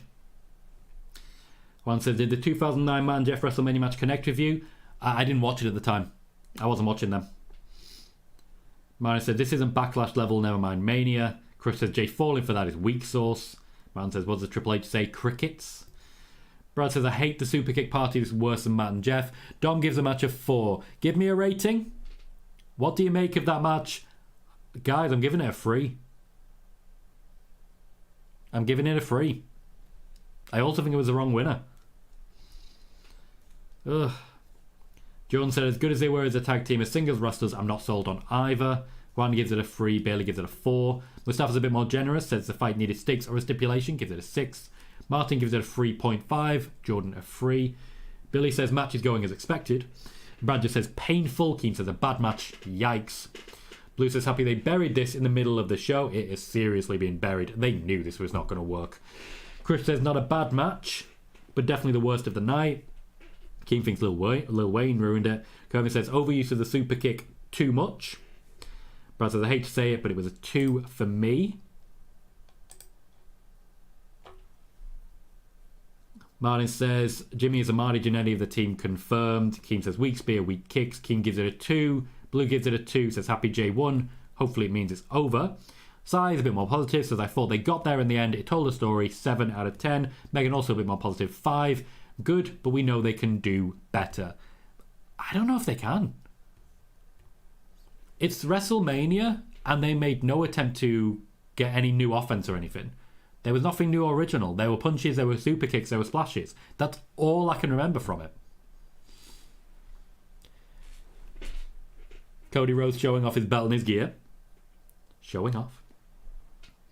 Bailey says it did nothing for Jimmy. He's no better than a mid-card now. It's exactly where he was anyway. Joey says it felt so rushed. Ross says 5, didn't get the winner I wanted. Keane thinks it should have opened. No chance. Joey says the storm has arrived, has it? Can still see Jimmy Uso leaving. Oh, I see. Joey says, got a feeling they're rushing all of these matches for Rock and Roman. I don't feel like they're rushing them. I feel like that match had enough time. It just wasn't what they wanted it to be. Martin says, does the weekend have a WrestleMania 10-year contract? Seemingly, apparently. It's always them. Just says, I'm really happy that is 2 out of 2 free predictions. Blue says, that's what they do, and so many others do it better. So he says, I'm keeping a positive head on. The show has been, dare I say, stupendous so far. And Chris says, I do think Jimmy gets kicked out of the bloodline for losing. Not if Roman loses first. So, I think WrestleMania itself is still damn good. It's a black mark, but it's not going to derail what's been a good show so far. Also, Chris does an irony to you saying, hi, gets kicked out, when kicks are the problem here. I think the producer didn't do a great job. I think it wasn't particularly well put together. And I don't know. They delivered exactly what was wanted by the company, that's clear. But it just wasn't fun.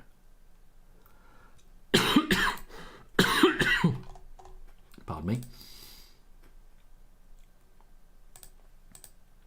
We're heading now into the 6-woman tag match. We have this, then the Intercontinental Championship, then the tag team match. Bianca Belair, Jade Cargill, and Naomi versus Asuka, Kairi Sane, and Dakota Kai. And honestly, I'm just glad to see Dakota Kai at a WrestleMania. It's been a little while. It's been a little while, and I'm excited. I'm very excited. Barry says, bit like Trick and Mello earlier, disappointing, wanted more. Yeah, I agree with that. Carmelo Hayes and Trick Williams, it ended far too quickly. The camera angle changing every few seconds doesn't help. I don't recall that particular no. I felt it was fine personally, but I take what you're saying.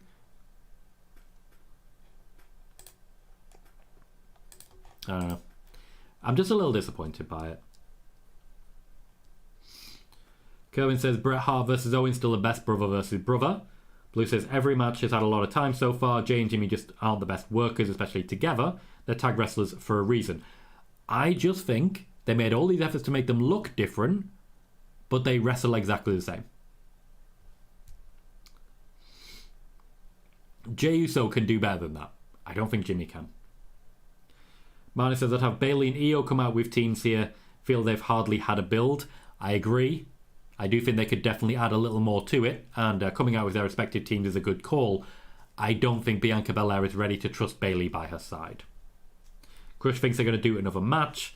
Juan says, Jimmy versus Jey match sucked. 2009, Matt versus Jeff was so much better, had build and emotions. That's just me. You are entitled to that opinion, mate, and I appreciate it. Bayley says, the structure of the match simply did not compare to what Rhea and Becky did to open the show. No, again, I think it might come down to the production. Sorry, guys, bit of a neck ache, a lot going on.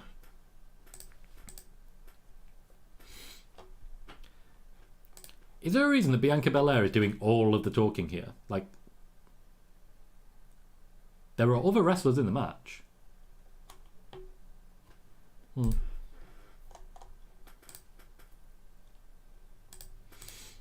Oh, damage control entrance. I like it.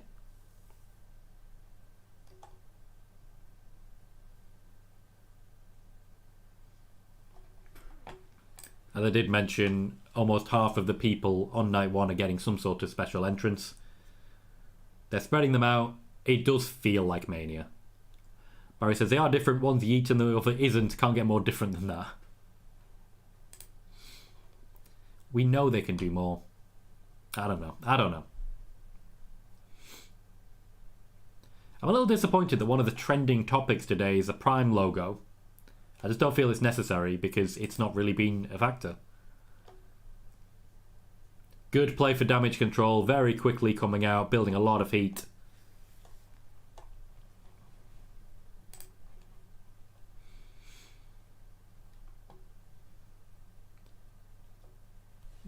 No, stop it. No, stop it. Stop it. Stop talking to me. Stop it. Thank you. So, damage control looked good. Ooh, I'm okay. I'm okay. Sly says, I think with brother matches, they can get in their own heads a bit. There's a 30-year story to tell they'll never cover in 30 minutes. So they go the other way and assume we're all invested. In Jey, people were. And I think that's fair. In Jey, people were. Keem says, why don't wrestlers add to their moveset? A lot of them do. Women will constantly add to their moveset, and you will see that in play. Becky and Rhea added to their moveset for WrestleMania. They added a bit more. They made it interesting. I just wanted more. Hello, HCar. Nice to see you, mate.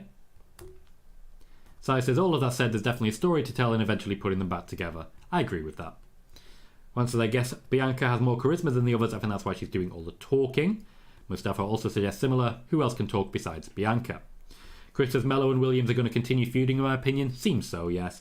Martin just says, wow, Dakota. Bayley said Dakota front and centre. Chris saying they took Bayley's power. Keem says Kai looking bossed up. Joey says Jey and Jimmy's offense isn't good as solo wrestlers. And Blue says crazy to think Dakota went from being gone to being so high up the card. Thank you, Hunter. What the hell are you wearing, Michael Cole? Are they advertising like gloves and stuff?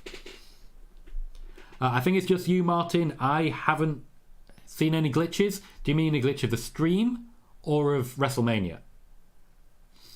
So I said I think Bianca's doing the talking because this is the start of the rebuild to getting one of the top spots for next year. Fair play. Okay, this is an entrance. Blue says you can tell who the athlete is at the desk. Chris says, why do I think it says show me baguette in the damage control theme? Gotcha, Martin. Did anyone else experience any issues with the stream right now? Is anyone having any glitches or any skips? Let me know. Blue says, I don't think they're advertising that stuff. Power's making fun of them for wearing it. They're just cold. Okay. Loving it.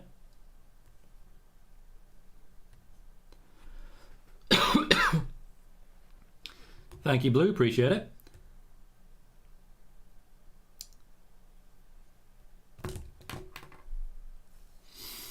Guys, I'm in trouble here.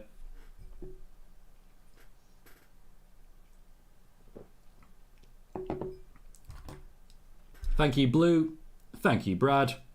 Once that's out of the one ad, everything good here. One ad in 4 hours is not bad, is it? There's no real downside. 4 hours, one ad. And I'd imagine after 5 seconds you could skip it. I'm happy with that. Sai says, this is the entrance of the night so far. Pete says the entrance is so good. Right, I need to go there. I know what I need. I know what I need. Can I get this? No, I can't. I know what I need. I know what I need. Come on. You know what I need. I want to do a tweet, and you know what I want to tweet. Where's the picture? There's the picture. It's not a great picture. Quality's not great. Can we do better? Is there better out there?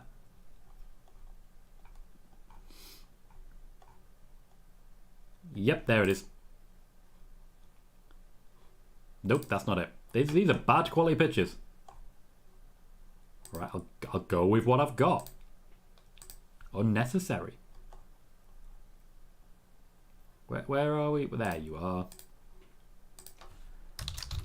Dakota Kai. That's the tweet.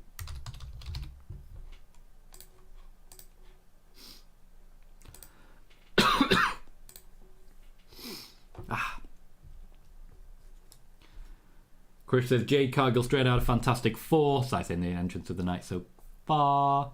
King says super women, all 6. God damn. Blue says 8 women on the show tonight, and at least 5 of them have been presented like much bigger stars than Mercedes in AEW. It's not a competition, mate. It's not a competition. He says Bianca over Geordie LaForge. Kevin said this is a shock. Bianca and Asuka again at WrestleMania. Yes, but there are also other people in the match. HCar says Tom, I've seen Prime have signed Cody Rhodes now. Yep, very much so.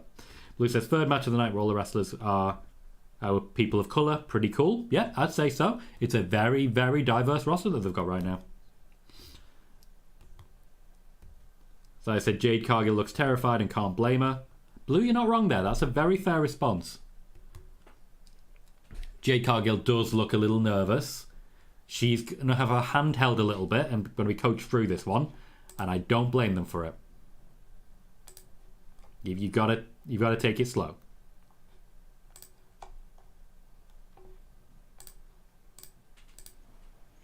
Naomi starts. She's very gold. which will get some confusion with Kairi, because she's also rocking gold. Now my hands are going.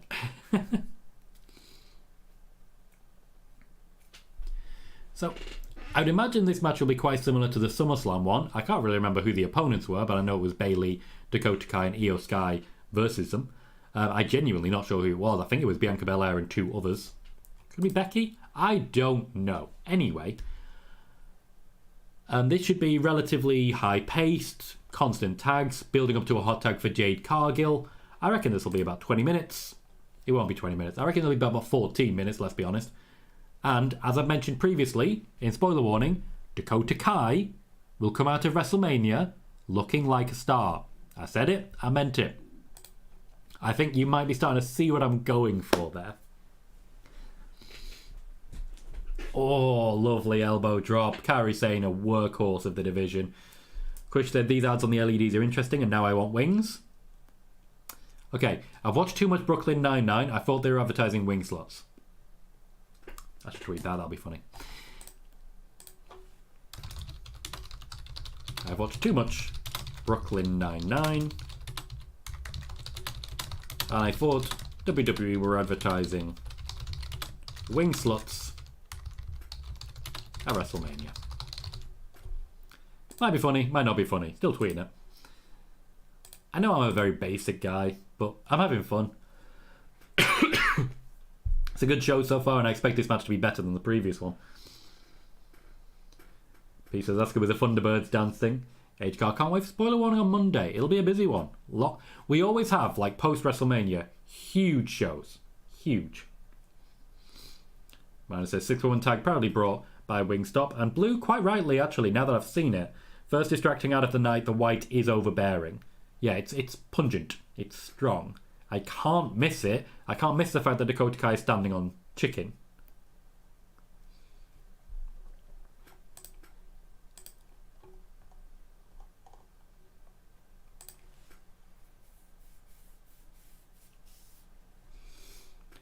Oh, lovely from Naomi there.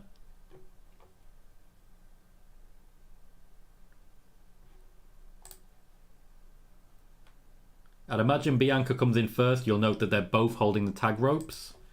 Typically, you would communicate by either going hand down if you don't want someone to tag you, or hand up if you do want someone to tag you. You will note that Jade Cargill is hand down. Again, this is one of those things you'd learn in NXT that she'd learned instead from Natalya. Bianca is the one who's been tagged in.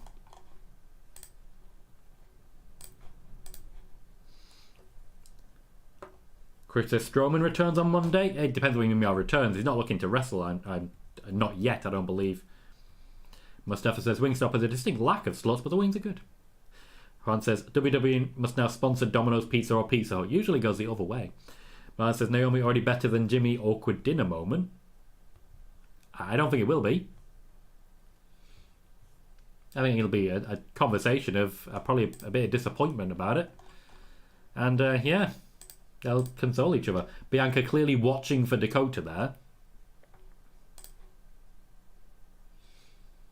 A gut buster and a bit of a fly.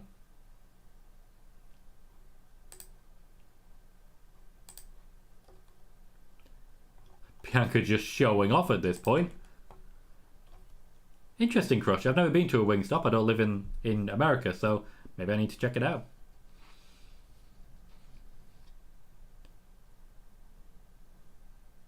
Kairi saying, bringing herself in a little bit, just tucking in to make sure that she got hit by that one. Naomi's still on the outside resting. Good call. You've got Jade Cargill there. Why would you?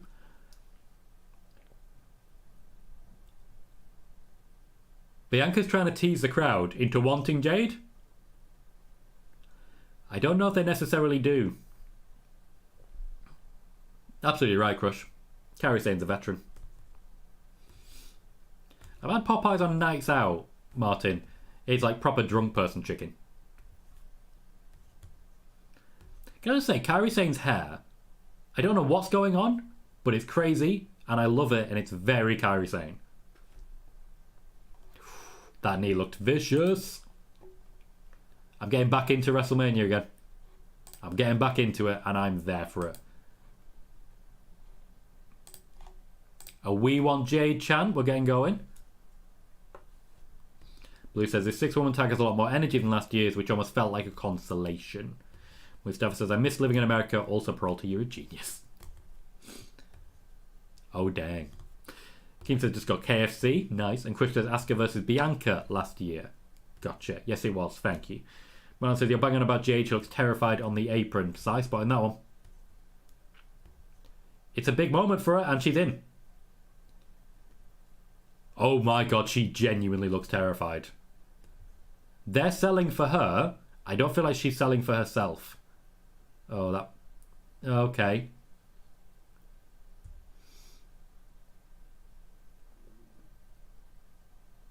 How have you not noticed the person on the top rope?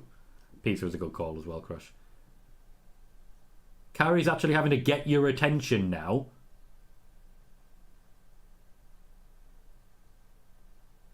Just throwing her around a bit.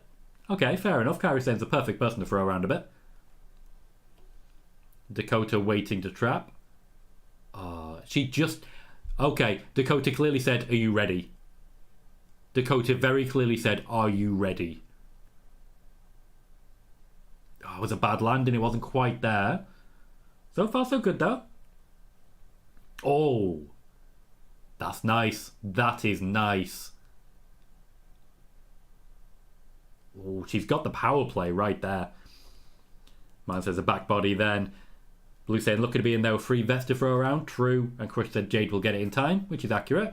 It's a nervy moment for her. I can't blame her. I think we're building to the end because Kairi just got misted. I think we're building to the finish. Oh.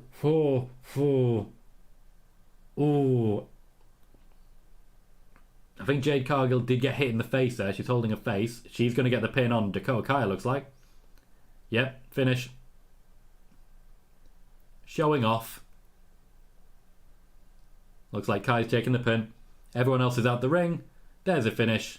There's a roll. Job's a good one.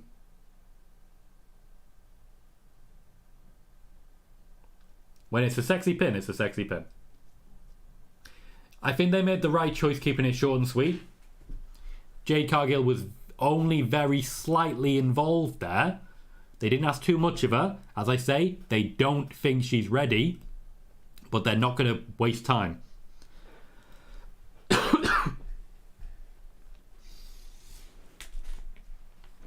Dom gives the match a 6. I think that's fair. I'd give it a 6.5 personally. I think Damage Control themselves did extremely well. They hit their spots nicely. There were no botches or anything. It was at least an interesting way to finish. I'd give it a 6.5. Tyler gives it a 7. Chris says we only have 2 matches left. So I says Jade did everything required of her. Another 7 out of 10. Blue says she didn't look ready, but well enough. Exactly. It's a confidence thing. It's not just about saying, we'll keep training you. Sometimes it's like, okay, I know you don't think you're ready, but we do, so get in the king ring. Sometimes that's what it's got to be. And I think that's the right call. Bailey gives it a 4. Blue gives it a 7. Jade is crying. Jade is actively crying. Jade is booing. All those tears are coming. She cannot control it. Jade is actively crying. Big moment for her. Joey says these matches feel so quick. We are in the faster point at this time. We are heading towards Sami Zayn versus Gunther next. That one won't be a short one. Pete gives it a 6. Megan gives it a 7.5. Martin says, quite rightly, the sound each time of the hair whip. Ouch. Jordan gives it a 6. Juan gives it a 6. Man gives it a 6.5. Said she'll get it 100%. Joey says, I hope Sami and Gunther can bring back the energy. I don't know. I think the match brought back the energy well enough. Let's make a tweet. Jade Cargill looked nervous as hell, but she did brilliantly with the little asked of her. Eventually, if the WWE have confidence in you, but you don't have confidence in you, they're going to need to throw you into the deep end. Jade Cargill swam at WrestleMania. Which I think is fair. Jade Cargill swam.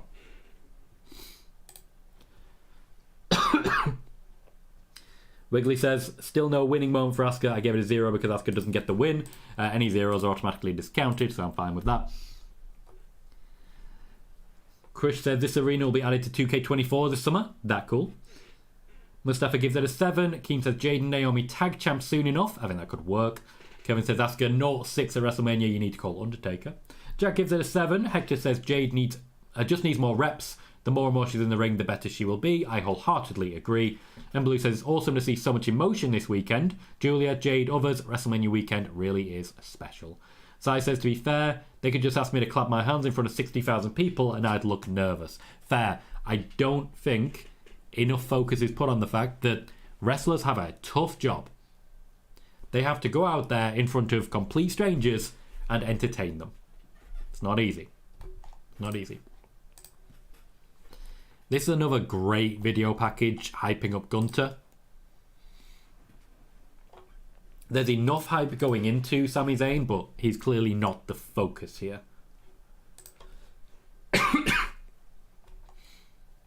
What I will say from this, there is a lack of champions shown after the Attitude Era. A significant lack of champions shown after the Attitude Era. I haven't looked at it again. I need another look to be certain, but I didn't see The Miz. I certainly didn't see Chris Jericho.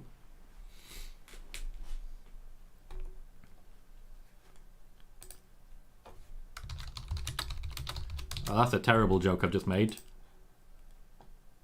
That is a terrible joke I've just made, but I've made it. We are where we are. Blue says Gunther time. Kieran says I blame Goldberg for this Asuka losing streak. Chris says Sami versus Gunther will probably go longer than the past couple of matches. It will. I reckon this will be a solid 20-minute. Joey says it probably wasn't a good idea putting Jade in her first match at Mania. I think she did well. I think she did well. And John says ring general time.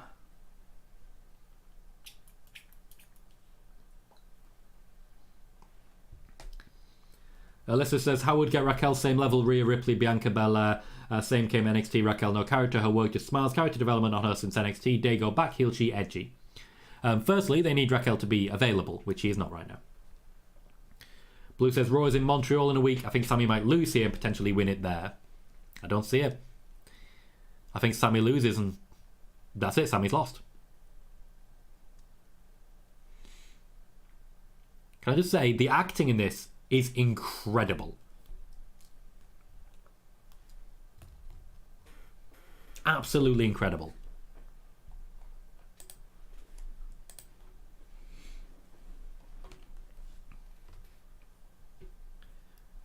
Chad Gable is a vital component to the WWE right now. Absolutely vital. And he's given so much to Sami Zayn here. But I still don't think we're going to see this get over the line. I know it's probably not going to make people happy. But it is what it is.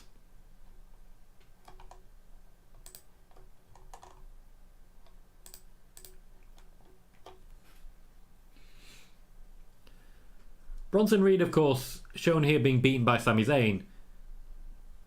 Oh, well, not beaten, I should say.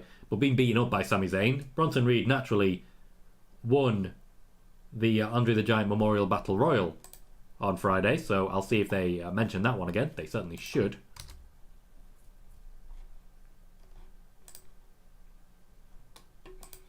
In many ways, what I said about Jade Cargill also applies to Sami Zayn.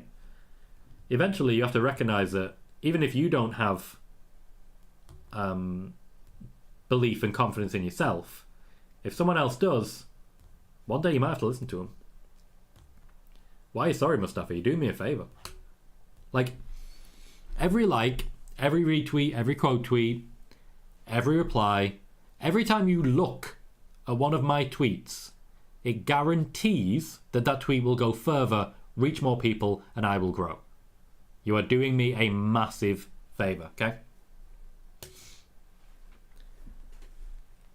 Sami's wife genuinely looks very emotional. His son seems very confused.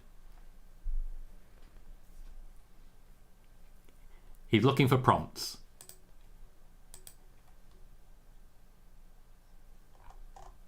Oh, his kid loves this song. That is amazingly cute.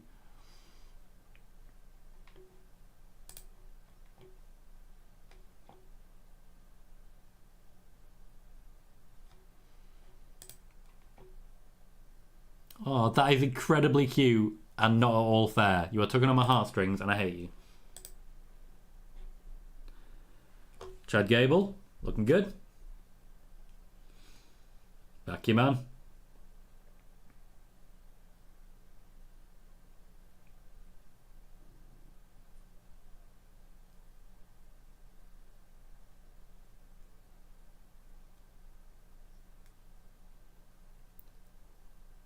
Okay, so I am losing confidence in my prediction. I'm losing confidence in my prediction.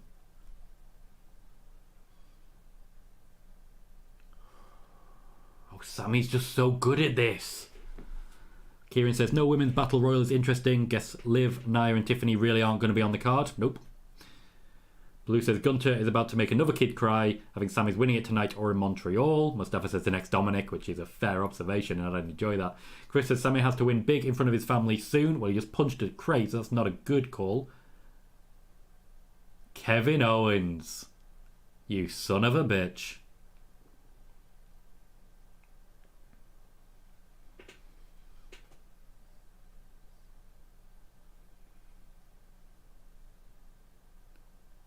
Damn right. Keen, you got what you wanted. Chris says Gunther's reign ending at 666 days would be funny. Yeah, it certainly would. Mine said this is some build to lose. He has Sami winning this. I'm losing faith in my prediction, I'm telling you. Sai says, okay, Sami's winning this and they owe him after Montreal last time. Blue says, Kevin, Tommy sure is losing. Not anymore. Not anymore. Mine says, Chad versus Sami. Oh, yeah. And Blue says they love their wanners with Sami. Chris says, might change my prediction. Sami Zayn wins. I'm not changing my prediction.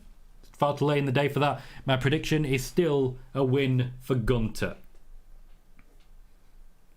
But what if? Oh, they're making me believe. Oh, WrestleMania's good. Guys, WrestleMania's good. I can't hack it. I can't handle it. WrestleMania's too good. Bailey says, will Sami or Kevin ever get another world title before his career ends? Couldn't tell you. Blue saying the camera shot. Yeah, they followed. It's the Sami Zayn camera. King says a great Mania intro. Let's go. Blue says Gunther crushing Sami after this is total Triple H booking. It kind of is. It's a very good point. Oh, I'm nervous. Oh, I'm very nervous. Cody tomorrow. True. Well, Cody's in the next match, isn't he? We have the tag match after this. After this, it's The Rock. This is exactly the right spot to put Sami versus Gunther in.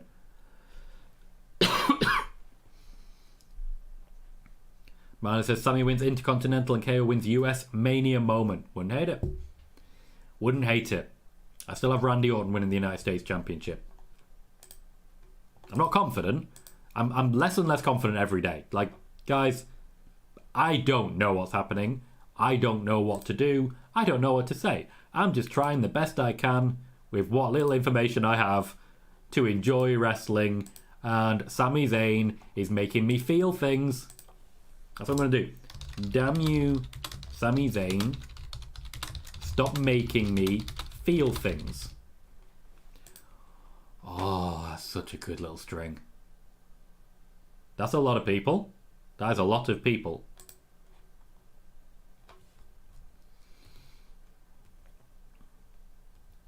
Gunther looks a little nervous as well. Oh, that is a good suit. Oh. Again, respect for Gunther. He's a different breed. His men do not come down to the ring with him. This is an honourable one-on-one match. If Sami Zayn wants to win, he has to earn it. And he can. Oh, this is big. Oh, I love the... Okay. I'm actually going to switch sides with my ears hurting a little bit.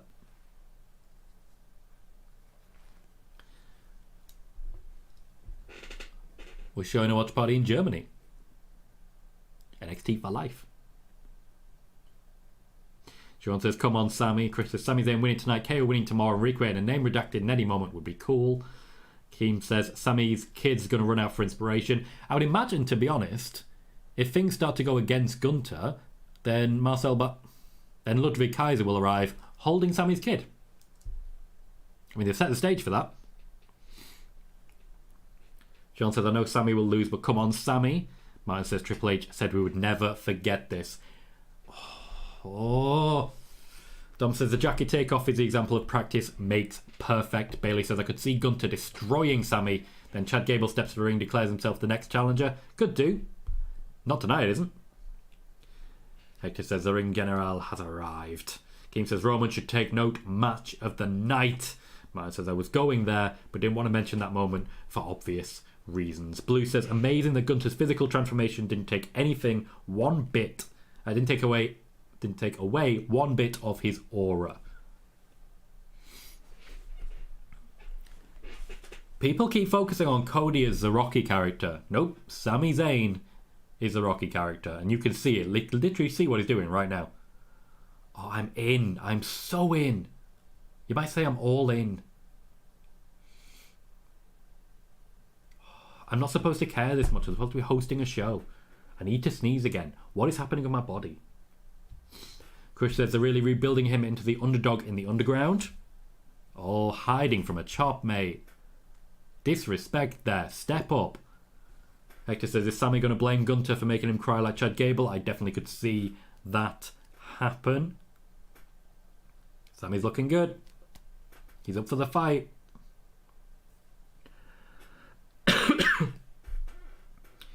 Martin, there is no sponsor. They just want you to focus on the wrestling match. Nice from Sami, though that very rarely works for him now. Oh, guys. Keem says the crowd is back into it. The crowd enjoyed the last match. This is the one. When Gunther hits the main event, we ain't ready. We are not ready. Give me a Gunther Andrade match, and I will give you all the money in the world.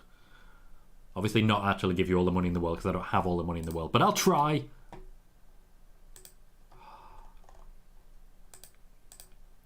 That was a straight boot to the face. Straight boot to the face.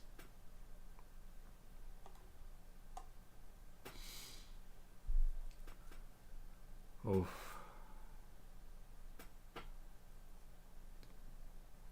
We're into the heavy chop period.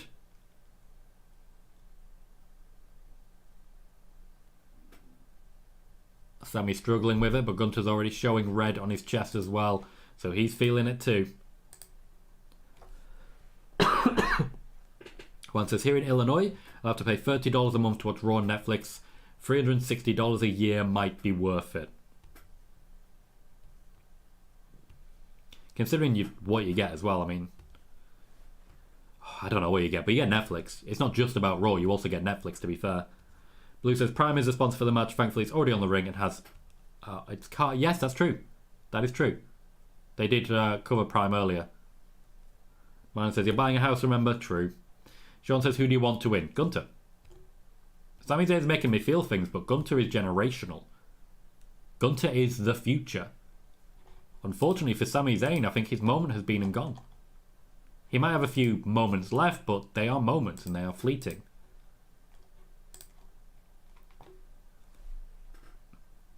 It is so strange seeing Gunther smile. He is not a smiley guy. It says, I feel awful paying what we are now at those prices. Oh, wow, I know, right? I pay £120 a year for WWE Network. Whole year. Sami literally just fell face first there.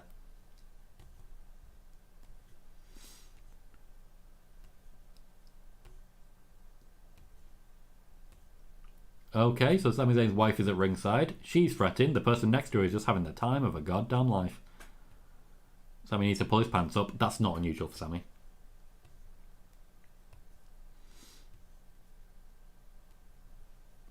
I don't know, Crush. I think the nickname's perfect already. So far it's playing a bit like a Roman Reigns match. I'm invested. This is a consistent beatdown of Sami Zayn so far. Sami's starting to fight back.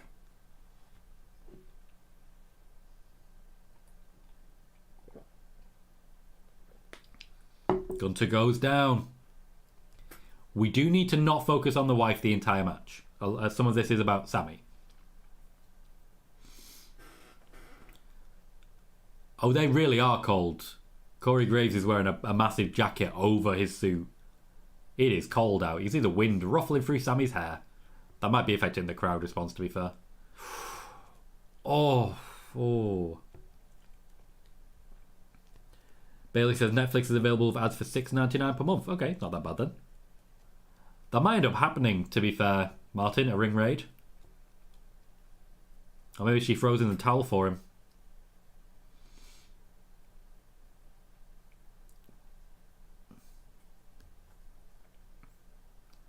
It's an odd suplex. It's mostly a fall. And another one. Hang on. Did Sami Zayn just take Gunther to Suplex City?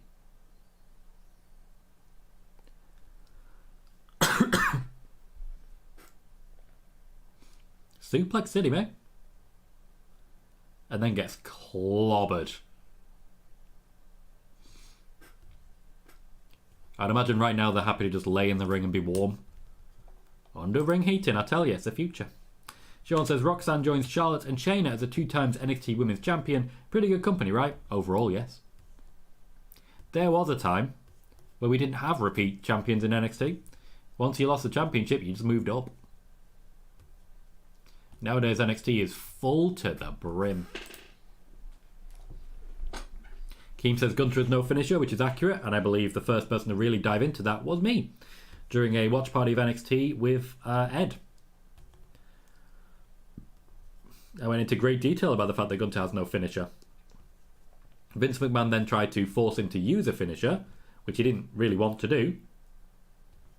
And yeah, now he's back because Triple H. Oh, lovely. He's beginning to believe. Chris says half and half Suplex City. No chance here in this. Nope. Chris says, thank God they added 5 finisher slots to 2K24. Otherwise, Gunther makes no sense.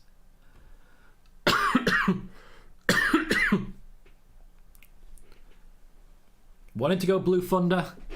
Couldn't quite get him up. Gunther can just play dead with the best of them. Oh, lovely. Absolutely gorgeous. Sami cannot get a firm grip of him. He cannot do it.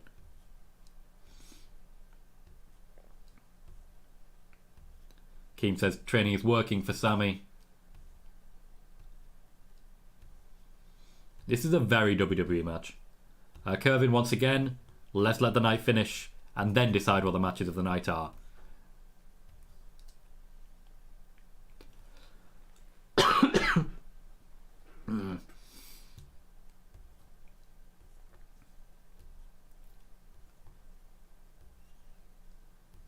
Oh, Gunther riding Sam. No, don't say that. Gunther is on Sami's back.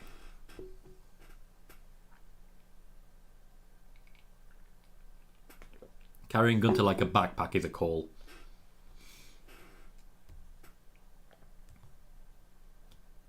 Into a German suplex. That was a big flat back bump and that must have hurt. Hector says, my question is, how did someone who couldn't beat Gunther train Sami to beat him? Because Chad Gable learned in defeat. Kevin, I know what I'm doing. I can handle my own health, don't you worry. Again, not happening. Drop kick. Which says I can relate to carrying a heavy backpack. Powerbomb. Sexy pin, don't matter.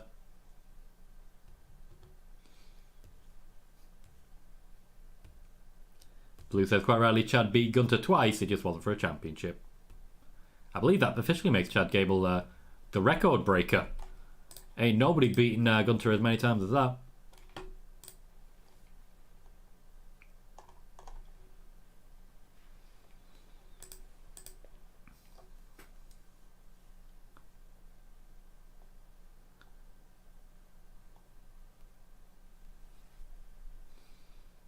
I'm very invested in this. I didn't expect to be this invested.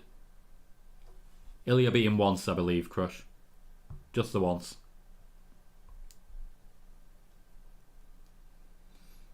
Kevin, WrestleMania won't end early. We'll go into the main event with about 45 minutes left. The main event will last 40 minutes. I can see that too. Blue, it was suggested in the training montage. That's a hell of a kick.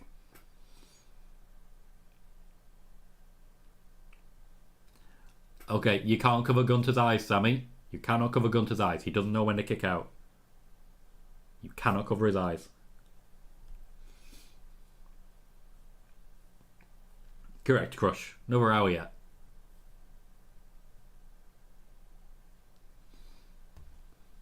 I still don't know how this is going to go.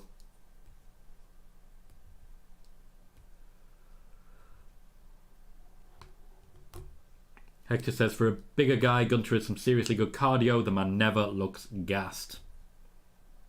Come on, you knew that wasn't going to work. Going for another powerbomb. And gets another powerbomb. Going for the pickup. Oh, he's not quite. He needed a moment there. He won't go for a third. Nope. Not happening.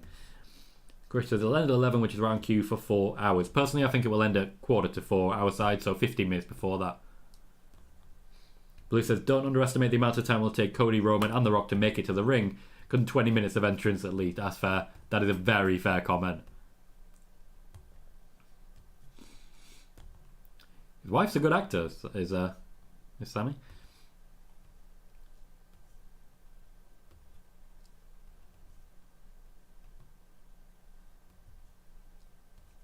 Gunther shit talking. Sami's not going to like that. Chris says they're making us believe Sami's winning. Yes, and they're doing a very good job of it. I don't deny that for a second. That's exactly what they're doing, and they're doing a very good job of it. No, absolutely Blue, but I do think it's egregious at this point. You're just showing her a bit too much. Pull it back, you know.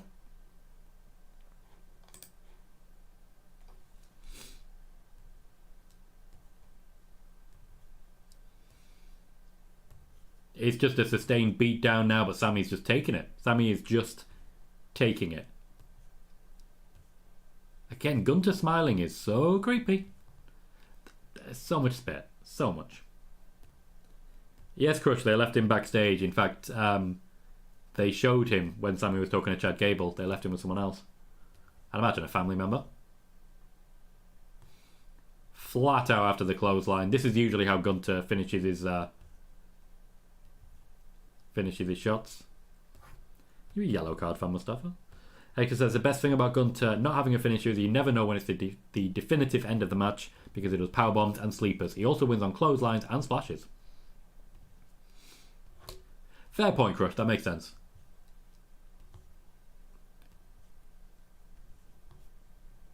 Do not leave your chair. Gunther's just trying to bait you. Eventually, Gunther's going to go too far. Another powerbomb. Blue says, I agree, too much, like with Diana with the Bulldog Brett rematch. Gunther's trying to force the wife into giving up on his behalf. That's what he's trying to do. So far, not happening.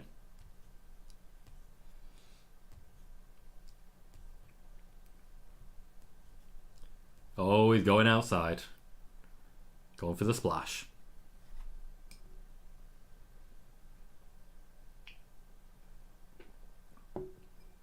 And hits it. Doesn't quite land it as he was trying. Awkward one. Gunther will be eventually Blue. I don't think it'll be this year. I think they can keep building. Could do, Crush. I wouldn't hate it. I think it's a good story well told. Gunther is this strong. Again, not a great splash. He does land on his feet first, and that hat is very distracting, Michael Cole. Mine says, well done WWE for making us even doubt this. Yeah, I gotta give him credit.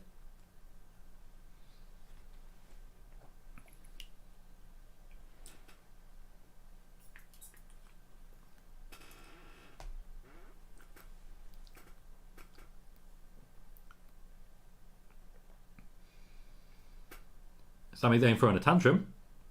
Is he hulking up? The man is hulking up. Why would you go up to the top now? That is dumb.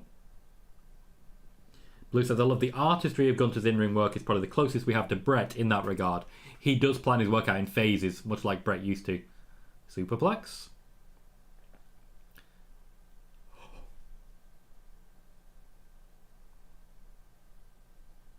Okay. That's an option. That changes things. Did not see that one coming. To the back of the head. I don't know how this is going. Oh, WWE, you sexy bitch, you've got me. He's taking it. He's taking it. That's it. Cover him.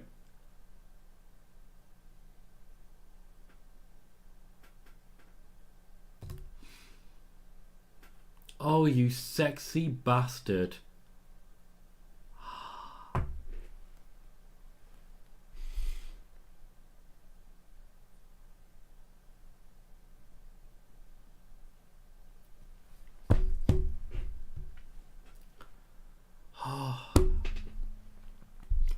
I am so happy to have been wrong.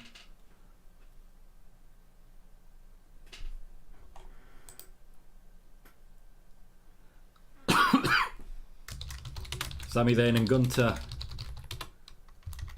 delivering a WrestleMania match for the ages. Magnificent. Simple. So yeah, what are we giving that one, guys? That brainbuster changed everything. Tyler's already given it a 10. Mustafa giving it a 10. Sai says that was a WrestleMania moment. Historic. 9 out of 10. Jordan gives it a 9 out of 10. Juan says Sami Zayn won. Blue says he's going to win the World Heavyweight Championship in Berlin. Tom, I've been telling you. Sean's happy. Pete says no way. What just happened? 10 out of 10. Martin says the whole entrance gave it away, to be honest. 11 out of 10, well deserved. I don't think it didn't necessarily, but it certainly changed what I was thinking. Juan gives it a 10. Joey says, what a shocker. Don gives it a 9. Blue gives it a 9.5. Bailey a 10. Brad a 10. Kervin says, the main event, you better top Sami versus Gunther. I don't think it's going to. We just had Sami's match, Virginia. Kush gives it a 10. Maya says, the Owens part did it for me. I mean, you're not wrong there. You are not wrong there. Hector says, I guess the person that was taking Gunther's title was on the roster this whole time. Blue says, once they showed Kevin, I thought maybe, and yeah, he did it. And Sai says, I've lined up 2 challengers, at least just in this entrance. Gable and possibly Owens. Gable's the obvious choice now. Khaled, shocked. Sean says, we just need KO to come out to hug Sami. He won't, he'll give him his moment. Jim says, why waste that long streak on Sami? Should have used it for Braun. It's not been wasted. It's been transferred. All of that momentum has been transferred to Sami Zayn. Blue says, Kevin winning the US title so they can have that moment? I don't know. Could not tell you. Could not tell you.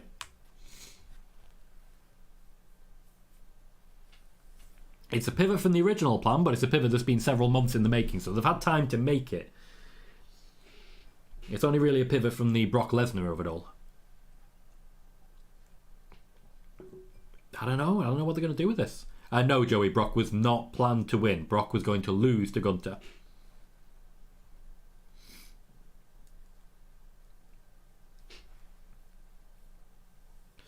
Not sure, Martin. I don't know. This is a whole new territory for me. Whole new territory. I know what the plan was. It's clearly not anymore. Blue says, I haven't seen you this shocked since Roman won last Mania. I worked out about a minute before the finish of the match last year that what was going to happen. And you can see where my heart just drops. Because Paul Heyman moved from hard cam side to entrance side because he was essentially moving the camera there so the Solo could come in from over here. I didn't see that one coming. Even during the pin, I was not sure. Jack says, I knew something was up when Chad told him, when you're done, I need a favour. Hector says, Gunther versus Drew is that for that world title is going to be special. Fair play. I don't know. Gunther versus Punk as well. Sai says, I won't think Brock and Gunther would have been for the IC title, it would have been. I really think Gunther could have lost before now if they stuck to the original plan. The plan for WrestleMania was for Gunther to defeat Brock Lesnar in an Intercontinental Championship match. Maya says maybe Priest doesn't cash in. Sorry, thinking out loud. That's throwing all my predictions out, even doubting Cody now. And Sai says yes, Gunther for the world title in the Germany show. I realise he's Austrian. Doesn't matter. Does not matter. It's a very good shout. That'll be right after SummerSlam. We still get Drew versus CM Punk. There's options. No Keem. Solo has not been seen at all. Has not been seen at all. Maya says, I'm still predicting Rock turns tomorrow as this was the real conversation between Rock and Cody. I'm all over. Sean says, Cody revealed on MMA Hour that he didn't know he was losing at Mania last year until he was in the ring. Roman hit the spear and got the free count. It wasn't... No, he was told on his way out. He was told on his way out so that he wouldn't leak it. Wiggly did not expect Gunther to lose. Nor did I. Nor did I.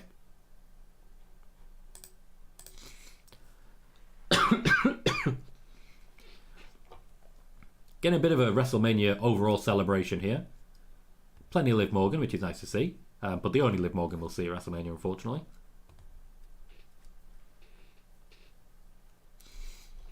So next up, our main event. Our main event will be Roman Reigns and The Rock in a tag team match against Seth Rollins and Cody Rhodes. If Roman Reigns and The Rock win, Cody Rhodes is going into tomorrow's main event one-on-one against Roman under Bloodline rules. If Cody and Seth win, no member of the Bloodline is allowed at ringside. Which means if new members of the Bloodline are going to debut, I expect Cody and Seth to win this match, because then people who aren't yet members of the Bloodline will be able to get involved. Difficult one to read. Difficult one to read. Blue says they seem determined to build these international shows around stars from those places, which I'm all for. Crush says, with that being said, Gunther is the greatest Intercontinental Champion of all time, in my opinion. Martin says, it's the I'm coming for it all part to Roman that's making me think it, to be honest. Keem says, main event already. To be fair, it has been 5 hours that I've been live. 5 hours. Kevin says, I wish that was Chad Gable. His moment may still come. And Leon says, after that vignette on Raw, I knew Sami was winning. Joey says, maybe Jacob Fatu debuts. Once again, if that's going to happen, I would imagine that Seth and Cody will win tonight, but I don't see that coming.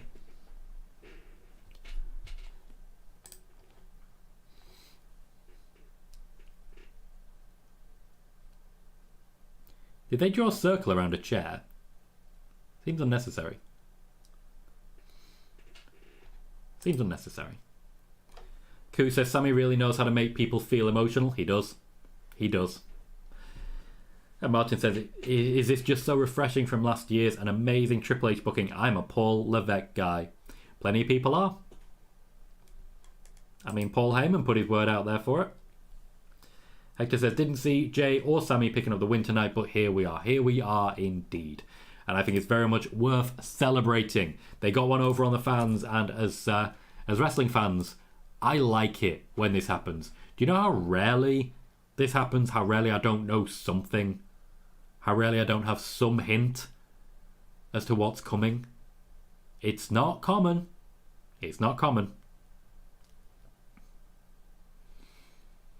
Now, are we going to have something like the attendance? Or are we going straight into the main event? Because I don't think we're going straight into the main event. It's just very unlike WWE to do that. They're once again saying, guys, it's cold. Like, we know, you've told us. It's cold.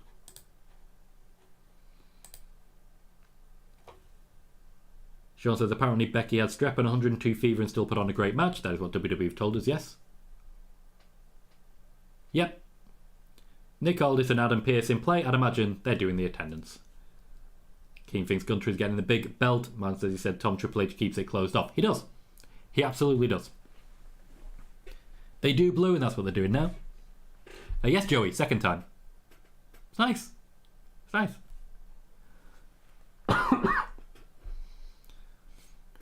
Why would we get an Uncle Howdy tease, Jim? Keem says Triple H calling audibles left and right. I don't think it's necessarily an audible. I think he did change a plan, but he had months in which to do it. And Crush said it's good weather by Michigan standards. I suspect Nick Aldis might be wearing a pretty fluffy jumper underneath his suit.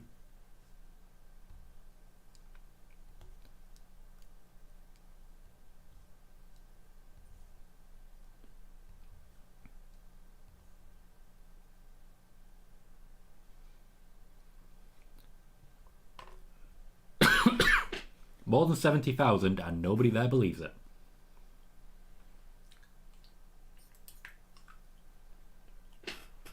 Yep, good old-fashioned attendance. 72,543. Getting some records in play. Need to pour another drink.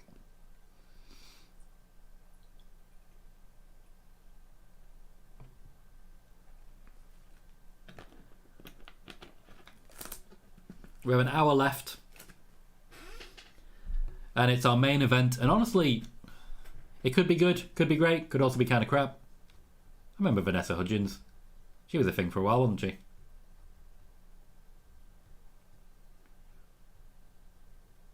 I like the guy behind Wale who just has started drinking his beer aggressively. That is rude. Very rude. Mean. Are they going to show Macaulay Culkin? Wouldn't hate it.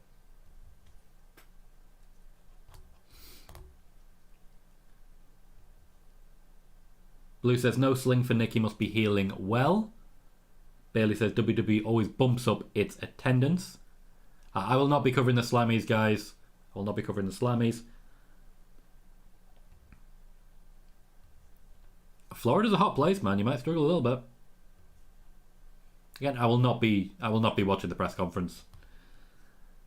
Blue says they might have got their WrestleTix jumped it up to 68k recently. Chris says, does Gunther win the world title before or at WrestleMania 41? I don't know. Blue says, Vanessa Hudgens will always be a thing in my house. Chris says, Vanessa Hudgens was my crush.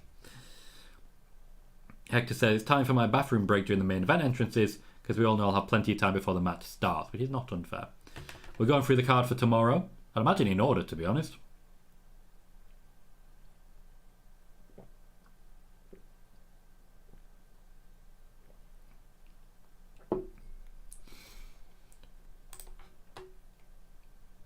Sean says it can't be as bad as Tribal Combat, Tom. Just believe. Have some belief. Have some belief that it will be terrible. Obviously don't. No, it's not necessary.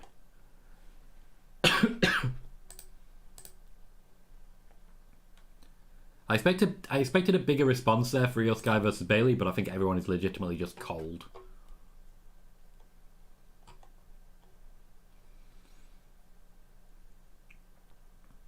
They do say Undisputed WWE Universal Championship. They are dropping that Universal. It's there. Everyone's mentioning it.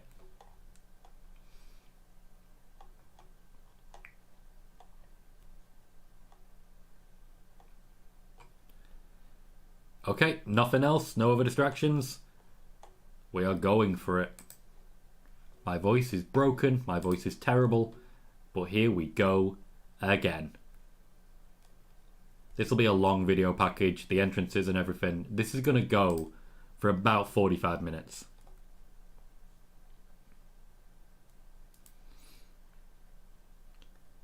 Man says, tune in to Spoiler Warning Monday for all the latest news after Mania. Well worth it. Keem says, Triple H comes out during tag match. Why? Don says, the entrance competition will start. Bailey says, how are the chat numbers heading into this match? What do you mean by that? Chris says, I saw someone complaining about the lack of nostalgia acts. Well, I mean, they've got The Rock now. No, Blue, they've already released the video package, thankfully. That they already let it be known ahead of time that it's going to take fucking forever.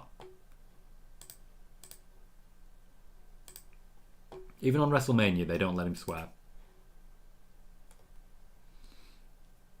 Do my best, Martin, do my best.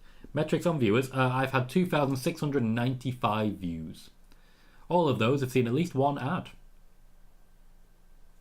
Not a bad place to be. Should be a good day.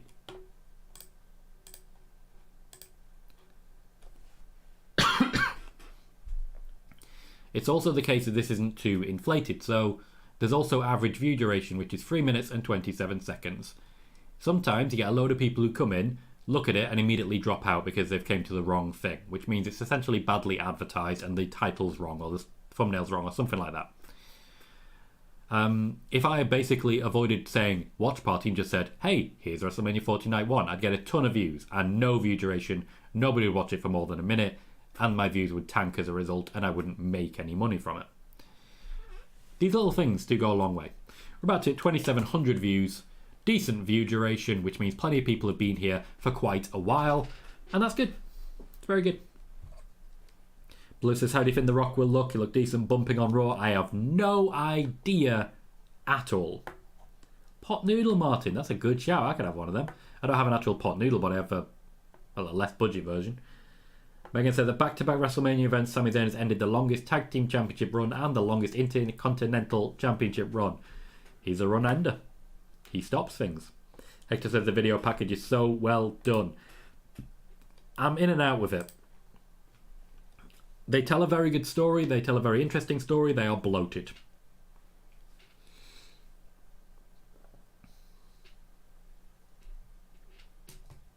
Yep, that happens, Martin. That genuinely happens. I'm surprised no one's come in and said the same thing here. But I think the fact that it literally says PLE Watch Party is has finally made people realise that I'm doing a watch party.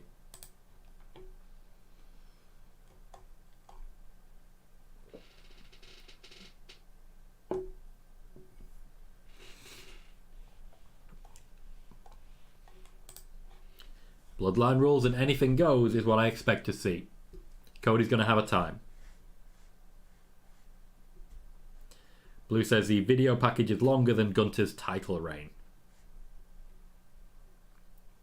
Fair enough, Martin. Go nuts. Go nuts.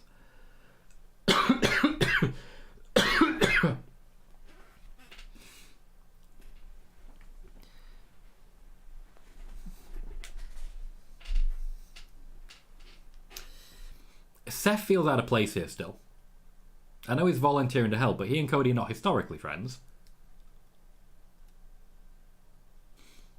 I would have loved to have seen how they did this recording of the four of them on the turn plate, just glaring at each other. Juan says, hey Tom, TK himself just confirmed your report. He had spent more money this year, so that's a result of cutting people now. Thank you kindly. It's nice to have that clarified.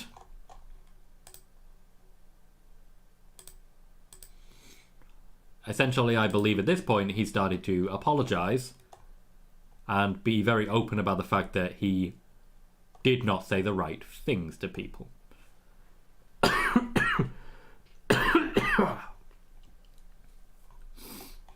Sorry, guys.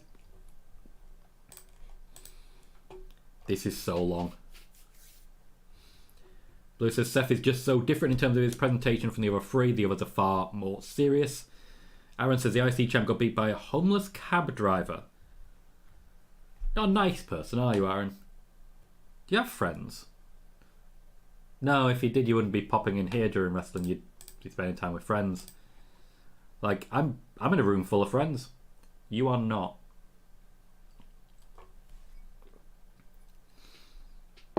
No idea, Martin. I don't really concern myself too much with it. Hector says Cody has to beat every obstacle possible in order to beat Roman tomorrow night, so bloodline rules need to be in place ideally. I wholeheartedly agree. Now, Cody has been beaten, and beaten some more. It'd be nice to see him get some revenge. I don't see it. I don't see it. I think the beating continues.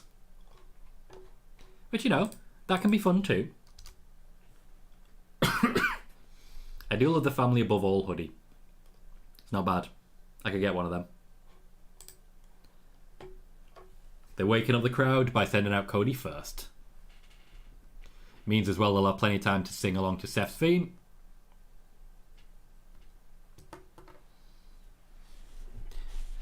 B-team, B-team, go, go, go.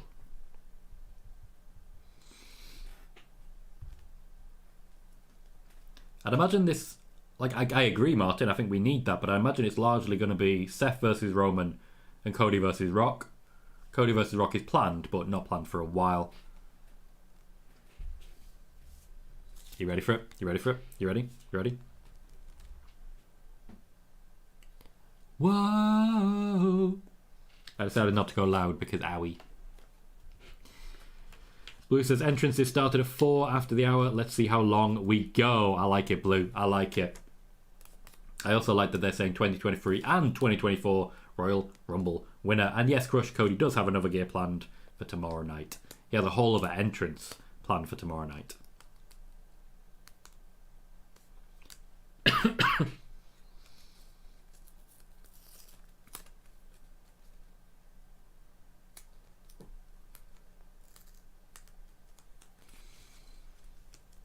Fist bumps a kid. Good guy, Cody. Tells people to stay in school. Cares about shit. He's a chap. Kimi's wondering what Seth is wearing tonight, which is fair. No idea, Blue. No idea. And Pyro. I do like how they've used the WrestleMania sign there. With all the different colours. I say all the different colours. The obvious America colours. I found that unlikely, Crush. Seth's not a red, white and blue guy. Never has been. Right you are on that one though, Martin. Today's the appetizer. A 45-minute appetizer. Potentially an hour-long appetizer. Okay, so Mama Rhodes is there. That's a problem.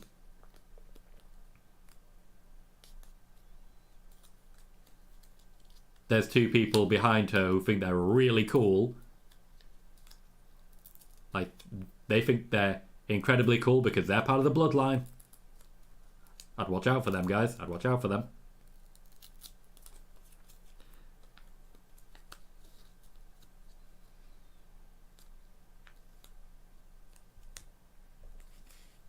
Cody wants some noise.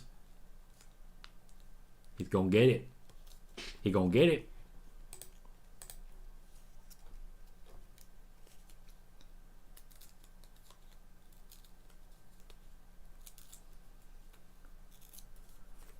Okay. So far, entrances have taken a long time. He did Blue. He really likes Prime. He's a Prime superstar now.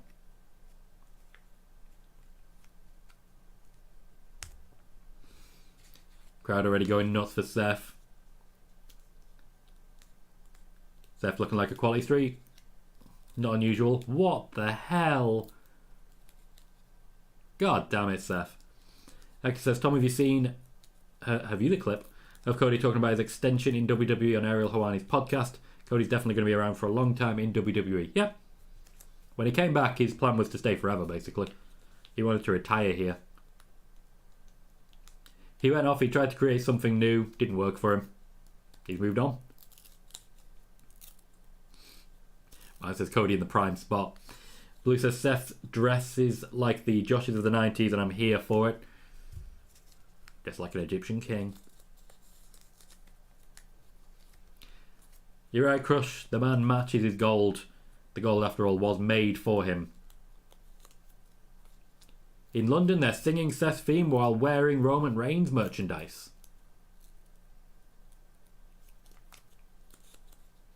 Michael Cole's trying to be as enthusiastic as possible, given that he's absolutely frozen. That's going to take a lot of walking to actually get into the ring.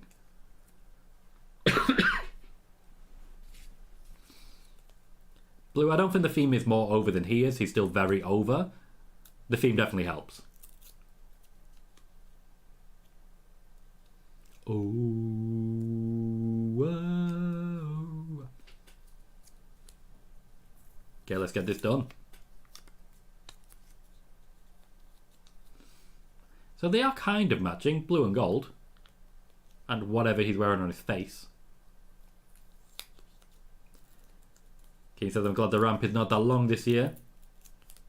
And Chris says, turning Seth heel would be a dumb move. I agree. Especially when you consider that he's got to face Drew McIntyre, who's very notably a heel tomorrow. It would be incredibly dumb.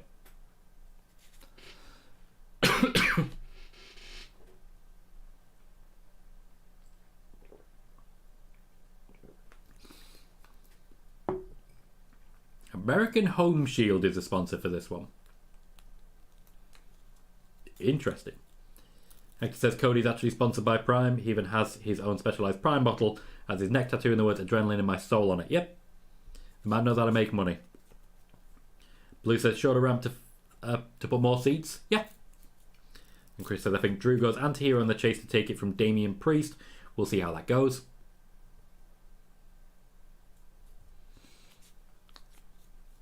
Okay, so it's going to be about 20 past by the time everyone's in the ring. It's going to be a 30-minute match or so. We are finishing at 4. We've got 50 minutes yet until WrestleMania actually finishes. Because you know this is going to just last forever.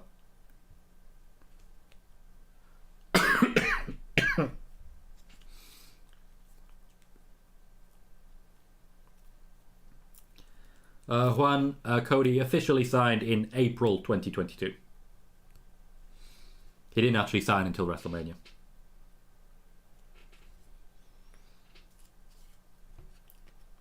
The Rock getting a big entrance naturally.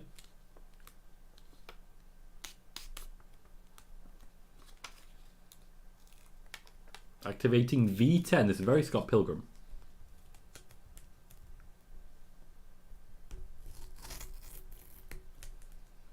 True, Blue is still pissed off about it. Joey thinks this is going to take 30 minutes, and so far, it kind of is. Blue says 6 minutes for Cody and Seth, which, to be fair, is bad.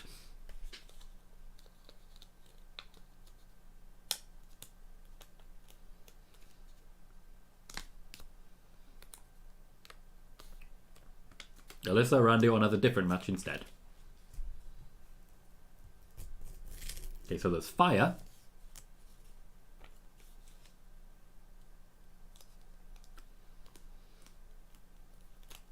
Bailey says Michael Cole's been talking for 3 straight hours just like Tom. Mate, 5. I covered the pre-show too. Blue says, so corny, I kind of love it. It's Gangrel. He's Gangrel now. And he's bringing a championship because he was jealous of Roman.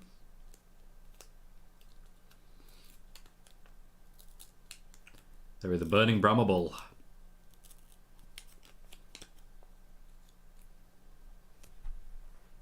It's a strong entrance and it's a strong camera angle. He looks amazing.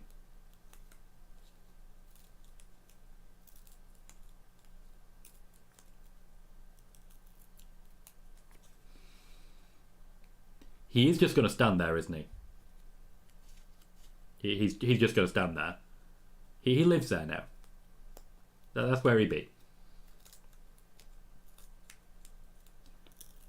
Blue says the People's Champ feel like the belt is both a shot at Roman and Cody. And also says how long will he stand there? Until he gets bored. And he will walk through the fire.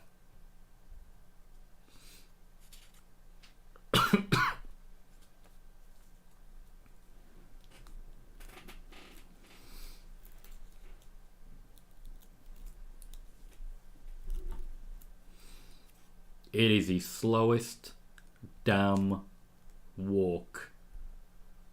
Ugh. I can't say I love that title. It all sort of blends into itself. Hector says, is The Rock about to wrestle in slacks? I'm intrigued. I find that likely. I think he'll just take off the vest.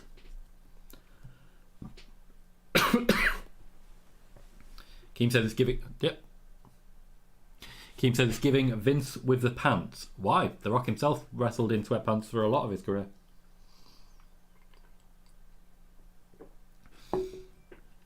Blue says, I do like that his belt isn't usual giant 3D plates, but yeah, not great.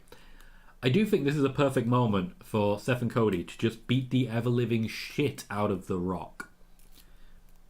Well before Roman even arrives. Just get some chairs and beat the crap out of this guy. Why don't people do that anymore? Blue, I want to say specifically, for example, 1999 Royal Rumble I Quit match. Essentially, his entire first championship run until losing it, he was wearing pants.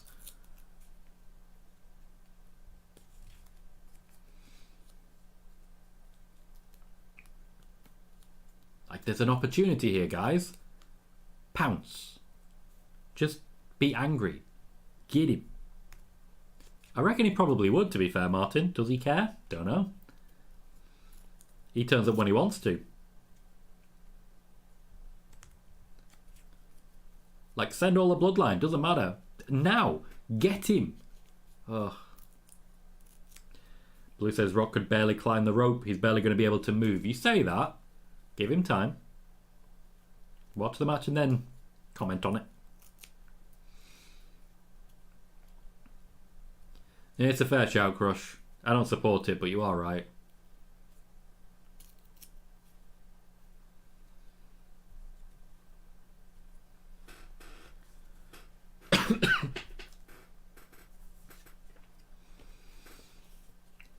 Okay, so we haven't even had Roman's entrance yet. It looks like we are going to get 20 minutes of entrances here.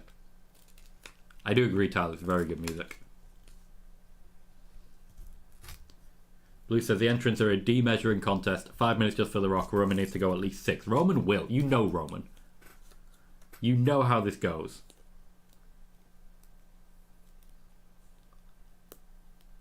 Roman gets to stand, pose with his championship, and of course, look at Paul Heyman.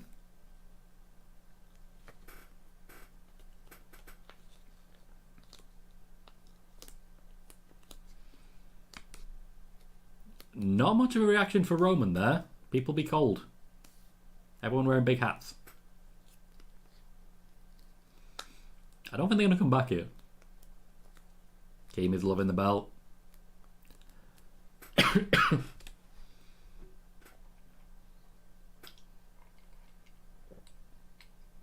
The big 3D graphic gets worse every time you look at it. No fire. Nothing. Just his Lay's championship and his wise man.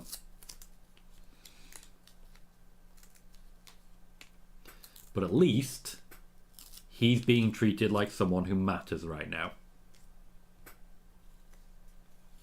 He has not looked very good throughout this entire feud.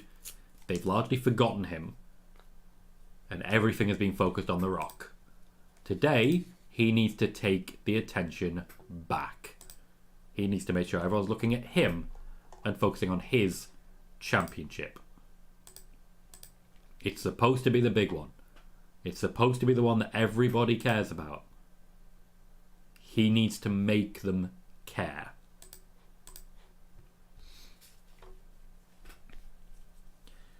Blue says, watching Mania with my best friend, told her The Rock's belt isn't a natural championship and she jumped straight to, he was jealous, huh? Yeah. I mean, dick measuring contest is accurate.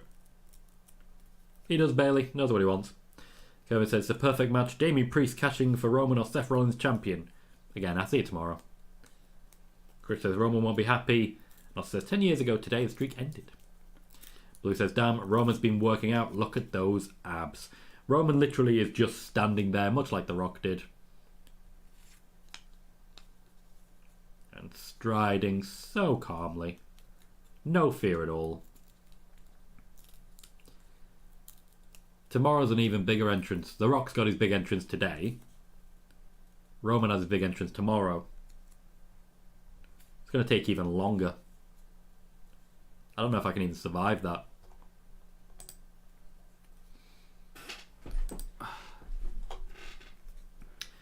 Chris says, is next year going to be Roman's finale main event at WrestleMania? I have absolutely no way of knowing. There's points at which I'm being asked to just completely see the future here, guys. Yeah, Blue, they're saving the special ones for tomorrow.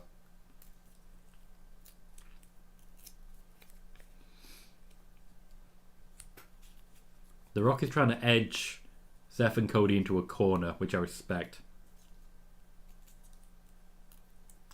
Hector says the irony is that Cody is actually the only one leaving WrestleMania weekend with a title in this ring. You're not wrong.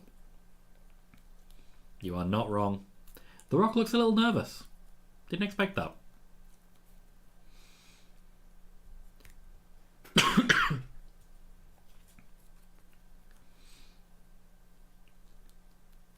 I'm interested to see when the advertising comes in, how that's going to look and compare.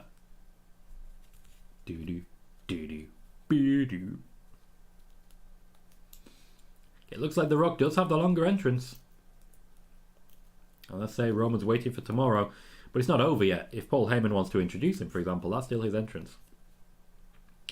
Crush says, all this talk of a new era kind of reigns untrue if Roman doesn't lose. I agree. Blue says The Rock had to climb those ropes in that cold, probably making him stiff. So you're suggesting that The Rock is stiffer than we expected?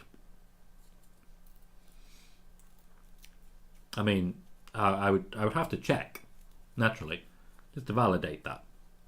Just check the overall stiffness of the competitors.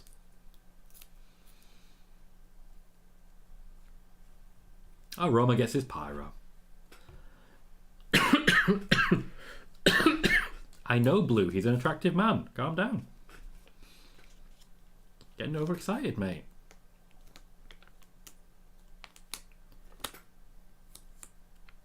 They've just rolled over Roman's music as well. It's always slightly awkward when they do that.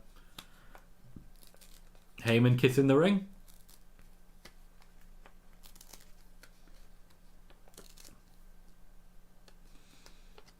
Samantha Irvin introducing. Paul Heyman looks nonplussed. Will he interrupt? Will she let him? Blue all over it. 17 minutes for the combined entrances. And they're still going to have 40 minutes of wrestling. I'm not too excited about this. Roman Reigns matches have been bad recently, but I'm interested to see what The Rock's all about. Seth, I don't know if Seth's going to have chemistry with The Rock. I don't think Cody Rhodes is going to have chemistry with The Rock. I think we're going to build to a hot tag for about 25 minutes, and then it's just going to end.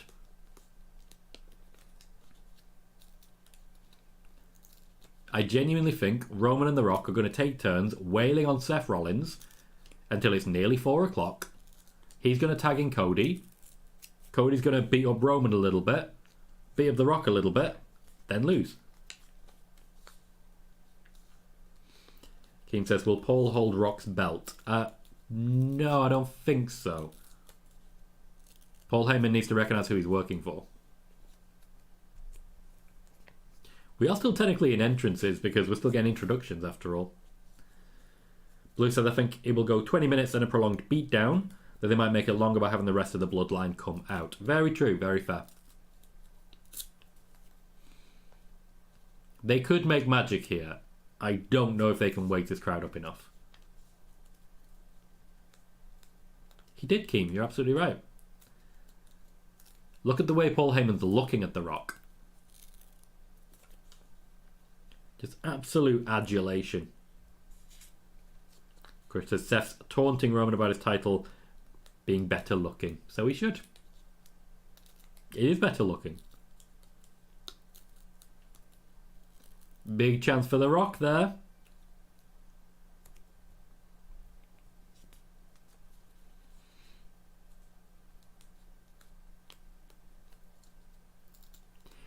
I do like that he's just waving the championship round, flopping it around, swinging his big dick around.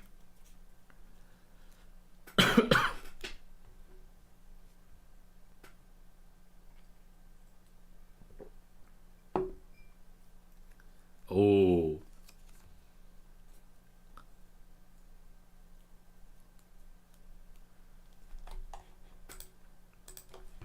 Paul Heyman does not interrupt.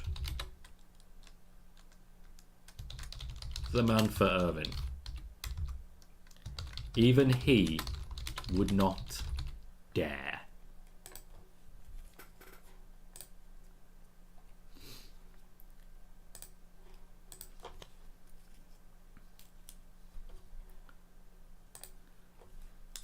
Blue says Roman moving his belt like a penis.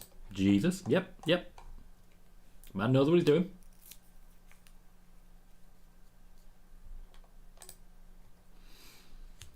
Okay. I think that's been a full 20, nearly 25 minutes.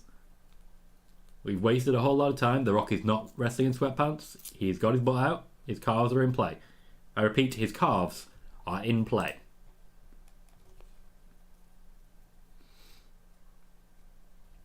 Hector says, honestly, I could see a new member of the Bloodline helping Roman and The Rock tonight to secure Bloodline rules instead of someone debuting tomorrow night. The Rock is indeed Crush. Peace says, I love Samantha Irvin. She is so good. And Blue says, 27 minutes from the start of the video packages. Yeah, the main events feel completely separate from the rest of WrestleMania. We were on such a high from Sami Zayn, and then they just ignored it.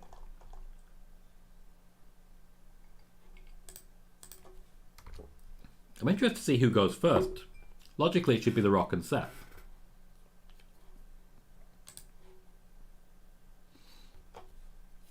Does it Crush? I haven't seen it yet. Oh, yeah, that's really bright.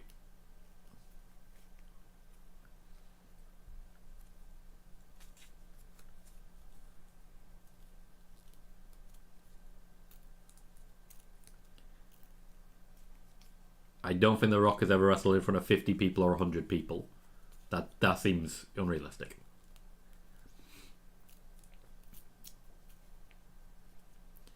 I think he might be Blue. I think he might be.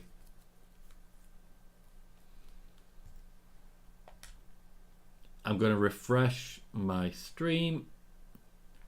It is set to finish in just over half an hour. I'm going to refresh it to make sure I've not fallen behind, because I can see Blue, you're slightly ahead of me.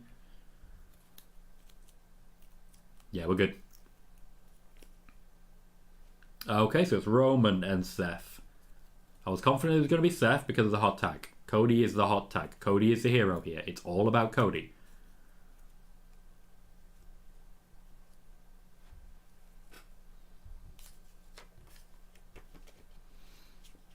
Seth, of course, is someone that Roman has not beaten in his current guise. Seth annoyed him so much that he got himself disqualified. They're not going to, Pete. They are going to waste as much time as they can here.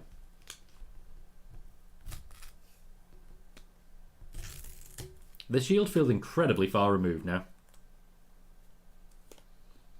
Crush is loving Seth's gear. Seth always turns up with the gear. Always. It does feel like a bit of a light and dark from Cody and Seth. If they were opponents, it'd be perfect for them.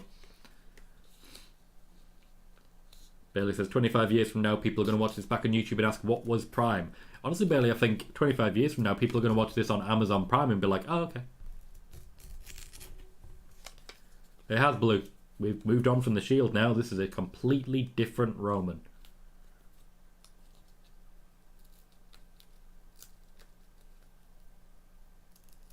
He runs a bitch over real quick.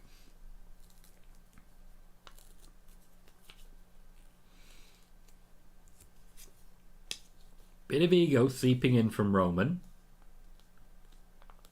He's still powerful. He's still in a prominent position. He should be able to handle Seth. But let's not have the ego creeping. That's an easy way to make mistakes.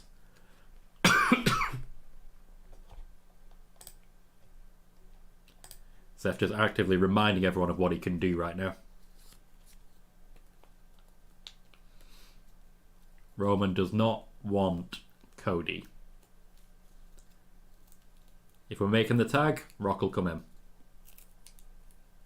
True Crush. Seth's the guy. Seth riles Roman up and Roman cannot handle it. Cody's in. Is Roman going to wrestle him? Is he going to pace around him and then tag the Rock in?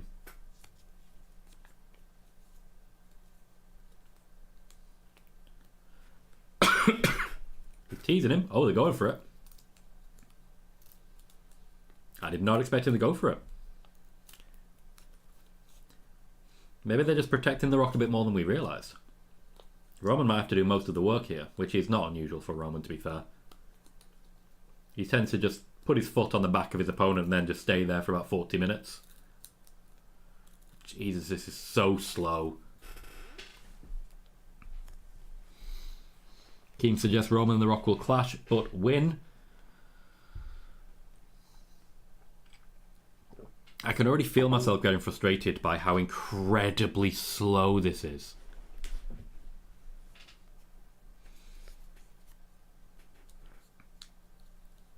All that and it's just a knee.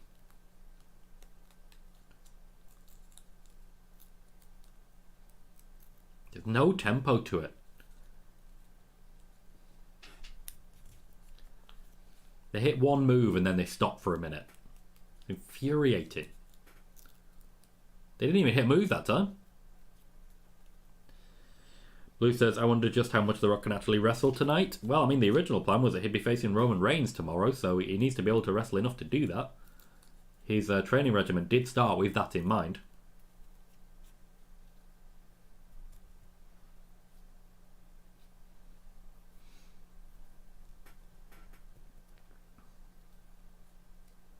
Seth tagging back in. Yeah, it's 2-on-1 and you decide to just let him back up. I don't understand. Blue says this is going to be super long for no reason. Yep. Yes, it is. That's Roman Reigns. That's how this works. I was this frustrated this time last year as well. I was this frustrated at SummerSlam. This is not... Ugh. It's normal now though, isn't it? The Rock wants in. We have The Rock versus Seth Rollins.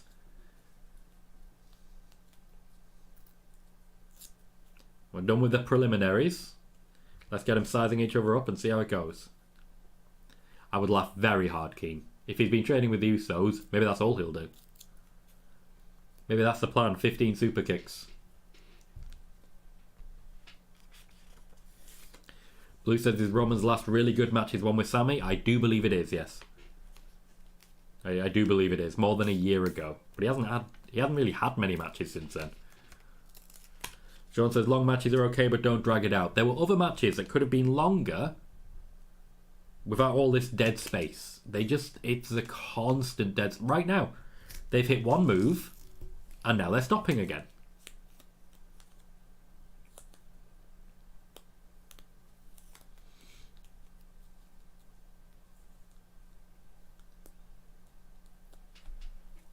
The Rock cannot keep up with Seth Rollins. He absolutely cannot keep up with him. There is no chance. You could see in that exchange immediately. He cannot keep up.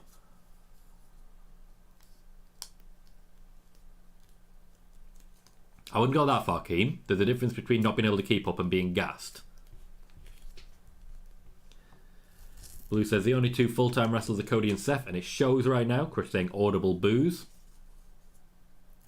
More cheers for The Rock. The final boss is nostalgia, mate. Calm it down. Bailey says Tom was smart not to stay for the Hall of Fame ceremony. It went too long. Yeah, I realised afterwards that it was definitely the right call. I appreciate the advice and the understanding of people who realised that I wasn't going to be able to do what I was aiming for. I think the same thing happened last year, so I do apologise.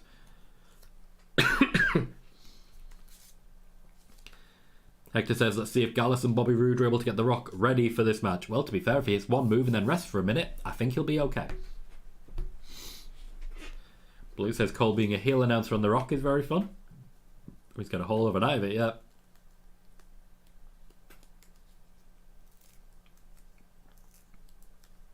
The Rock wants Cody.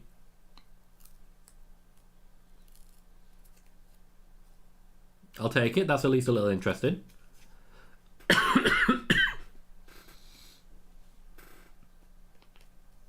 People are not rooting for Cody right now. They're just not.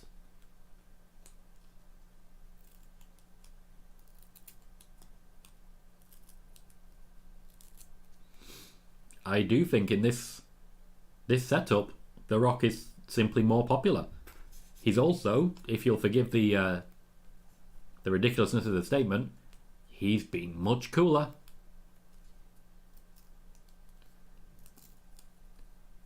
There's a few battling chants now. Blue, you're absolutely right. Fans can't seem to decide who they want to back.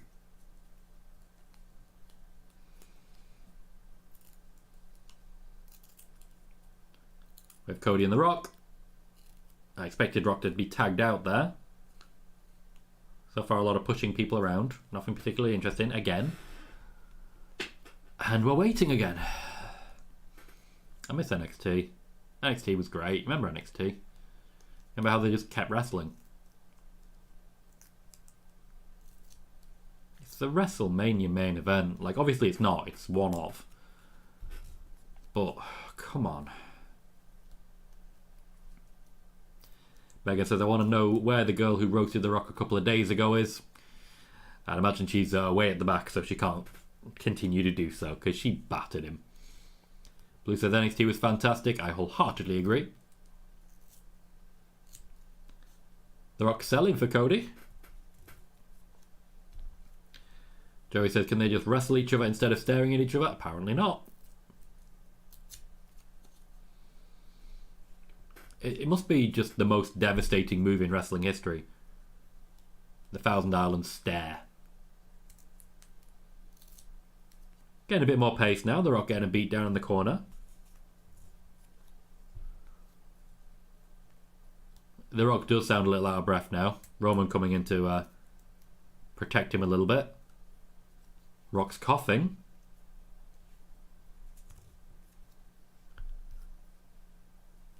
Yeah, The Rock's...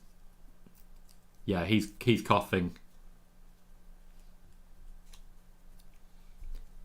He is struggling.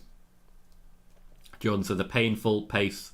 Jordan says, I would have been fine with this being the opening match knowing the way it's going. And Joey says, did The Rock train all these months to stare at Cody? Pretty much. Pretty much.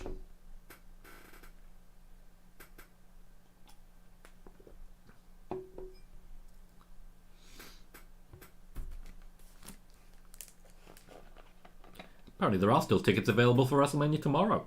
Night 2's not sold out. Blue says the weather is not helping The Rock. Fair point. Very fair point. Crush says maybe he's just physically unable to. Well, he's going to have to. He's going to have to fall over some prime bottles. Keem says The Rock needs cardio. He's struggling through. He's doing what he can. I feel like he needs to lie down now, though.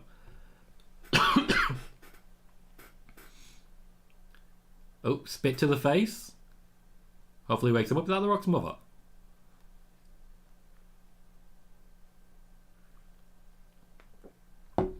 Joey says The Rock looks gassed out after taking one bump.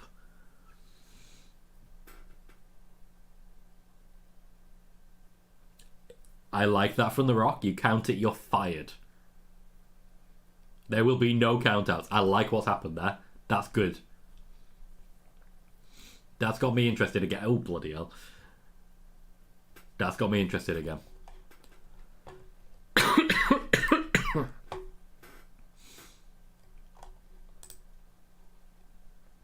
We're going into the crowd. We're getting somewhere with this. Oh, absolutely it is Martin. But what's the referee going to do? It's a Sterling foul. I've explained the Sterling foul to you, haven't I? Raheem Sterling, former Man City player, whenever he was... well, former Liverpool player as well. Whenever he was fouled, would not just fall, he would also grab the ball. Thus forcing the referee to make a choice. Either you give him a yellow card for a deliberate handball, or you blow for a foul and go the other way. No referee is brave enough to give him a yellow card. Same thing just happened with The Rock. Nobody's brave enough to count it. This does feel very Attitude Era. Not just fighting through the crowd, which is fun on its own way. Oh, he's knackered. But also fighting up onto the stage. It reminds me of a lot of Rock versus Stone Cold matches. It's good stuff. Blue feels for those who've been picking up those prime bottles. John says some said Punk looked gassed after competing in the Rumble. To be fair, that makes sense. It's not easy to do this, guys. I feel we should be pointing it out and really celebrating the efforts that they're making. It is not easy to do this. Joey says The Rock could use one of those prime drinks. Keem says The Rock's mom is going crazy. And Blue says he's a better general manager than his daughter who didn't add a stip to trick Carmella. Well, to be fair, the match was still pretty good. Man says good point. Blue says he wanted a 30-minute main event one-on-one. He did. But to be fair, it would have been a lot of staring on both sides. We know this. And Blue says Punk was hurt, which is a very fair point. He did get injured relatively early in that, and I can understand why he looked gassed, considering what he was having to push through.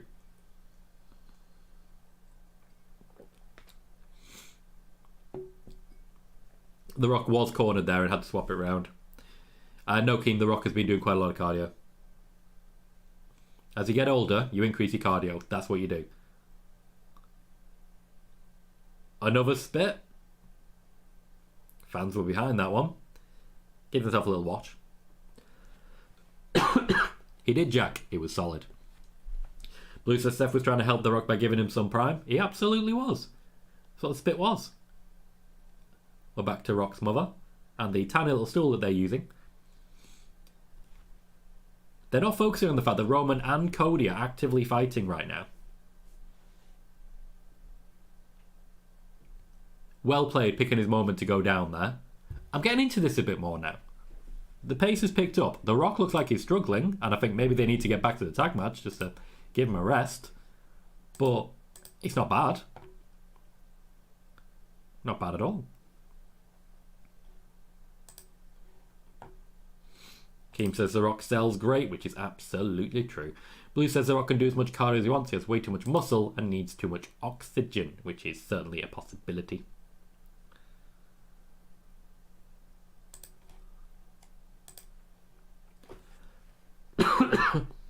Joey says, I wonder why they're keeping The Rock and Cody away from each other since they were the main ones feuding.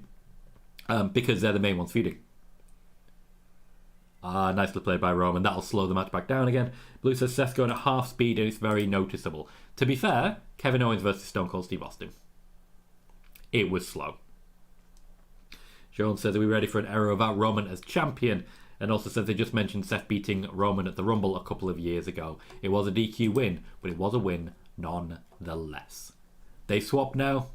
The Rock going to essentially keep Cody quiet. Blue says Steve moved better than The Rock here. Possibly, but I don't agree. And Bailey says Rock struggles make you appreciate that R-Truth can still work. R-Truth has been fit the entire time, apart from the obvious issue with his leg, which you guys raised earlier, which was a very fair comment.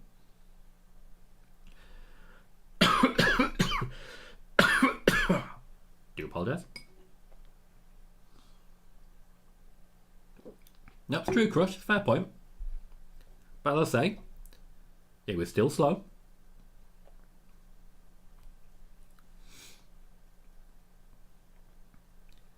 We have very much gone back to the Attitude Era now. The Rock is slowing down. Going to grind down Seth Rollins for about 10 minutes or so.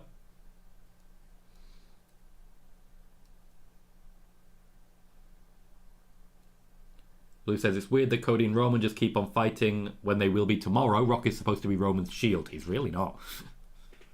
It's very much the other way around. Jack says Rock was training with the Coffee Brothers and Wolfgang and Robert Roode to get ready. And Joey says as regards Steve Austin, he had multiple neck problems and knee injuries. Yeah? You remember how The Rock had like everything ripped off, right? It's not like they haven't both been injured. I'll point out again, this is hard, guys. This is hard. And honestly, The Rock's kept up his end. It's been slow motion, but he's kept up his end. I expected to be angry about this than you guys. It's not that way around. We've gone back to the tag match, Roman Reigns and Seth Rollins. They'll be carrying the bulk of this. I do think it'll be about 10 minutes of this now. Just pure grind down. Keem says this match is basically Bloodline rules. Well, it's Rock's rules, isn't it? And Chris says The Rock was seriously injured after WrestleMania 29. Megan says, imagine if Priest cashes in after this match. I mean, Seth's going to take a beating. But to be fair, he can take a beating tonight and take a beating tomorrow and then have a cash in. Hector says, I really wish they'd pan to a camera on Drew because he wants Seth to focus on him and now this is happening. I do think it would be a good idea for Damian Priest to appear. But people really are unhappy with Damian Priest right now, so maybe not. Sean says, can Rock fire people or does he need permission? Only if it's legal to fire people for no reason. Bailey says, if I was at this match, I might be tempted to get out early and beat the traffic out because tomorrow's main event is the only one that matters. True, but you don't get to the main event tomorrow without this match. Cody taking a hit. Roman knocked to the outside. Seth has no one to tag. And The Rock is prowling.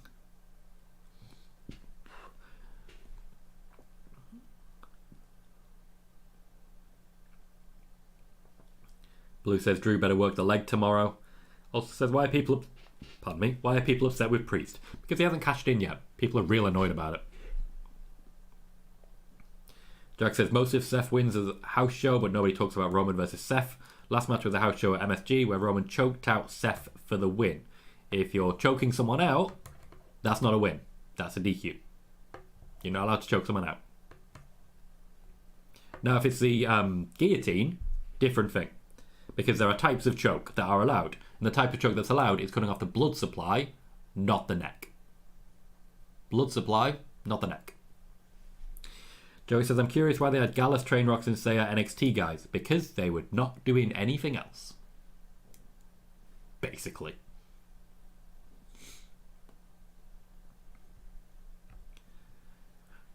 Roman celebrating what he feels confident will be a victory. Still controlling. Keem says, when is the deadline for cash-in? At next year, well, at this year's, I should say, Money in the Bank. They have from Money in the Bank until Money in the Bank. And technically, they have until the next briefcase is won. So, there's a lot of play. I still think it'll be tomorrow. Kevin says, this match is so far is boring. I think there was a good section near the middle. There was a good section, but it's normal service now. This is exactly what we expected. One move, slow down, Seth getting beat up, building to a hard tag for Cody. We all were confident that's how this was going to go. Sean says, who do you think wins the NXT Women's North American Championship? JC Jane? Get a feud in with Tia Hale again? That seems to be the mid-card storyline. Blue says, worked his legs, now Irish whipped him into the corner on his bad leg. Seth doesn't really have a good leg, does he? Like, the phrase he hasn't got a leg to stand on was almost specifically written for Seth Rollins. Almost specifically. I'm not going to go ahead and say it was written specifically, because I don't know. But he was.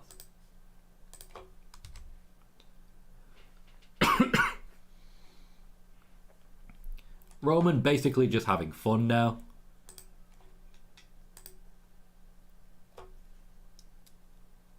Chris says, thinking this match is boring when I don't know what you're expecting. It can be boring and you can expect it to be boring. Both of those things can be true, mate.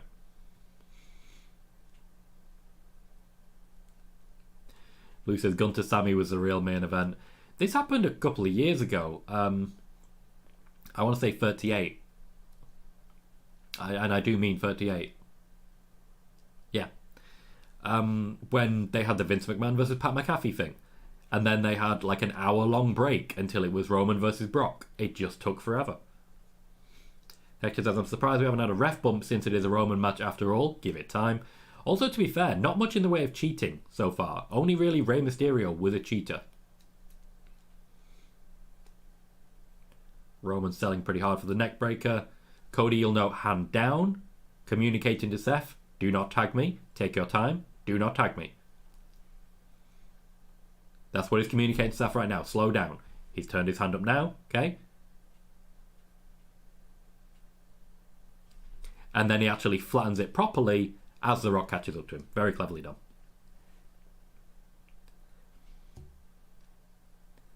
I don't know why The Rock ever got away with that. It's literally just a punch to the bollocks. He got away with that for years, for no reason. The referees in the matches were always like, it's not the finish of the match. Like, I'm not supposed to disqualify him, so I can't. Same thing happened with Stone Cold. Like, he would have been counted out thousands of times. Joey says, the Vince and McAfee match was terrible. What was Vince's reason for doing it? Because he felt the crowd would really pop if he got stunned one last time by Stone Cold Steve Austin. That is genuinely the whole reason.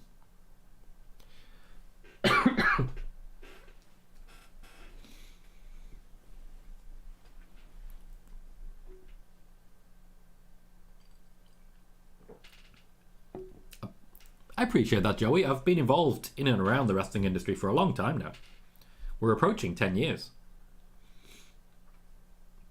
And little tricks like that, I've spent time training with wrestlers. I haven't actually been training, but I've been paying attention. The WWE style is about communicating through your body. Blue says, Tom, Rock's breathing like you, but you're actually sick. I think he's breathing worse, to be honest. Cody isn't even looking for a tag now. His hand's closed. So what you will see, particularly... well, Cody moved around there to be available to Roman. That's infuriating. We all knew what was coming there.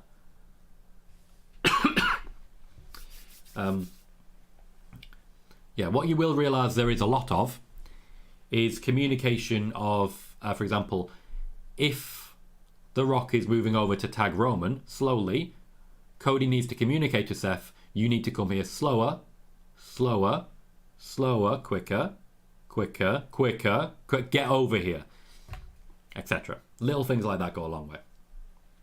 Oh, okay, I'm in for this. Cody wasn't happy. That's his only break. Rock's gone for him. Opportunity for Seth. Super kick, which as we know is the most deadly move in wrestling. And a curb stomp. Okay, we're on. Joey says, I can't wait for Drew versus Seth. They're going to kill it. We did eventually have nearly 10 minutes of beatdown of Seth Rollins. Blue says, worst sharpshooter in wrestling, or as I like to call it when The Rock does it, the ankle cross. He literally just does cross the ankles. There's no pressure on the knee at all. Very little pressure on the back because he can't squat. We have the hot tag that we've been building towards. Roman and Cody in. Cody was not expecting Roman to fall down that quickly.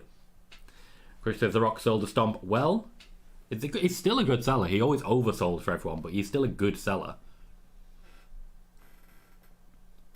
The pace is up. Oh, yes. I love that power slam. The pace is up. What they need to do right now is preview what the match is going to be like tomorrow. They need us to get excited and essentially lie to us and tell us it's going to be fast and fun and great. We know it's not going to be. It's going to be 50 minutes of...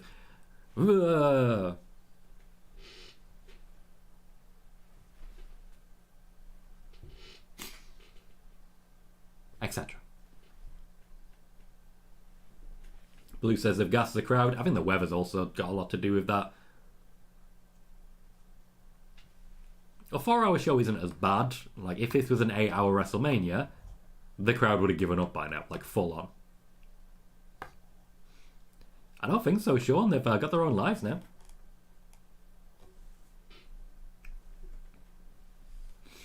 I'd imagine that's supposed to say Cody Vader, as in the elevator. Yeah, I found that likely.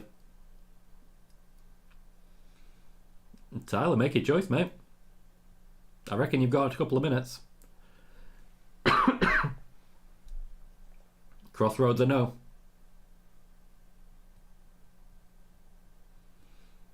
Roman's back in a dominant position here. Go, mate. Go for it. Blue says tomorrow's main event is going to be a clusterfuck with so many people out there. It will at least be interesting in my opinion. I agree. I'm actually thinking that might increase the pace a little bit. I think the amount of people involved, it'll just feel like more carnage, which will hopefully help it be less than boring.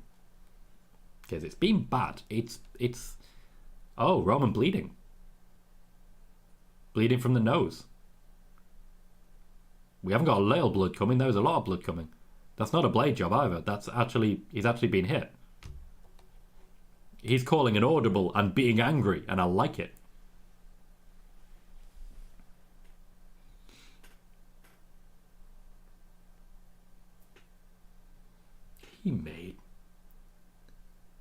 You made me swallow my gum.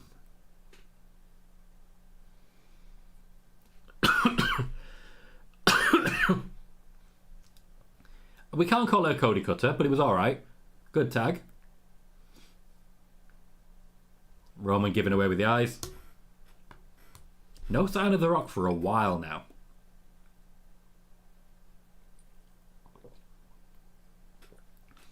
Very nicely done by Cody. Roman did need to step to the side a little bit. They didn't really know where each other were. Again, Seth should have been communicating there. So you just basically check Seth's eye line. He should be looking directly at Roman. But yeah, it didn't quite work. I'm still overall happy with how it's going. Tempo's up, but we are still doing that thing where we hit a big move and then we just stop for a while. They are singing his theme.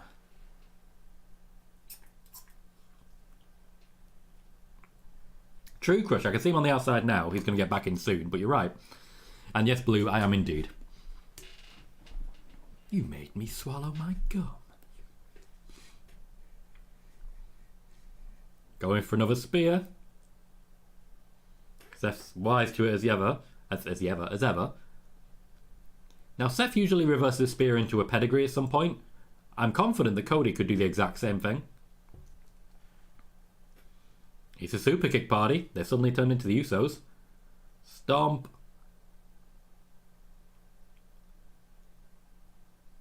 The lack of the Rock is a problem. You've got him. The referee. Yep.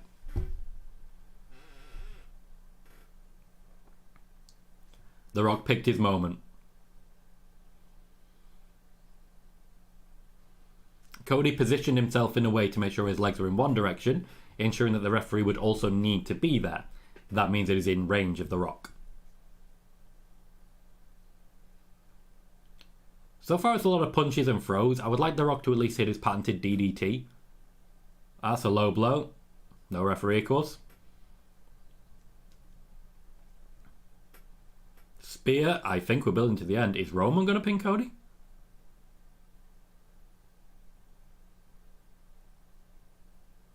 No, he is not. I wasn't sure then. I really wasn't. The story still tells itself if Roman pins Cody. Because, oh, you pinned him with my help, but without my help you can't beat him, etc.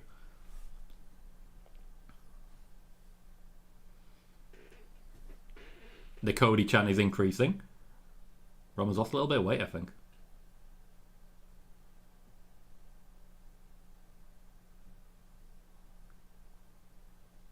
Roman getting increasingly angry at Cody. You may note that The Rock is no longer holding the tag rope. He's making it clear he's not ready to be tagged. He doesn't want to be tagged right now. He's next to the camera people who can communicate with their headpieces if The Rock has forgotten his next step. That's literally why they have the earpieces, in case they need to communicate with the people around them.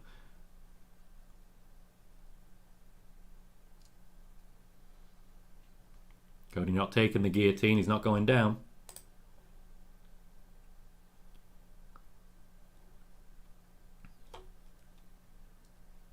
Blue says this is getting the same kind of reaction the random women's match on Raw that goes 3 minutes does.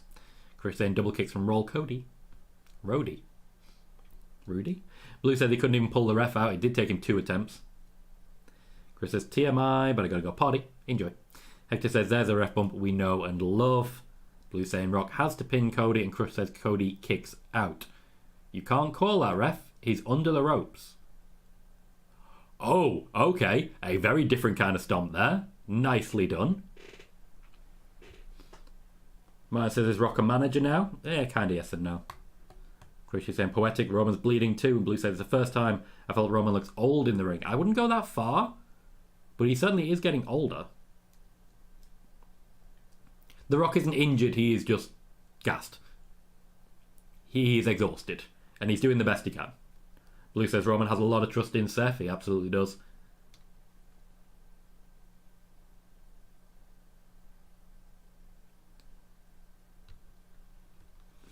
The Rock's angry about something.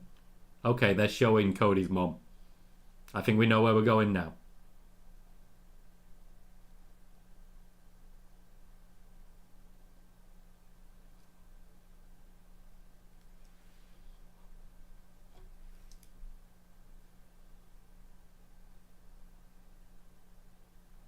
I'm loving the passion. I am loving the passion. She is not backing down. Crush says The Rock is about to finish. I'm not confident. This is the first moment where I felt, oh, maybe it is Cody. Maybe Cody wins here.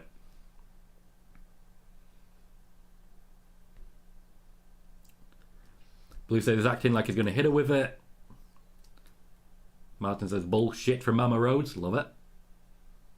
We're going very Ronalds at this point.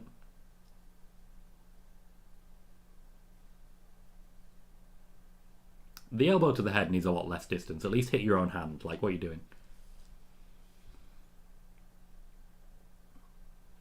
There we go. The big tell that he's tired. Part 4? I'm not sure what you mean. The big tell that he's tired is the noises that he's making. When he picked him up for that spine buster, it wasn't a case of control. It was, it hurt him. He's controlled himself really nicely afterwards. Really nicely. Oh, past 4. I thought it said part 4. It is now 4 o'clock, yes. WrestleMania is officially in overtime, which is not a surprise to me. Rock dived into the Cody cutter here. We're definitely building to the finish.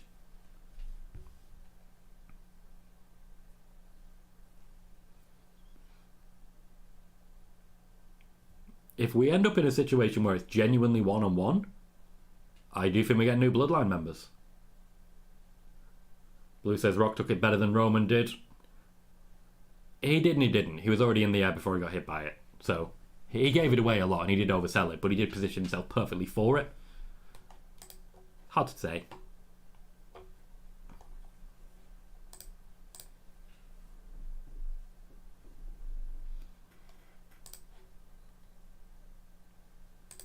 Blue still thinks Rock is pinning Cody. Sean says if Cody and Seth win this, does Cody lose tomorrow? I don't know. And that's the wonder of wrestling. I genuinely have no idea.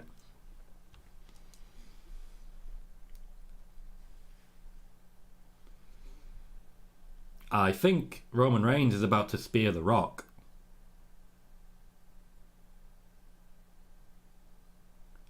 Roman Reigns has speared The Rock.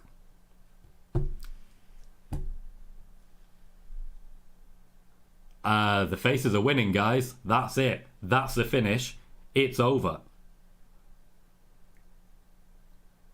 Double pedigree? Double pedigree. Cody does a terrible pedigree. Double cover. Oh, you had me. You had me. Oh, okay, this is getting good.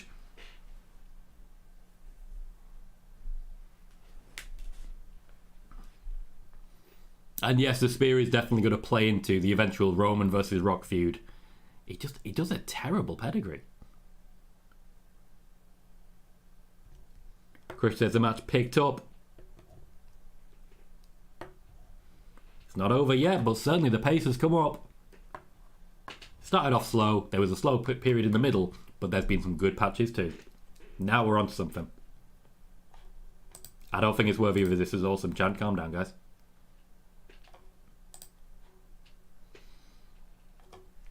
Blue says if the match was 20 minutes, it would be so much better. Too much time wasted. I agree.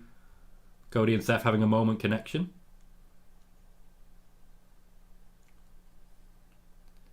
Seth doing a limp. Yeah, you need to pick one. Just pick one.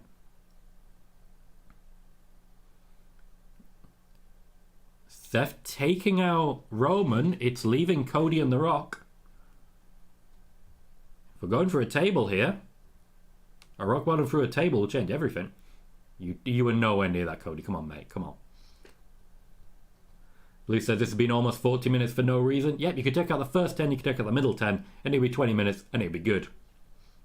Chris says heels are winning, but Rock is totally costing Roman the match tomorrow by accident, aka a receipt. Joey says the face The Rock made cracked me up. It's fair. They were lining up the English announce table, and then The Rock was like, no, that's not what we do. What are you doing? That's not how it works.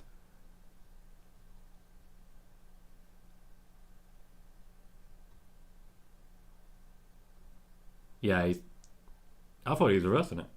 So I says, Seth is making me nervous. He still has a match tomorrow. Yeah, but he's supposed to be banged up tomorrow. That's the point. And Drew still can't finish him off. That's a nice coat that Corey's rocking. Pardon me. That's a nice coat that Corey's rocking.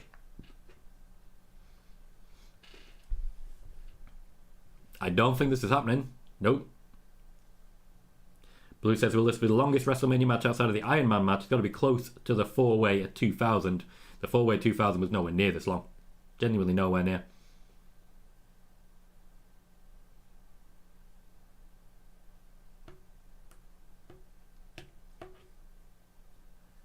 Okay. That's Seth out of play. That's The Rock out of play. That leaves two men. That leaves just two men.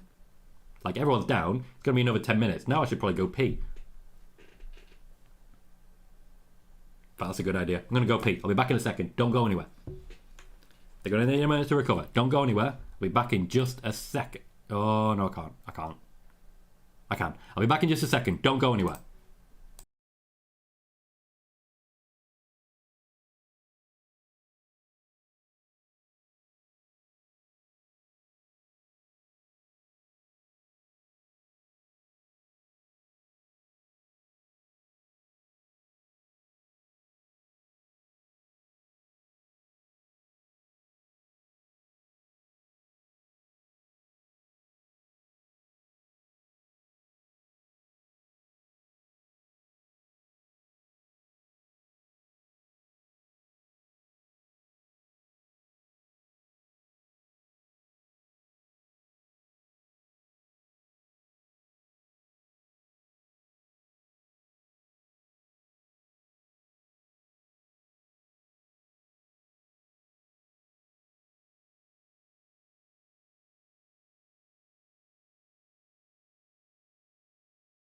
Jolly, I'll be back. There was more than that than I expected. So back. We have the last two. It is Roman. It is Cody. Roman was never out. It was always about the two of them. We are down to what would be the main event. I still think it's possible. Rock gets back into this.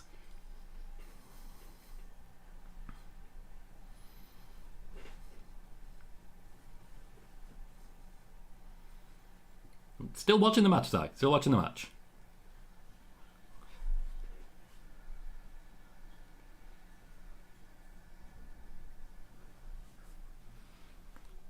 Oh god, this is still going. Okay, we need to speed up, guys. We need to do something interesting. The crowd aren't behind this. They are bored. The crowd are bored. Hector says it's definitely better than I expected for sure. There's been some good moments. Again, I don't think there's been a lot of them, but there have been.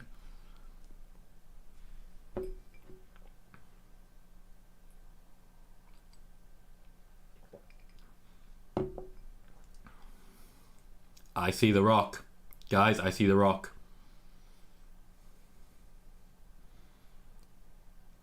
I see the Rock. Oh, bad. You've... Oh, Cody. Oh, Cody.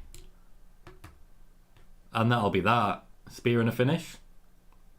Spear and a finish.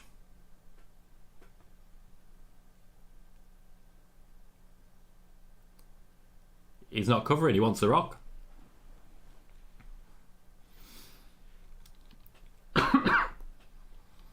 He's not, Blue. He's not. The Rock wants to be the man to finish it. You're right, Blue. What has been good has been spread out over way too much. Cody did make it obvious, but he did last time with Solo Sikoa.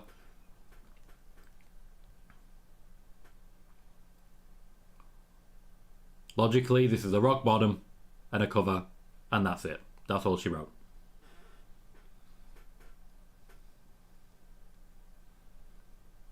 Cody takes a loss. Bloodline rules, exactly as expected. He's gone hard cam side. He knows what he's doing. People's elbow. Finish the job. Showboating. Does he lose the other arm at the elbow pad? Nope, it goes full Undertaker.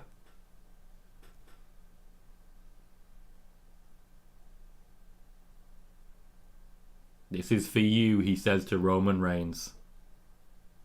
Oh no, I thank you, Michael Cole, for correcting me. Elbow, 1, 2, 3. Exactly as expected.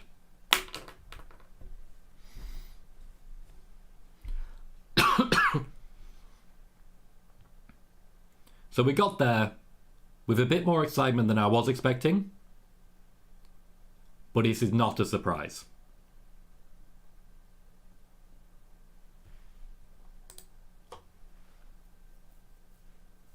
There were some good moments at WrestleMania 2000, Sean. I enjoyed the Intercontinental Championship match, for example. He has learned, Blue. He has. Overall, pretty happy with my predictions. One gives the match a 7.5. I'm going to give it a 5.5. It was incredibly slow. Pete gives it a 6. Blue says the triangle ladder match was also very good. Chris says, why is the ref handing Roman Seth's title? I don't think he did. I think the ref was handed all of the titles and just handed them out. Blue gives it a 4. Man says, is Rock limping? I think he's just selling. Blue says, somehow not the worst bloodline match of the night. Martin gives it a 6, Sai gives it a 7, and the right result, although was never in doubt, they don't give a stip and then don't deliver on it. Kevin says, goddamn 40-minute main event. Brad gives it a 7. Chris said he did, and The Rock just kicked Seth's title out of the ring. Cool, well played. Jordan gives it a 6. Bailey gives it a 4. The Rock and Roman Reigns have beaten Cody Rhodes and Seth Rollins. Bloodline rules at WrestleMania until suddenly they don't.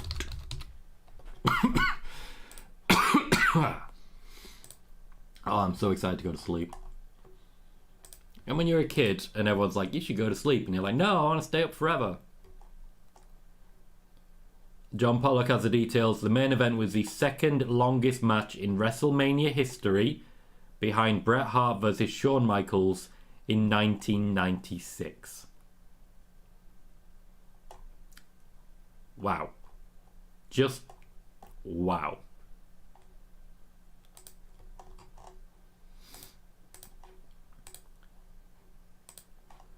The Rock and Roman Reigns walking away.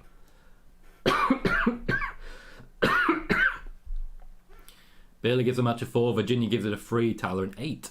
King gives it a 6 and says 2 nights of Bloodline rules. Kerwin says the only 2 matches that deliver were the Women's Championship and the Intercontinental Championship. Chris says Drew is licking his chops.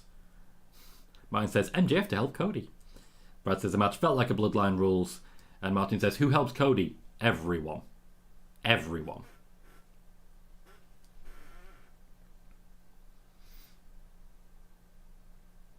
Honestly, I'd send the whole roster out and just go full lumberjack match. Sai says, nice, exactly the same shot as last year. Cody sat in the ring with his back to the entrance after eating a loss. Crush says much the same. They know what they're doing. They know exactly what they're doing. Age Car says, hi. And Jack gives the match an 8. I didn't love it. I didn't love it. It took forever. It's no one I'll ever want to watch again.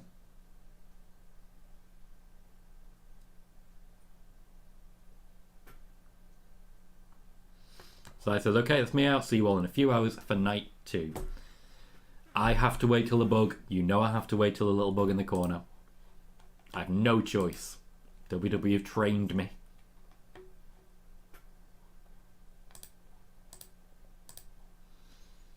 Roman and The Rock celebrate. That is us for night 1 of WrestleMania. I'm going to wrap us up.